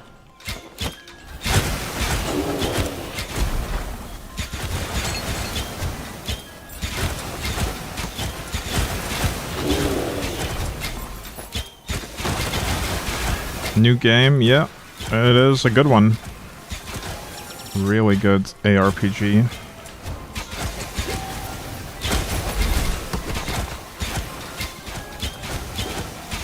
It has a lot more depth than you'd expect from a game like this.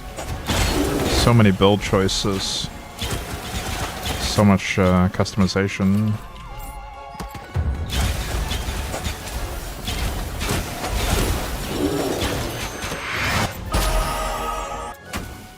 Nice. Overdriving bow. Which one was that? Overdrive bounce number. Okay, so... Overdrive is a specific mechanic, apparently. Critical strikes have a 100% chance. I'm gonna stick to my spider bow for now.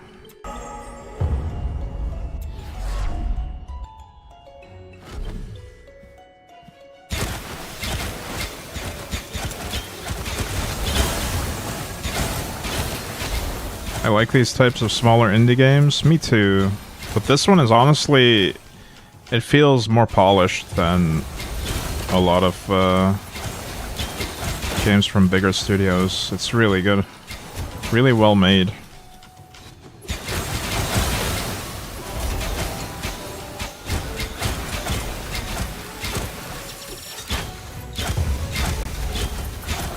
There's a lot of game here.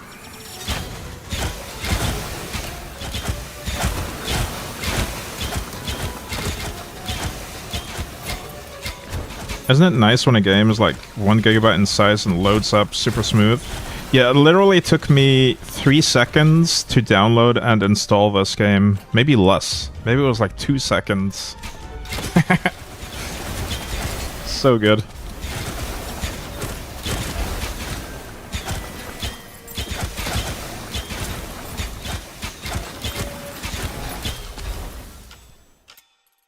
Mainly because the thing that takes the most space in games is usually the character models and textures and stuff like that, and sometimes cutscene videos or voiced dialogue. And there's just not that much of this. Not that much of that in this. There's some music, I guess. And a few sound effects. But the art style makes it really easy to compress.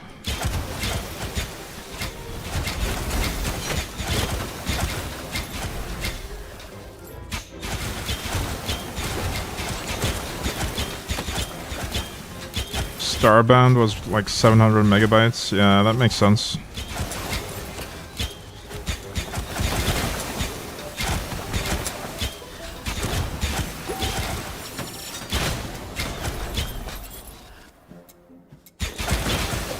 This is a much better game than Starbound, by the way.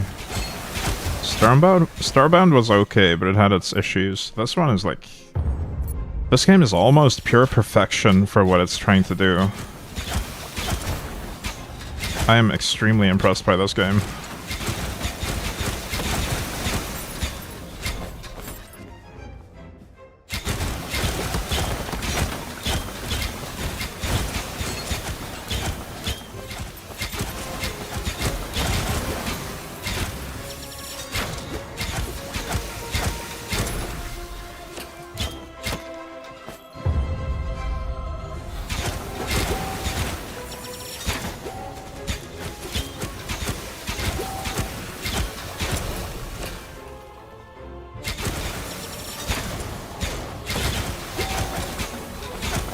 I think any ARPG fan, anyone who likes Path of Exile or Last Epoch or both, will get a lot of enjoyment out of this game.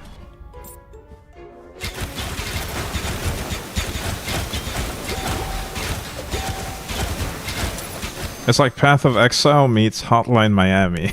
Yeah, pretty much. It has a lot of mechanics borrowed or imitated from other ARPGs. Path of Exile, for instance, is one of them. Last Epoch is another. It does everything this game does, it does pretty well. Which is really rare.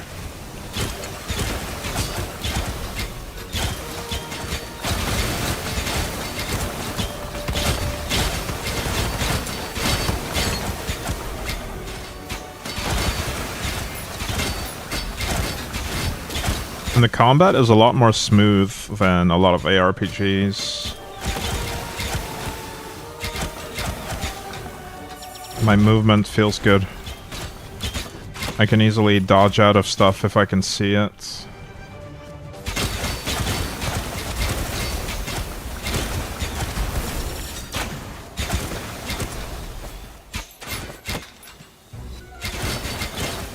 Despite the fact that it's very chaotic, there's a lot going on. But I'm still able to dodge pretty well.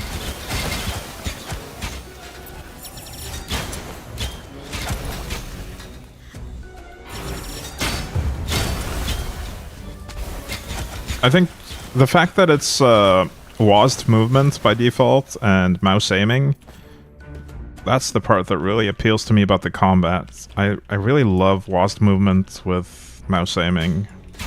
I like this.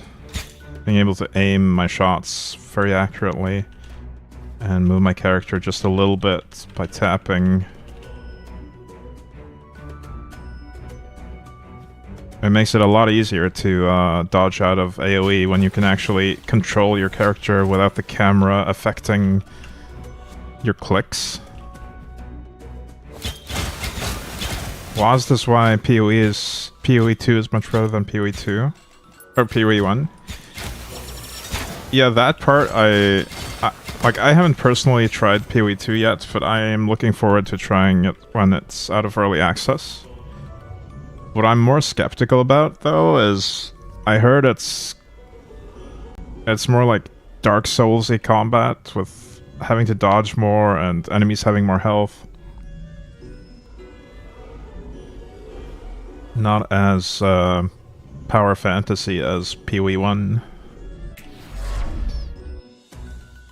But I have no first-hand experience with PoE 2 yet. So I don't know.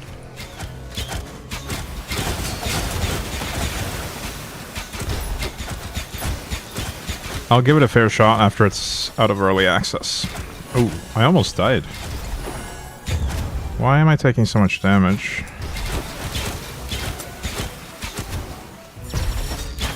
It might be those runes on the ground.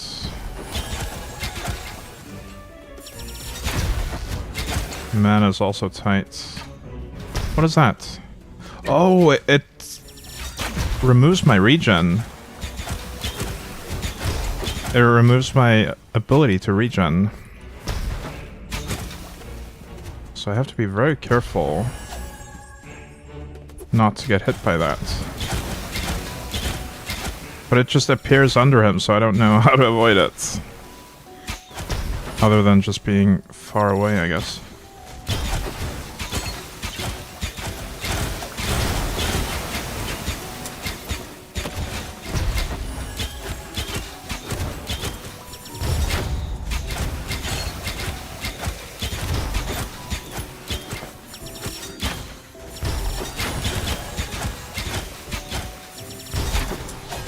Nice. And we got a legendary. I'm gonna head home. It's a tad bit slower, but it's perfectly fine. People call it Dark Souls just because they added the dodging mechanic, which you don't really need to use. Okay. I had a mini-boss soulbound me after I dotted him. Turns out I can sure dish it out, but not take it. Yeah. I also feel kind of squishy sometimes. But I haven't really been focusing on defense much at all.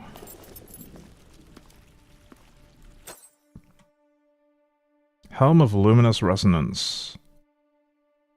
That's a lot of max mana. Resonating... No, not resonating. Resounding Bulwark. You create an explosion around you with a 3.06 yard radius that deals elemental damage equal to your total light shield. What is my light shield?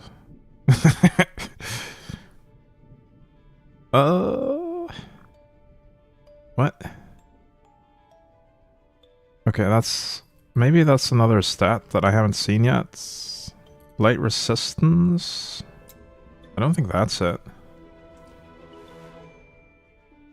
From what I read, there were 2 developers working on PoE 1, and one of them left and completely didn't work on PoE 2, which is a big part of for PoE 2 development going the way it is.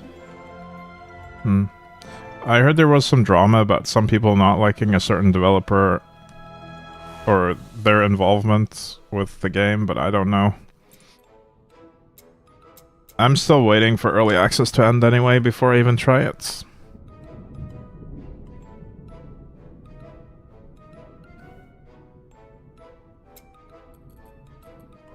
I have no idea what my light shield is.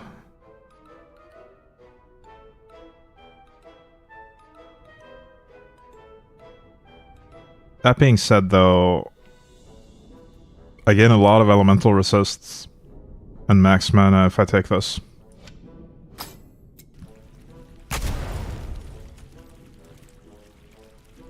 Okay.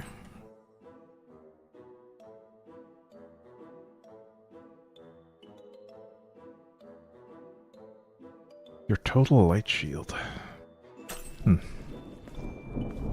Maybe it means light resistance and they just translated it wrong?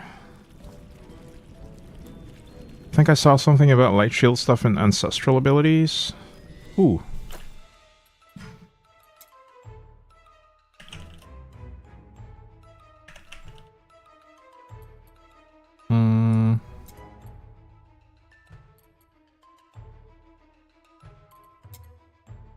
Light shield in one word?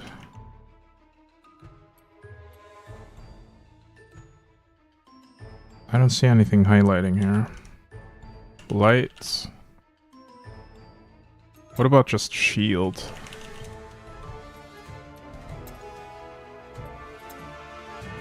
Agent of Shield? Agent of Shield. It's Marvel's Agent of Shield.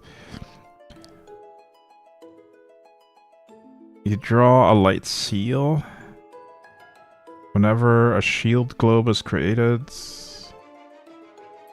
I don't know, it sounds similar, but not the same. You create a shield globe. Shield globe...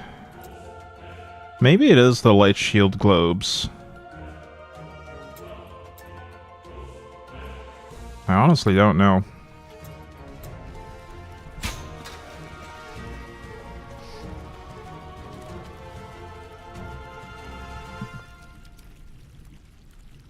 Yeah, your guess is as good as mine, though. I have no clue. No clue what I'm looking for. But still, even if we don't use the ability, that is a lot of max mana, and it's a lot of elemental resistance. Compared to this, which has a little bit of mana regen. Maybe a lot, actually. Should be fine without it. And some armor. We get way more thorns damage on this new one. And like twice the amount of Ellie resists.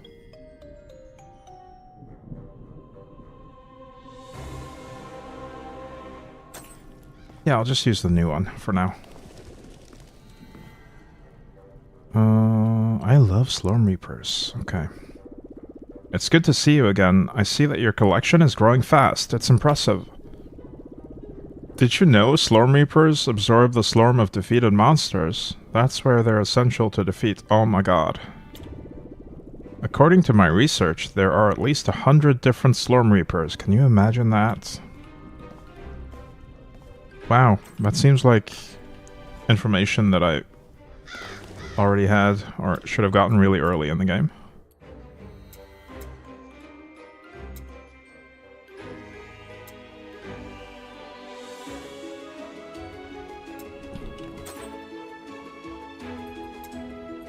Now I wonder, is there a way to, instead of selling them for gold, can I convert them to fragments just like you can with the filter? I wonder if the trash can does that.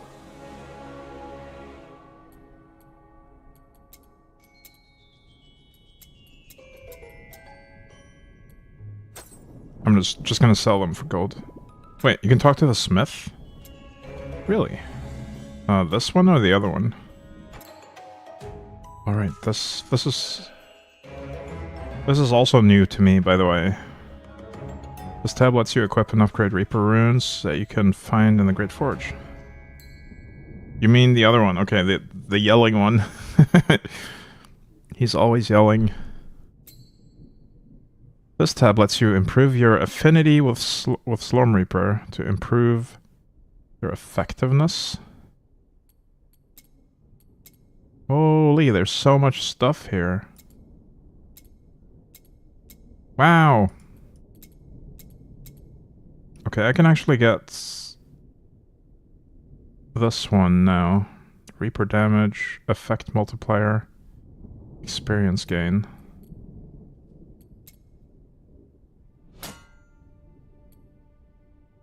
Let's do that once. Twice, actually. You can do that up to 100 times.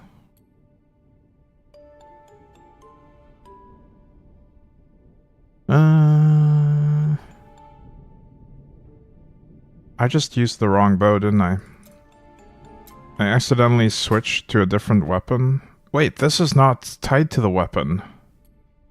This is just me. Okay, that's good. That's really good. This is my affinity for Reapers.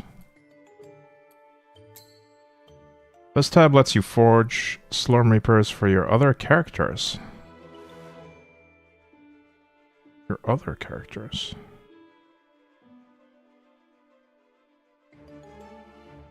A Slormreaper can only be forged if it cannot be purchased otherwise. If it is not an evolution, and only if you already found it with at least one other character.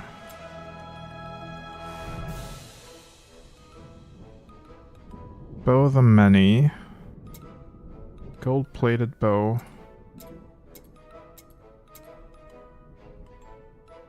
Oh! That's how I can get the blood one. Bow of the Many. I have the Staff of the Many, which I used on the mage.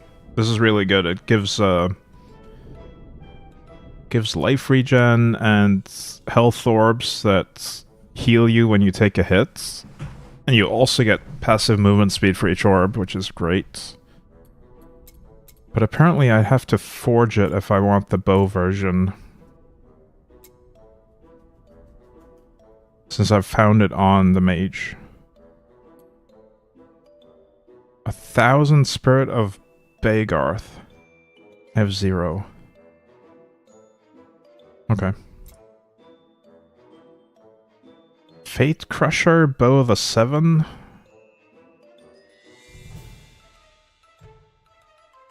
What? So this is like a special one that you get from just collecting a ton of these. Okay.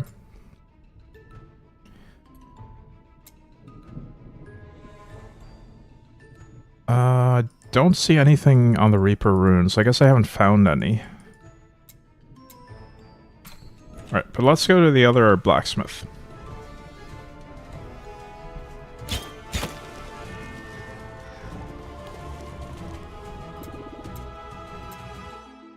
Reforge. Merge fragments. Salvage. That's the one I was looking for.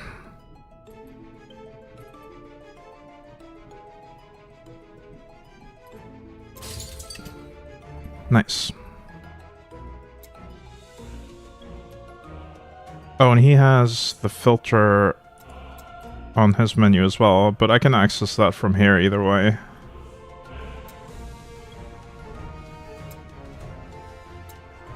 Reforge. I don't care about reforging right now. What I do care about is reinforcing.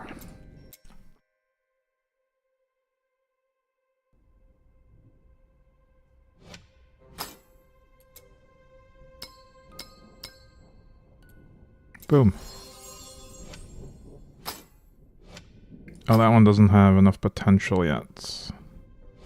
But this one does.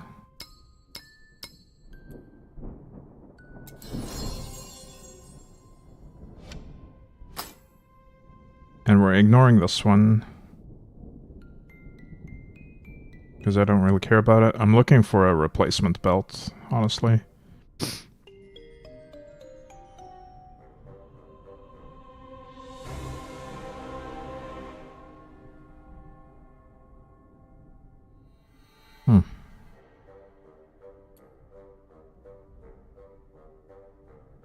Okay, that's fine.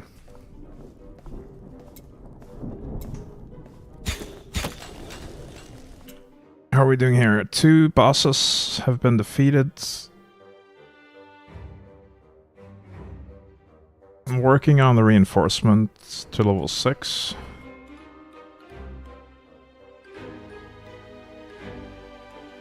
And influence as well. Let's go to the Slorm Temple.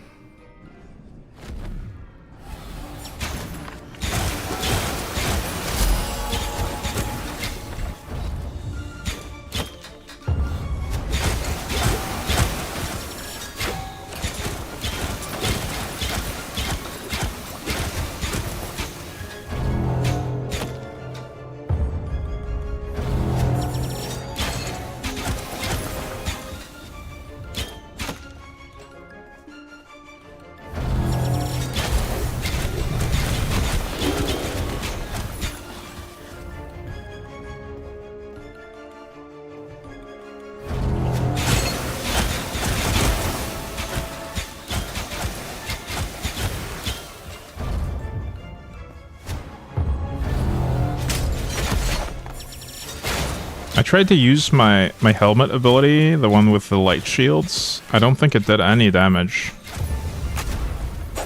So I don't think I have the light shields, whatever those are.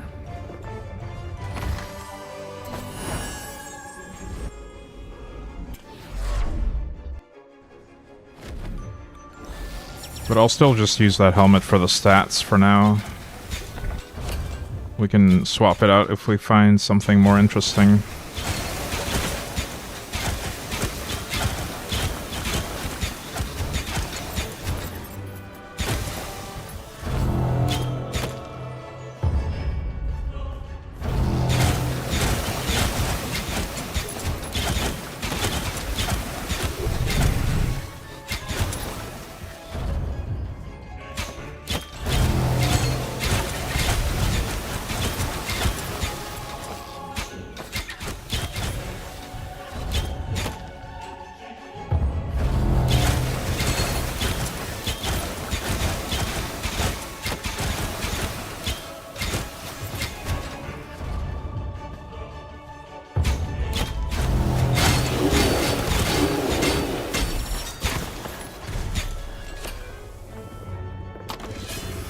The Slorm Temple holds many secrets. The item you just found is called an ultimatum.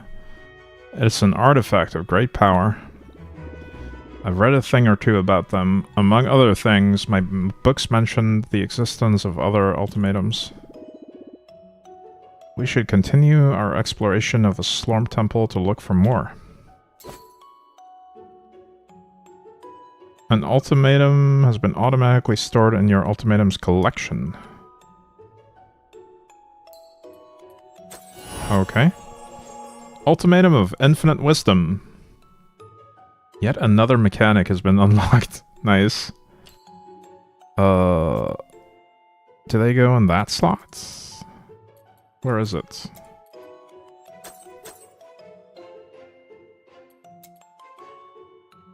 Reach floor 10 to unlock this tab. I just did that. Oh. Maybe now? There we go. Your experience gain is set to 23%. Your experience gain can no longer be modified by any other effects, upgrade, passive, or equipment. What is my current experience gain on my stats? 0, so that's a definite upgrade.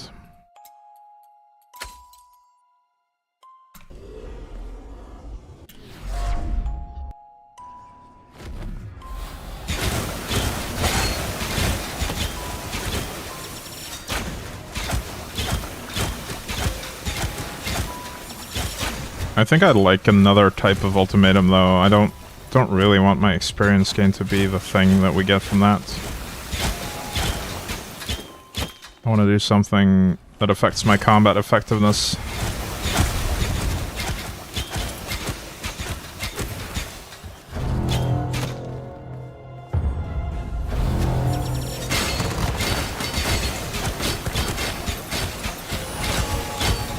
My Void Arrow leveled up.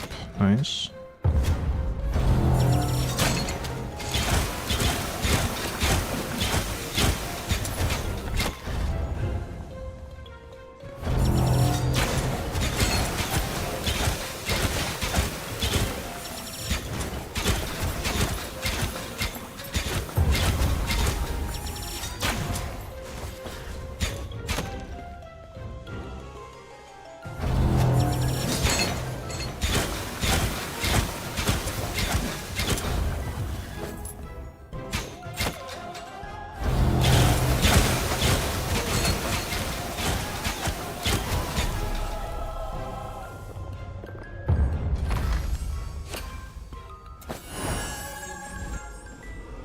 More.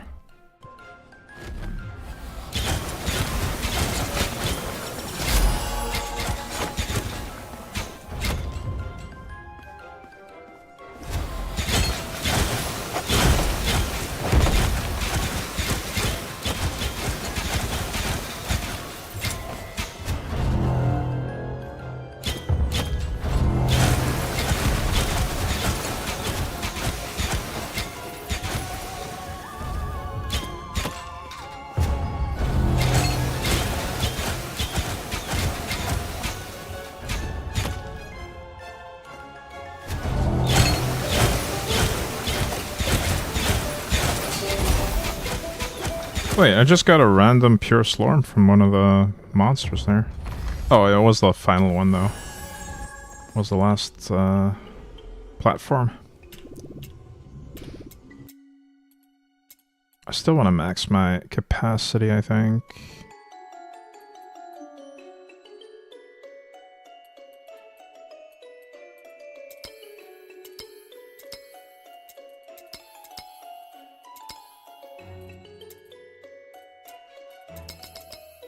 Just being able to do more of one type of content before having to alternate feels pretty good.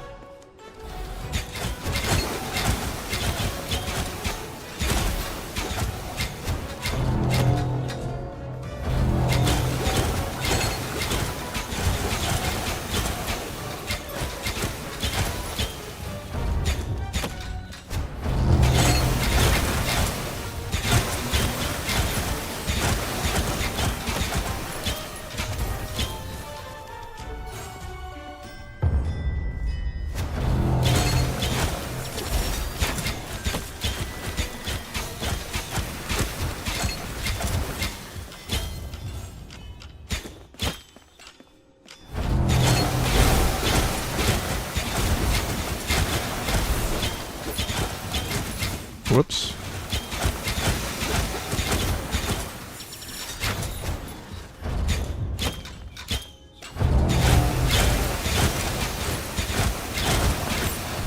I haven't really looked at the timer much, but it seems to be pretty generous. I think we had more than half left on that one. Alright, let's spend the rest of our pure Slorm. More capacity? No, can't afford it. I'll just do more Elder Slorm find.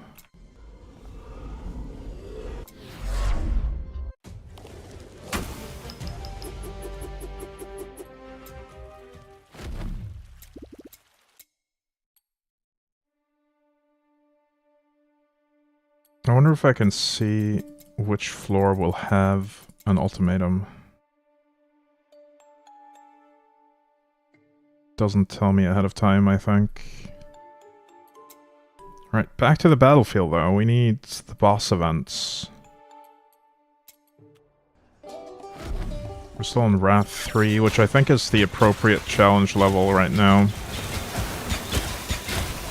It's hard enough that some bosses take a little bit of time at least, without feeling like a slog.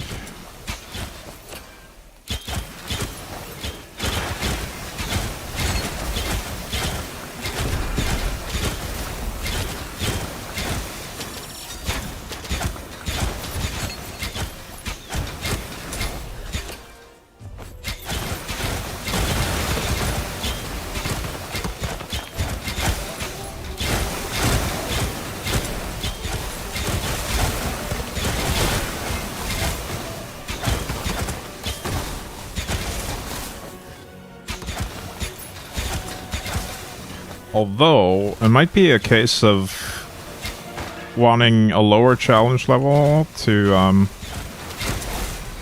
do the content more quickly and get more kill streaks and stuff. And just completing more of them in a shorter span of time might be better than having a better reward for completing one.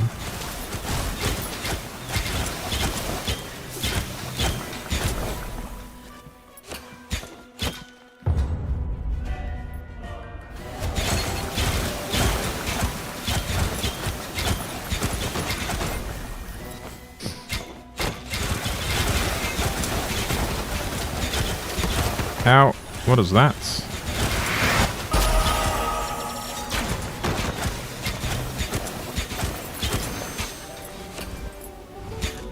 This fireball is following me.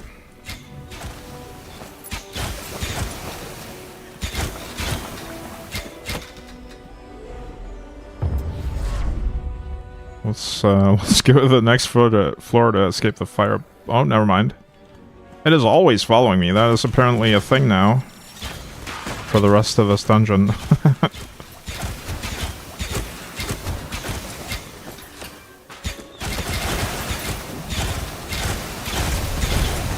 Or maybe just for 3 floors? 4 floors? No, after I close 3 breaches. 4 breaches, rather. Wait, no, it's not decreasing when I...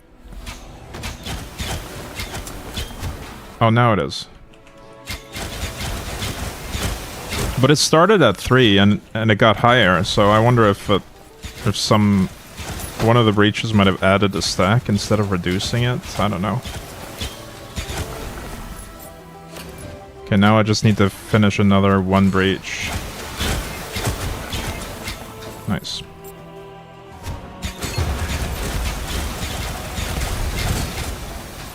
Oh, maybe it went to 4 because I switched floors.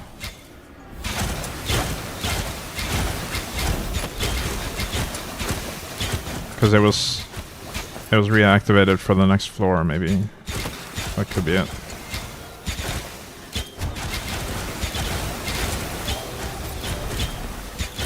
Now we have a new cataclysm. My projectiles are 50% range and speed. Oh.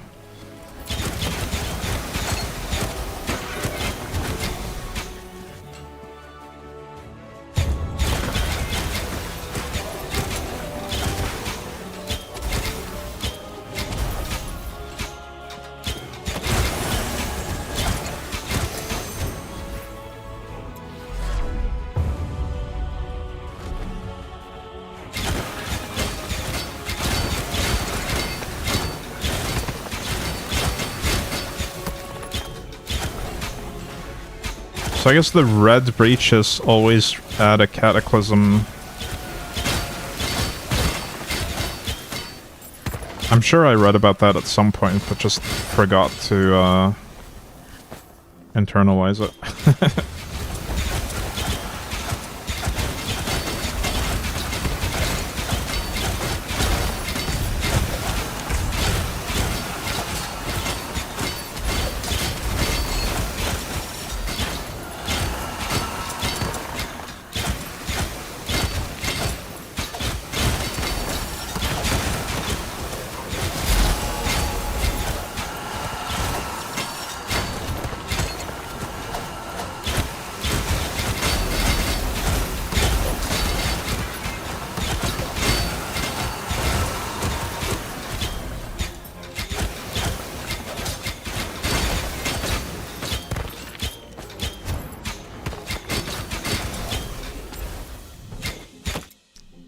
More of this. I've got a lot of Slorm. I haven't spent Slorm in a long time, actually.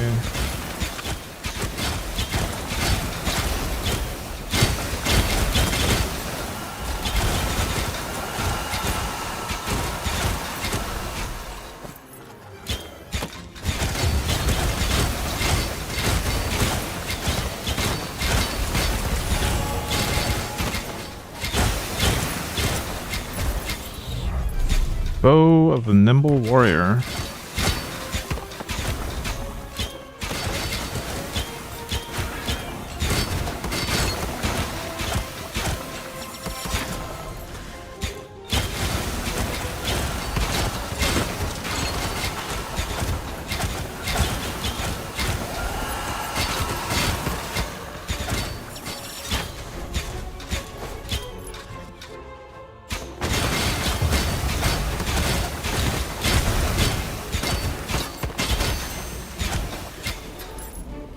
Alright, this might be the boss level coming up, but I'm gonna spend my Slorm. That one gives critical strike damage and ancestral strike damage and some crit chance as well. Primary skill deals 1% increased damage per level. Whenever you lose life when hit, effects listed as nimble are deactivated. Oh, those are all nimble effects, so yeah, basically just don't get hit. Or you lose the effects. Yeah, I don't like that. Not gonna use that.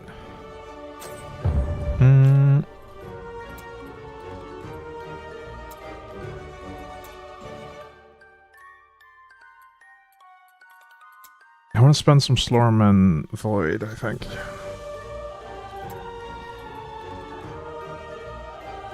Specifically on the charge speed and... Whenever you cast a Void Arrow, you also cast Abysmal Arrows aiming at every enemy affected by Wormhole. Where is my Wormhole?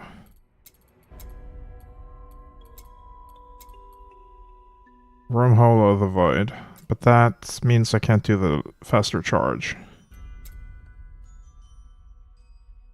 Damn.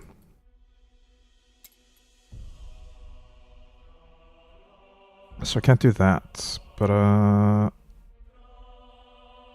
a trap. We don't have traps, so there's no synergy there. Okay, these are all related to stuff I don't have currently, so there's no point in investing in them. While delighted, while tormented. Honestly, don't feel the need to invest in either of those. I'd rather spend my points elsewhere.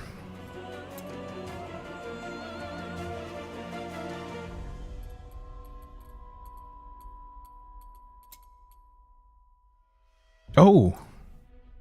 Whenever you cast Tumble, if you're tormented, you have crit chance. I don't like the conditional nature of this. I can't really rely on always being tormented. But I do have poison on everyone now, so we can decrease damage of anyone that's poisoned.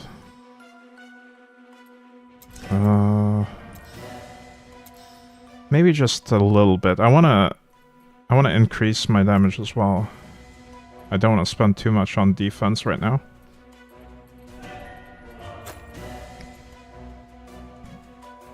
As for the Ancestral Legacy... This is pretty cheap still. We'll max it out. Don't think I need more life regen right now. Or life on hits.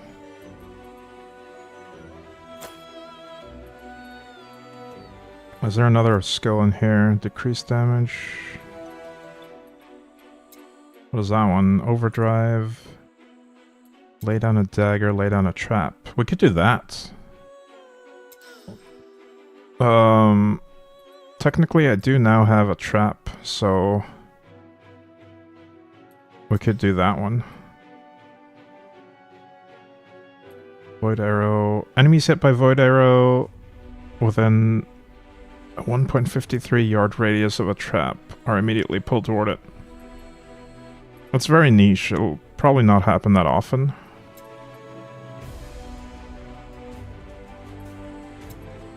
I guess we could do one point in this. It's better than not having it, and it's very cheap.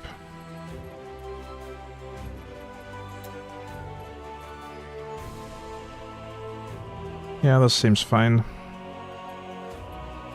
And now back to this and more of this maybe? No, I can't afford it. I'll just save for that.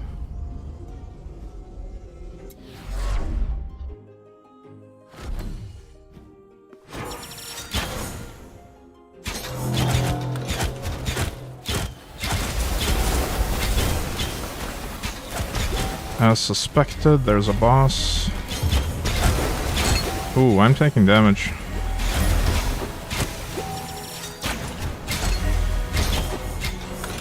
This one's tricky because he has projectile shield, but he also does AoE around him. So I need to be close to him without getting hit by his nonsense. I'm almost dead. I might fail this actually. No, I failed. Shit. Okay. That means I gain no influence from that. But I do keep my loot and Slorm and XP at least. I think that's a sign that I should lower the wrath level.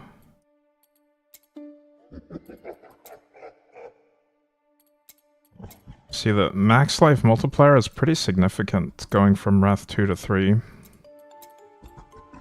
I might even go back to 0 and just see how that feels for a bit.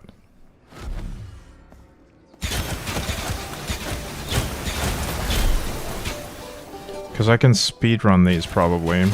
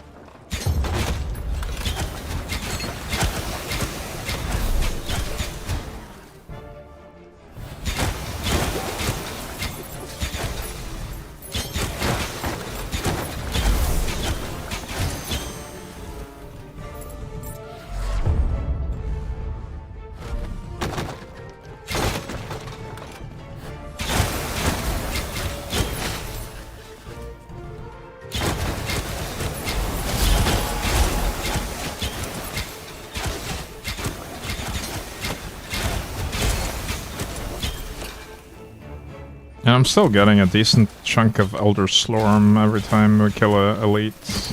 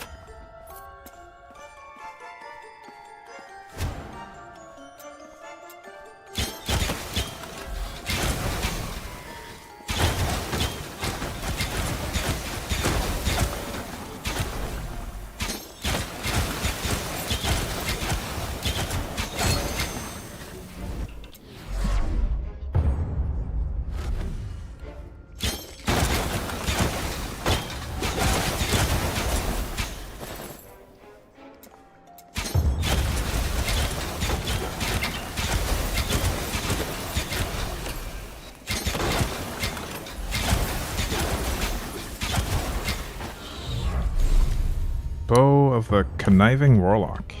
Nice.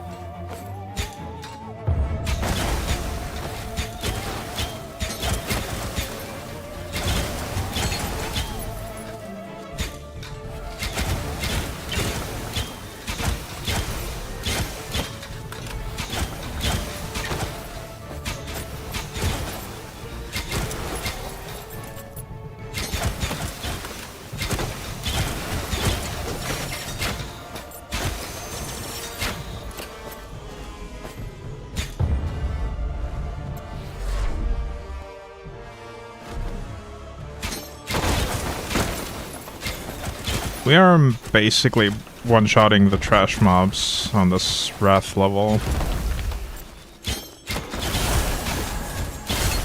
I think that should be the goal, honestly.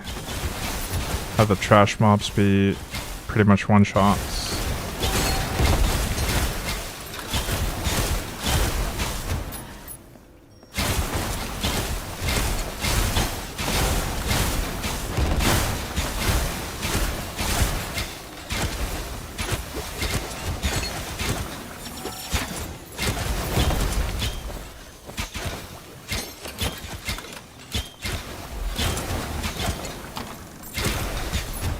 It'll allow me to do more bosses more quickly, which means I can finish the list of tasks more quickly.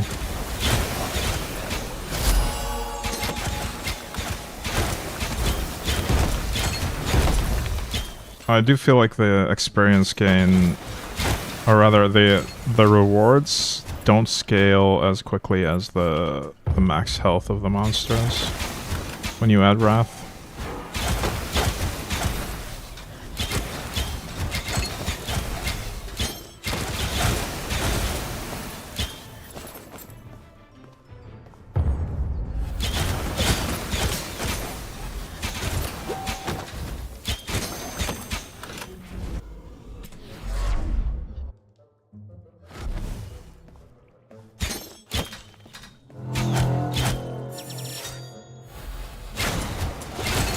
Oh, now I'm gonna have this fireball during the boss fight. Okay.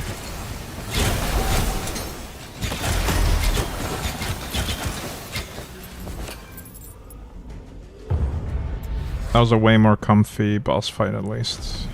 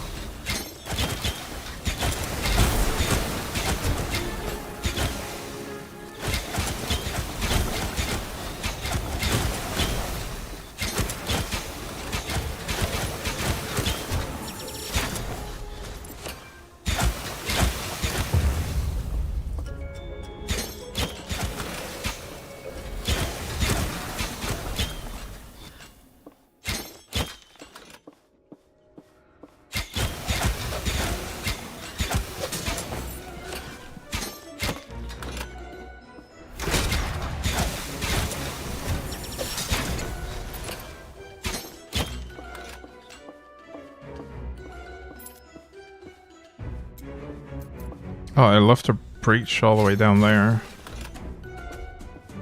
Oops.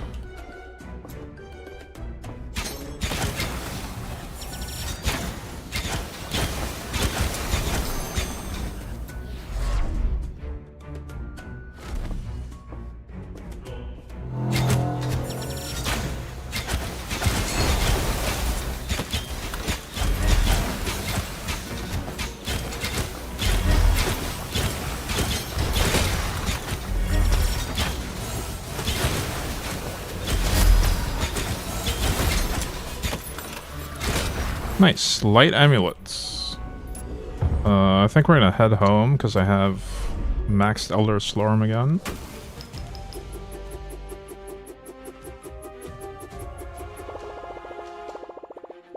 How much influence did I get this time? Not that much.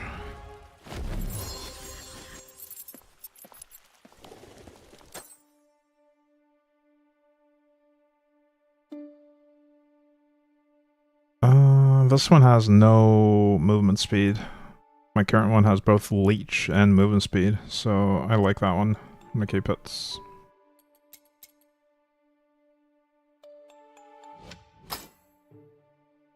We're ready for more reinforcements on our gear. Let's do that.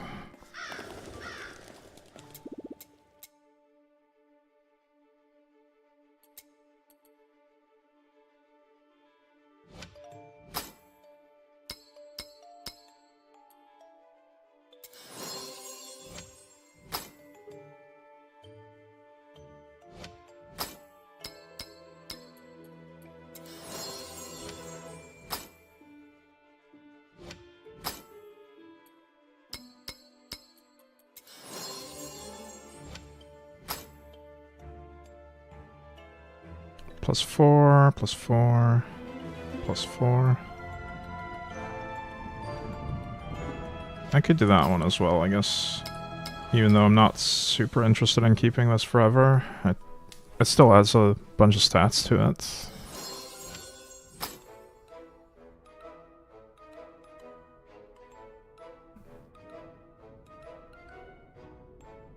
These boots are actually really good. I think we reinforce them as well. Get even more movement speed out of them. Oh, even the amulets.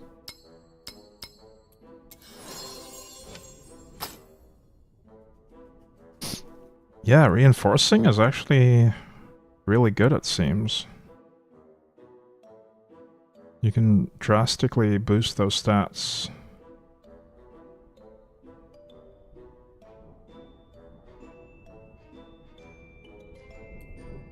Alright, that's enough for now.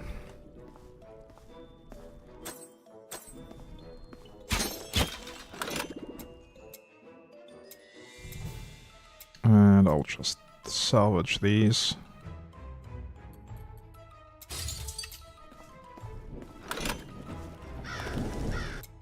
More temple, maybe?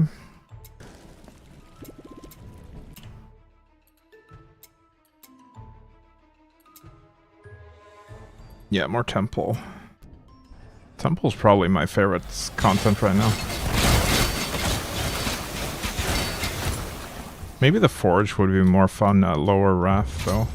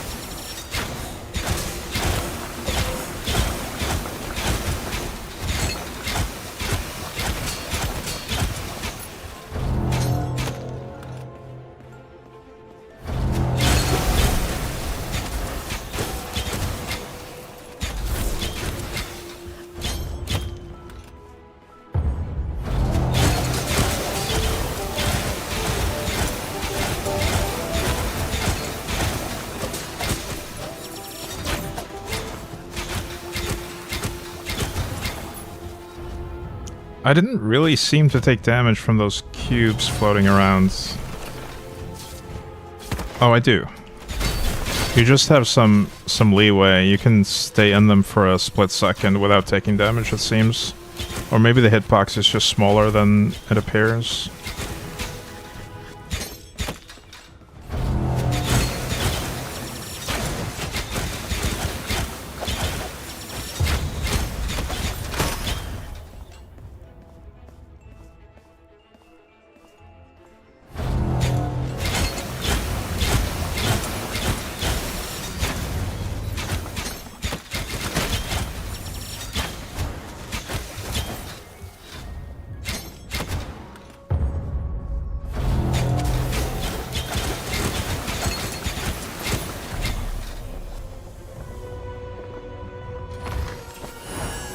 More!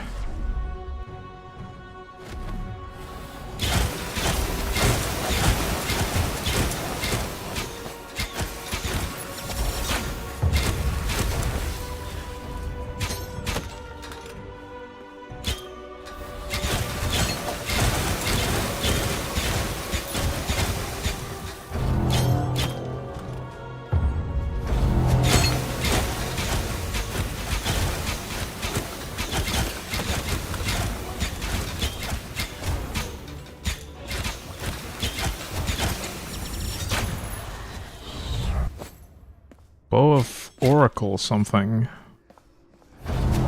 Didn't quite have time to read it before it disappeared.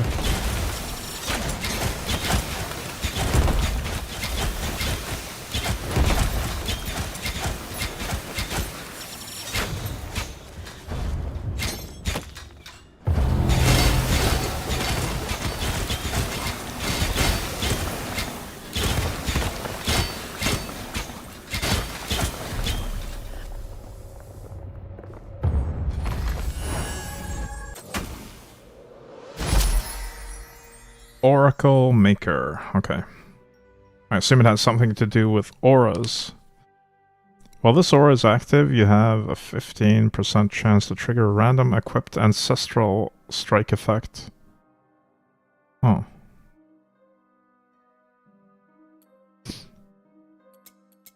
I'm gonna keep my current spider bow. I really like that one.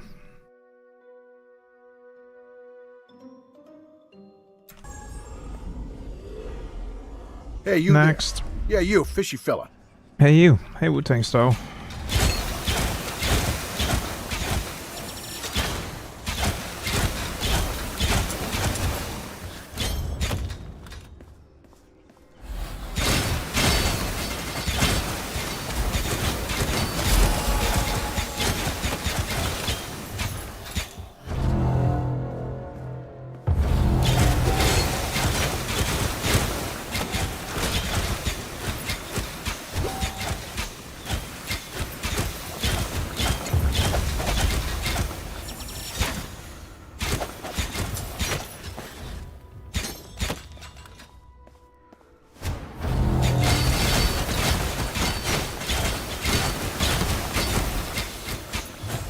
Alright, the shrine floors seem to scale the health, though.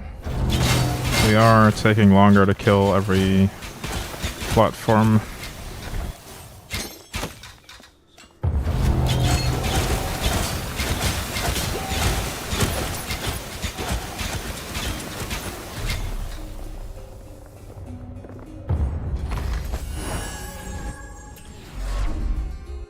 I'll see if I can at least spend all my Elder Slorm here and successfully kill all the, or clear all the floors on this run.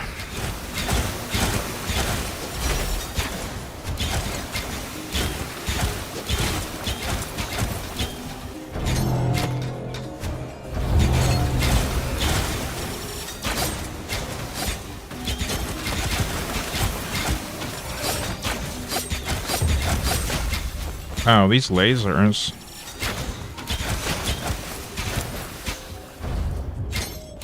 Not sure how I was supposed to get out of that corner without using my tumble there.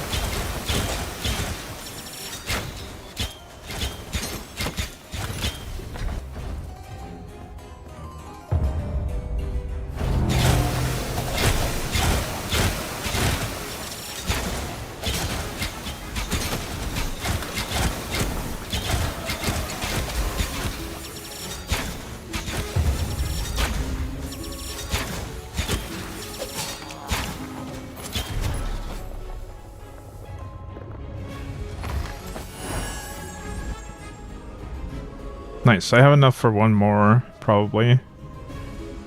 That should get me floor 20.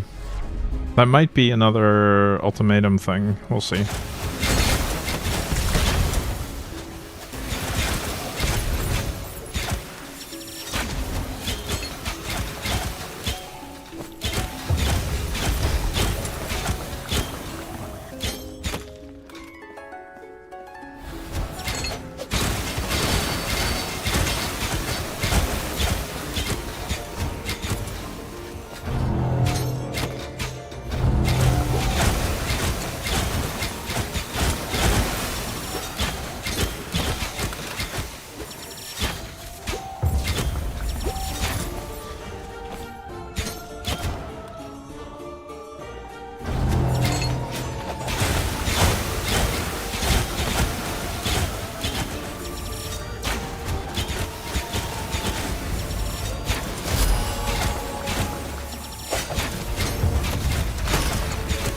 I just dodged into the laser.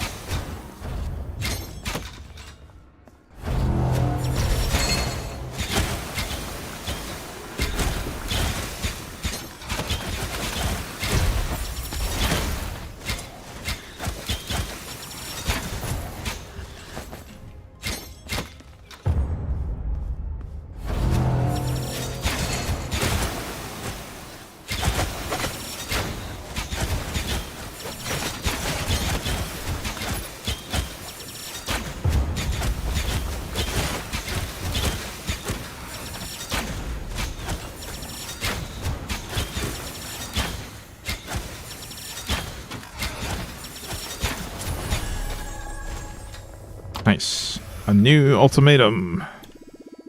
I hope it'll be more powerful than the previous one.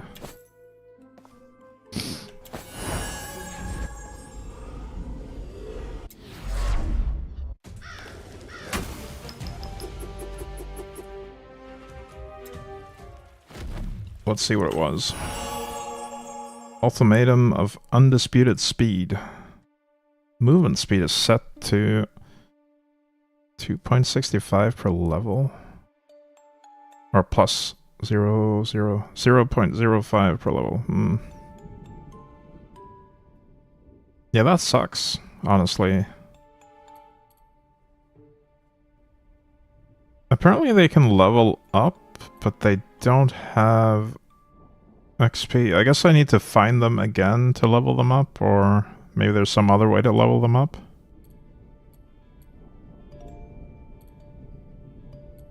But yeah, that's not a lot of movement speed, especially considering we can get way more than that from just a single item.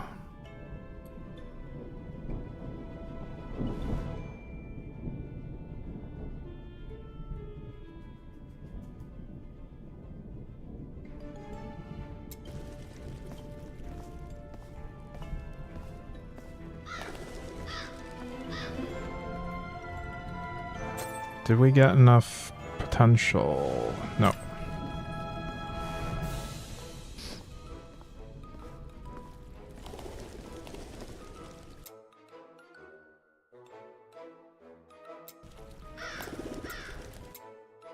Let's do another boss fight.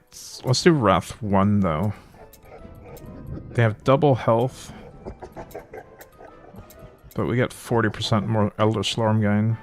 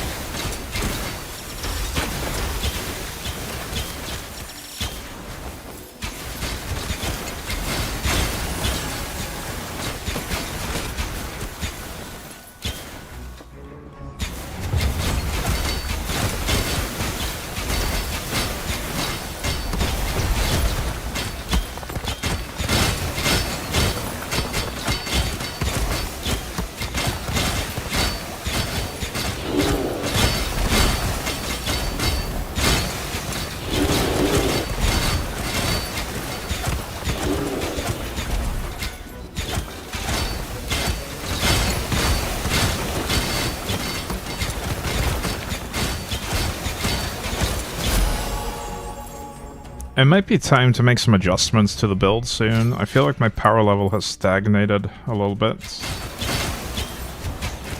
while the monsters keep getting tankier.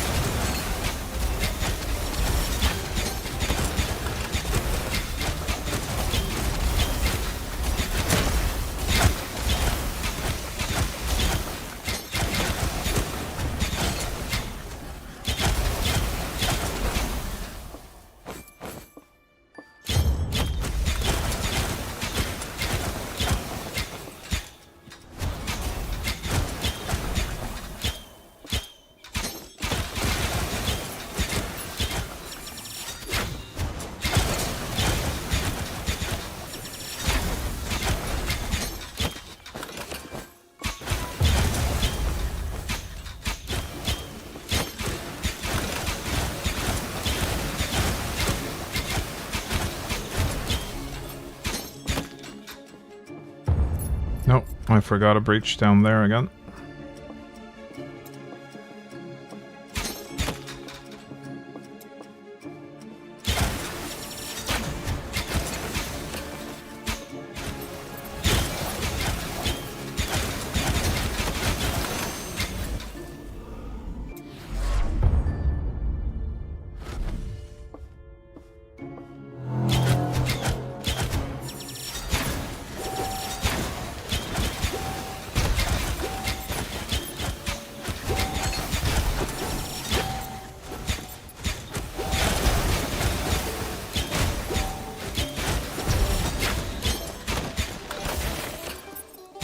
Nice boss loot. Let's head home, actually.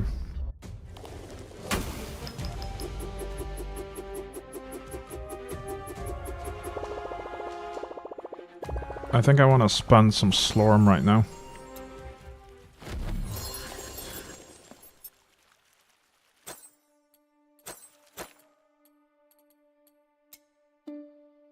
We could try unspecking this and going back to another ability.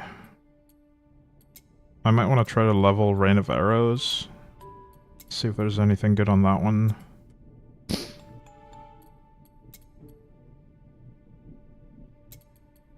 There's Life on Kill. Slowing. Crit chance for each enemy inside. There's the silly dagger mechanic that I haven't used much. Rain of Arrows fires one additional volley in a line moving away from you. Smaller size, but additional volleys.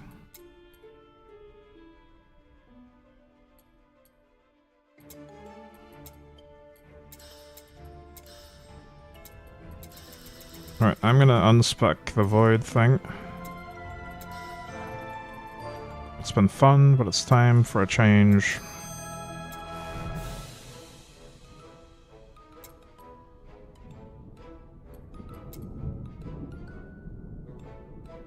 We'll reduce the travel time, because the travel time feels pretty bad sometimes.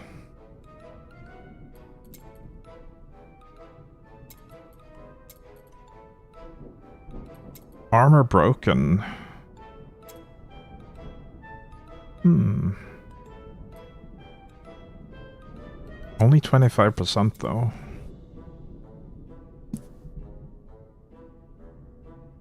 Enemies are pulled in. Let's try that. But yeah, I don't really have the levels on this to make it to be able to invest in it yet, but that's fine. I'll spend my points somewhere else in the meantime.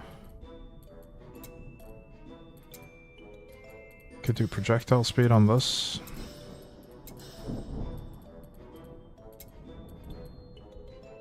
I could decrease the enemy's damage with that. And max out my life recovery.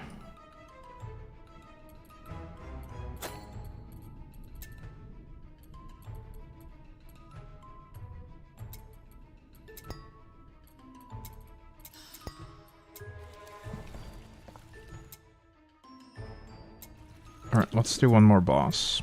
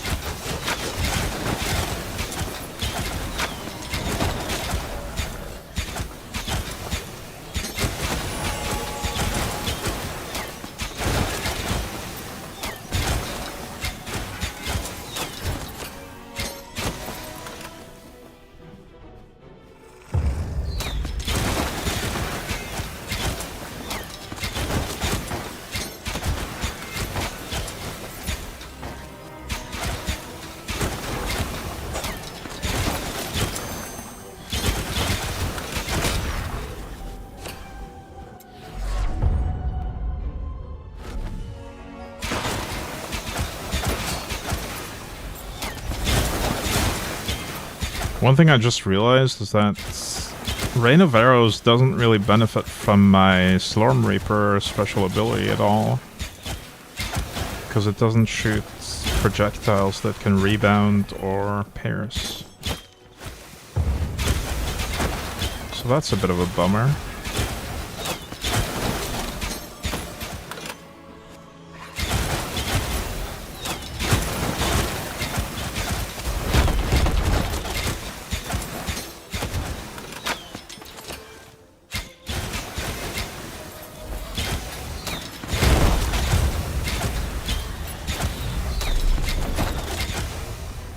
Mana harvesting bow.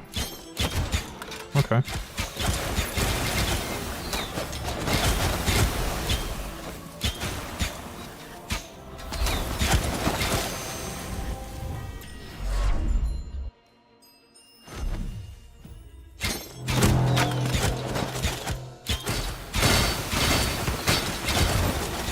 This effect where it pulls in the enemy towards the rain of arrows feels really nice though.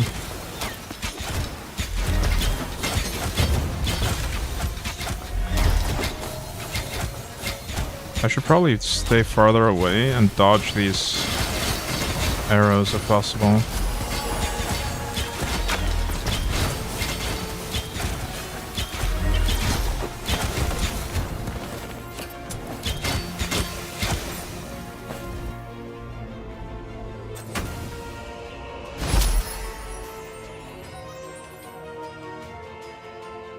Mana harvest. You create a harvest area. Dealing Reaper damage. You also gain Good Crop, granting you raw damage equal to 10% of the total amount of mana leached. Huh. While Good Crop is active, whenever you hit an enemy with your primary or secondary, you create a Mana Spark, dealing the amount of mana leached with Mana Harvest as elemental damage to another random enemy.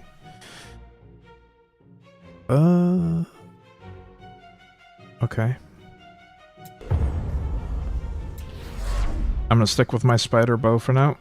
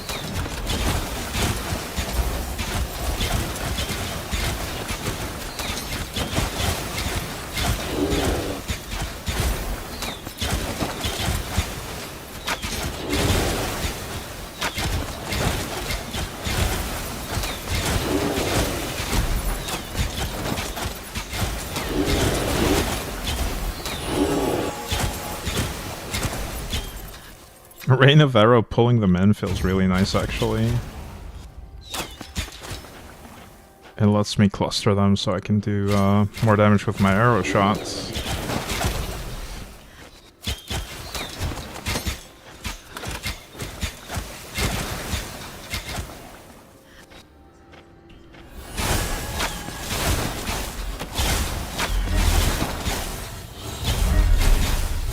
Ferocious Affinity.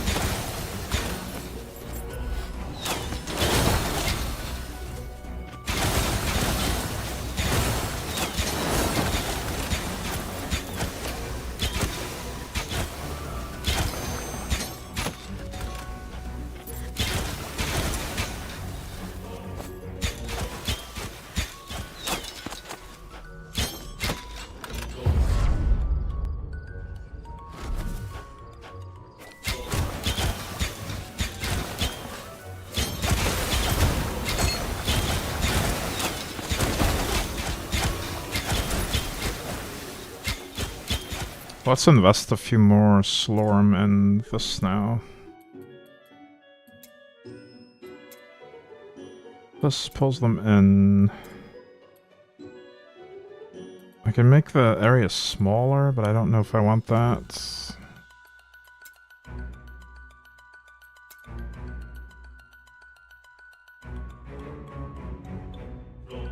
A 30% increased damage for every additional projectile you can throw.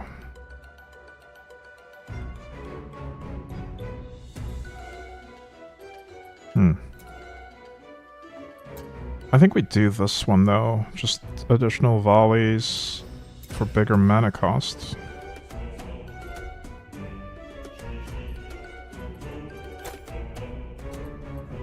And this tree is completely maxed now. I'll save my Slorm for more Rain of Arrows when it levels.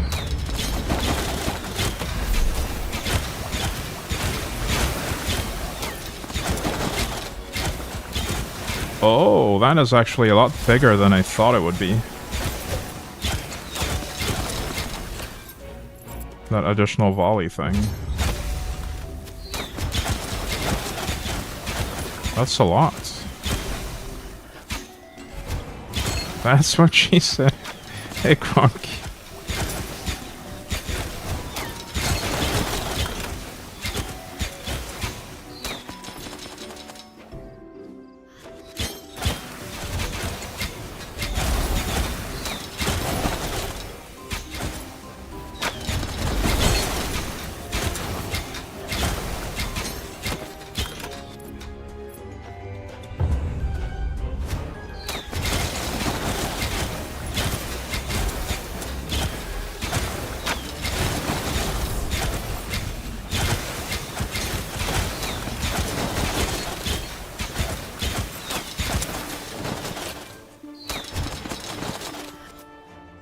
Right, it moves away from me, so...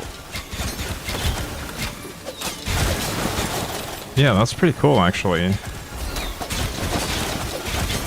It basically makes it a frontal cone AoE, kind of.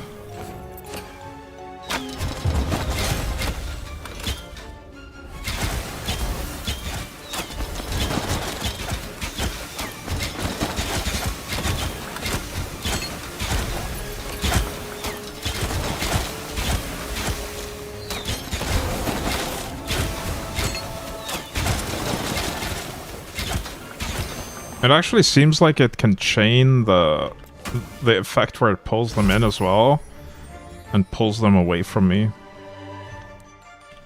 Ferocious Affinity. Which one is that? Max mana, some flat raw damage, based on my mana. Okay.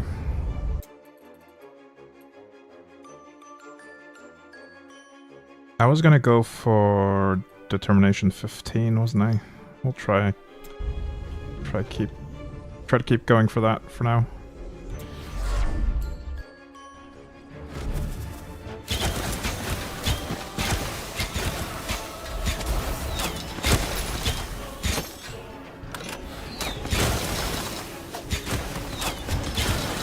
Yeah, that guy got pulled away repeatedly. That's pretty cool.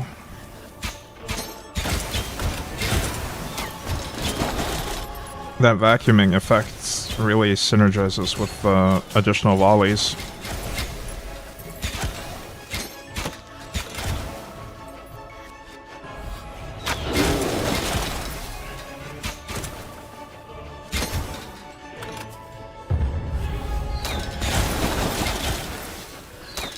Because you just kind of push them away from you while keeping them clustered.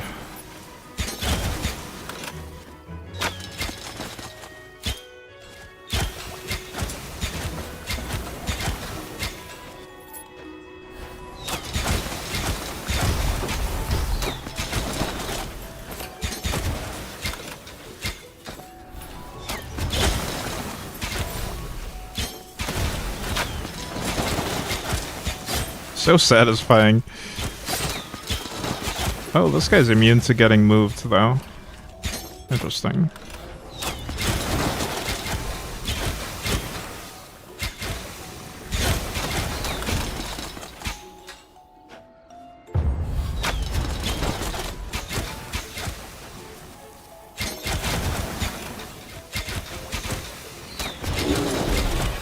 I guess the elites just can't be vortex like that. That's fine.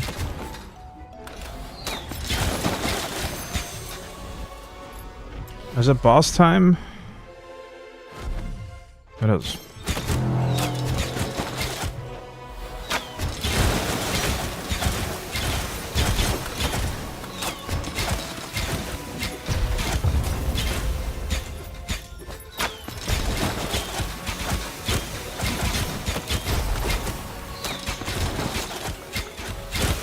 This guy doesn't seem to do anything except melee.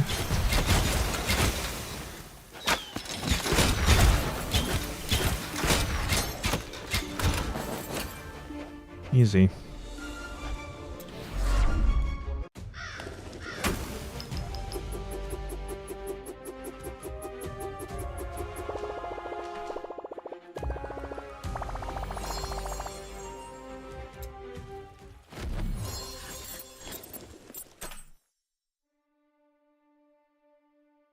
I might consider not filtering the blue items anymore, because I'm not getting a lot of items in general.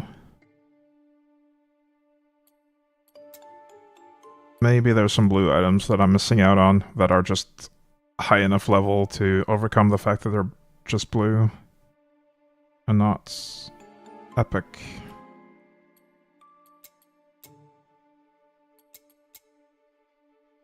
Yeah, I'll try that.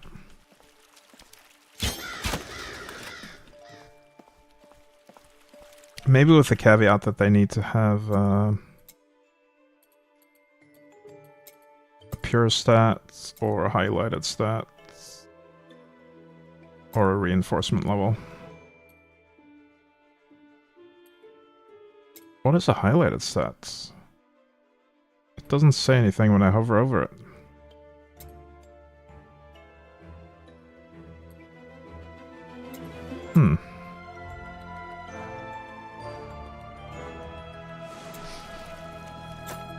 It's probably somewhere in the game's tooltips. I'm not gonna look for it right now.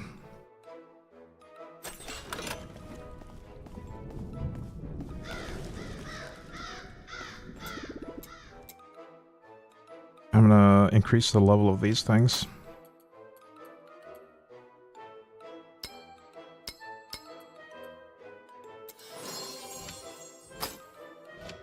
Oh, that one's not quite full potential yet.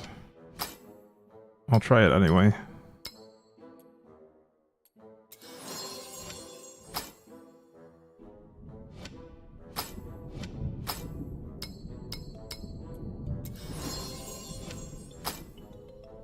I'll keep upgrading the boots as well, because they have movement speed.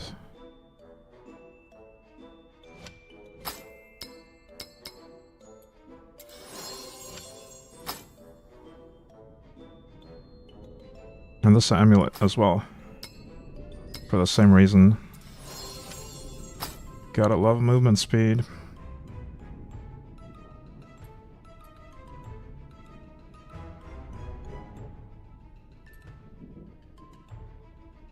I'm really hoping to find a replacement for this belt. It's kind of a piece of shit.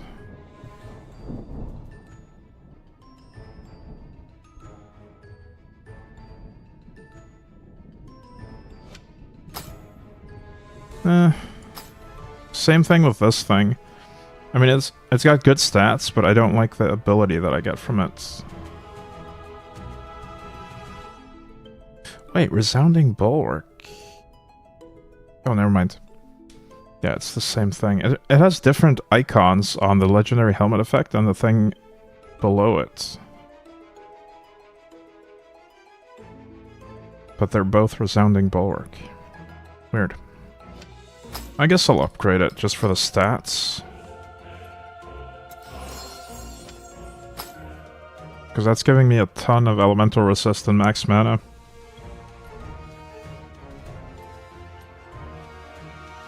Could do the same thing with this.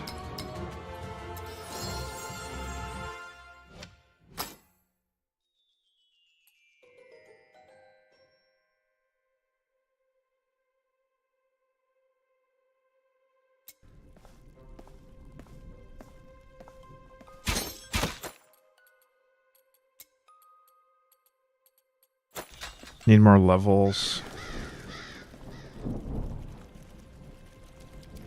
I think I'm too fried to keep streaming right now, though. It's been almost 6 hours today as well.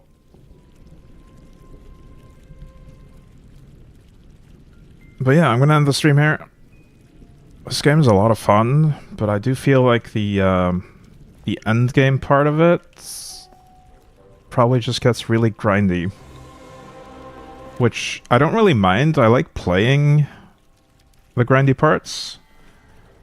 But it's really difficult for me to keep the stream interesting during the grindy parts. Because a lot of the time there's not that much to talk about. So... I don't know. What do you guys think? Should I keep streaming this game, or should I move on and just play this on my own time? I'm definitely going to keep playing it. I just don't know if it's going to be a good game to keep streaming. It's chill, comfy sip. Yeah, I could see that. It is pretty chill. Stream please, chill game. Just play what you enjoy. Yeah, I'll think about it over the weekends. I'll be gone a few days now. The Norwegian Independence Day or national holiday is coming up, so I'm going away for that. I'm actually gonna hide out in the woods in a cabin to avoid all the noise. But yeah, that means no stream this weekend. I'll be back sometime next week. Thank you guys for watching. Have a good rest of your day. And bye for now. Hopefully I'll see you next time.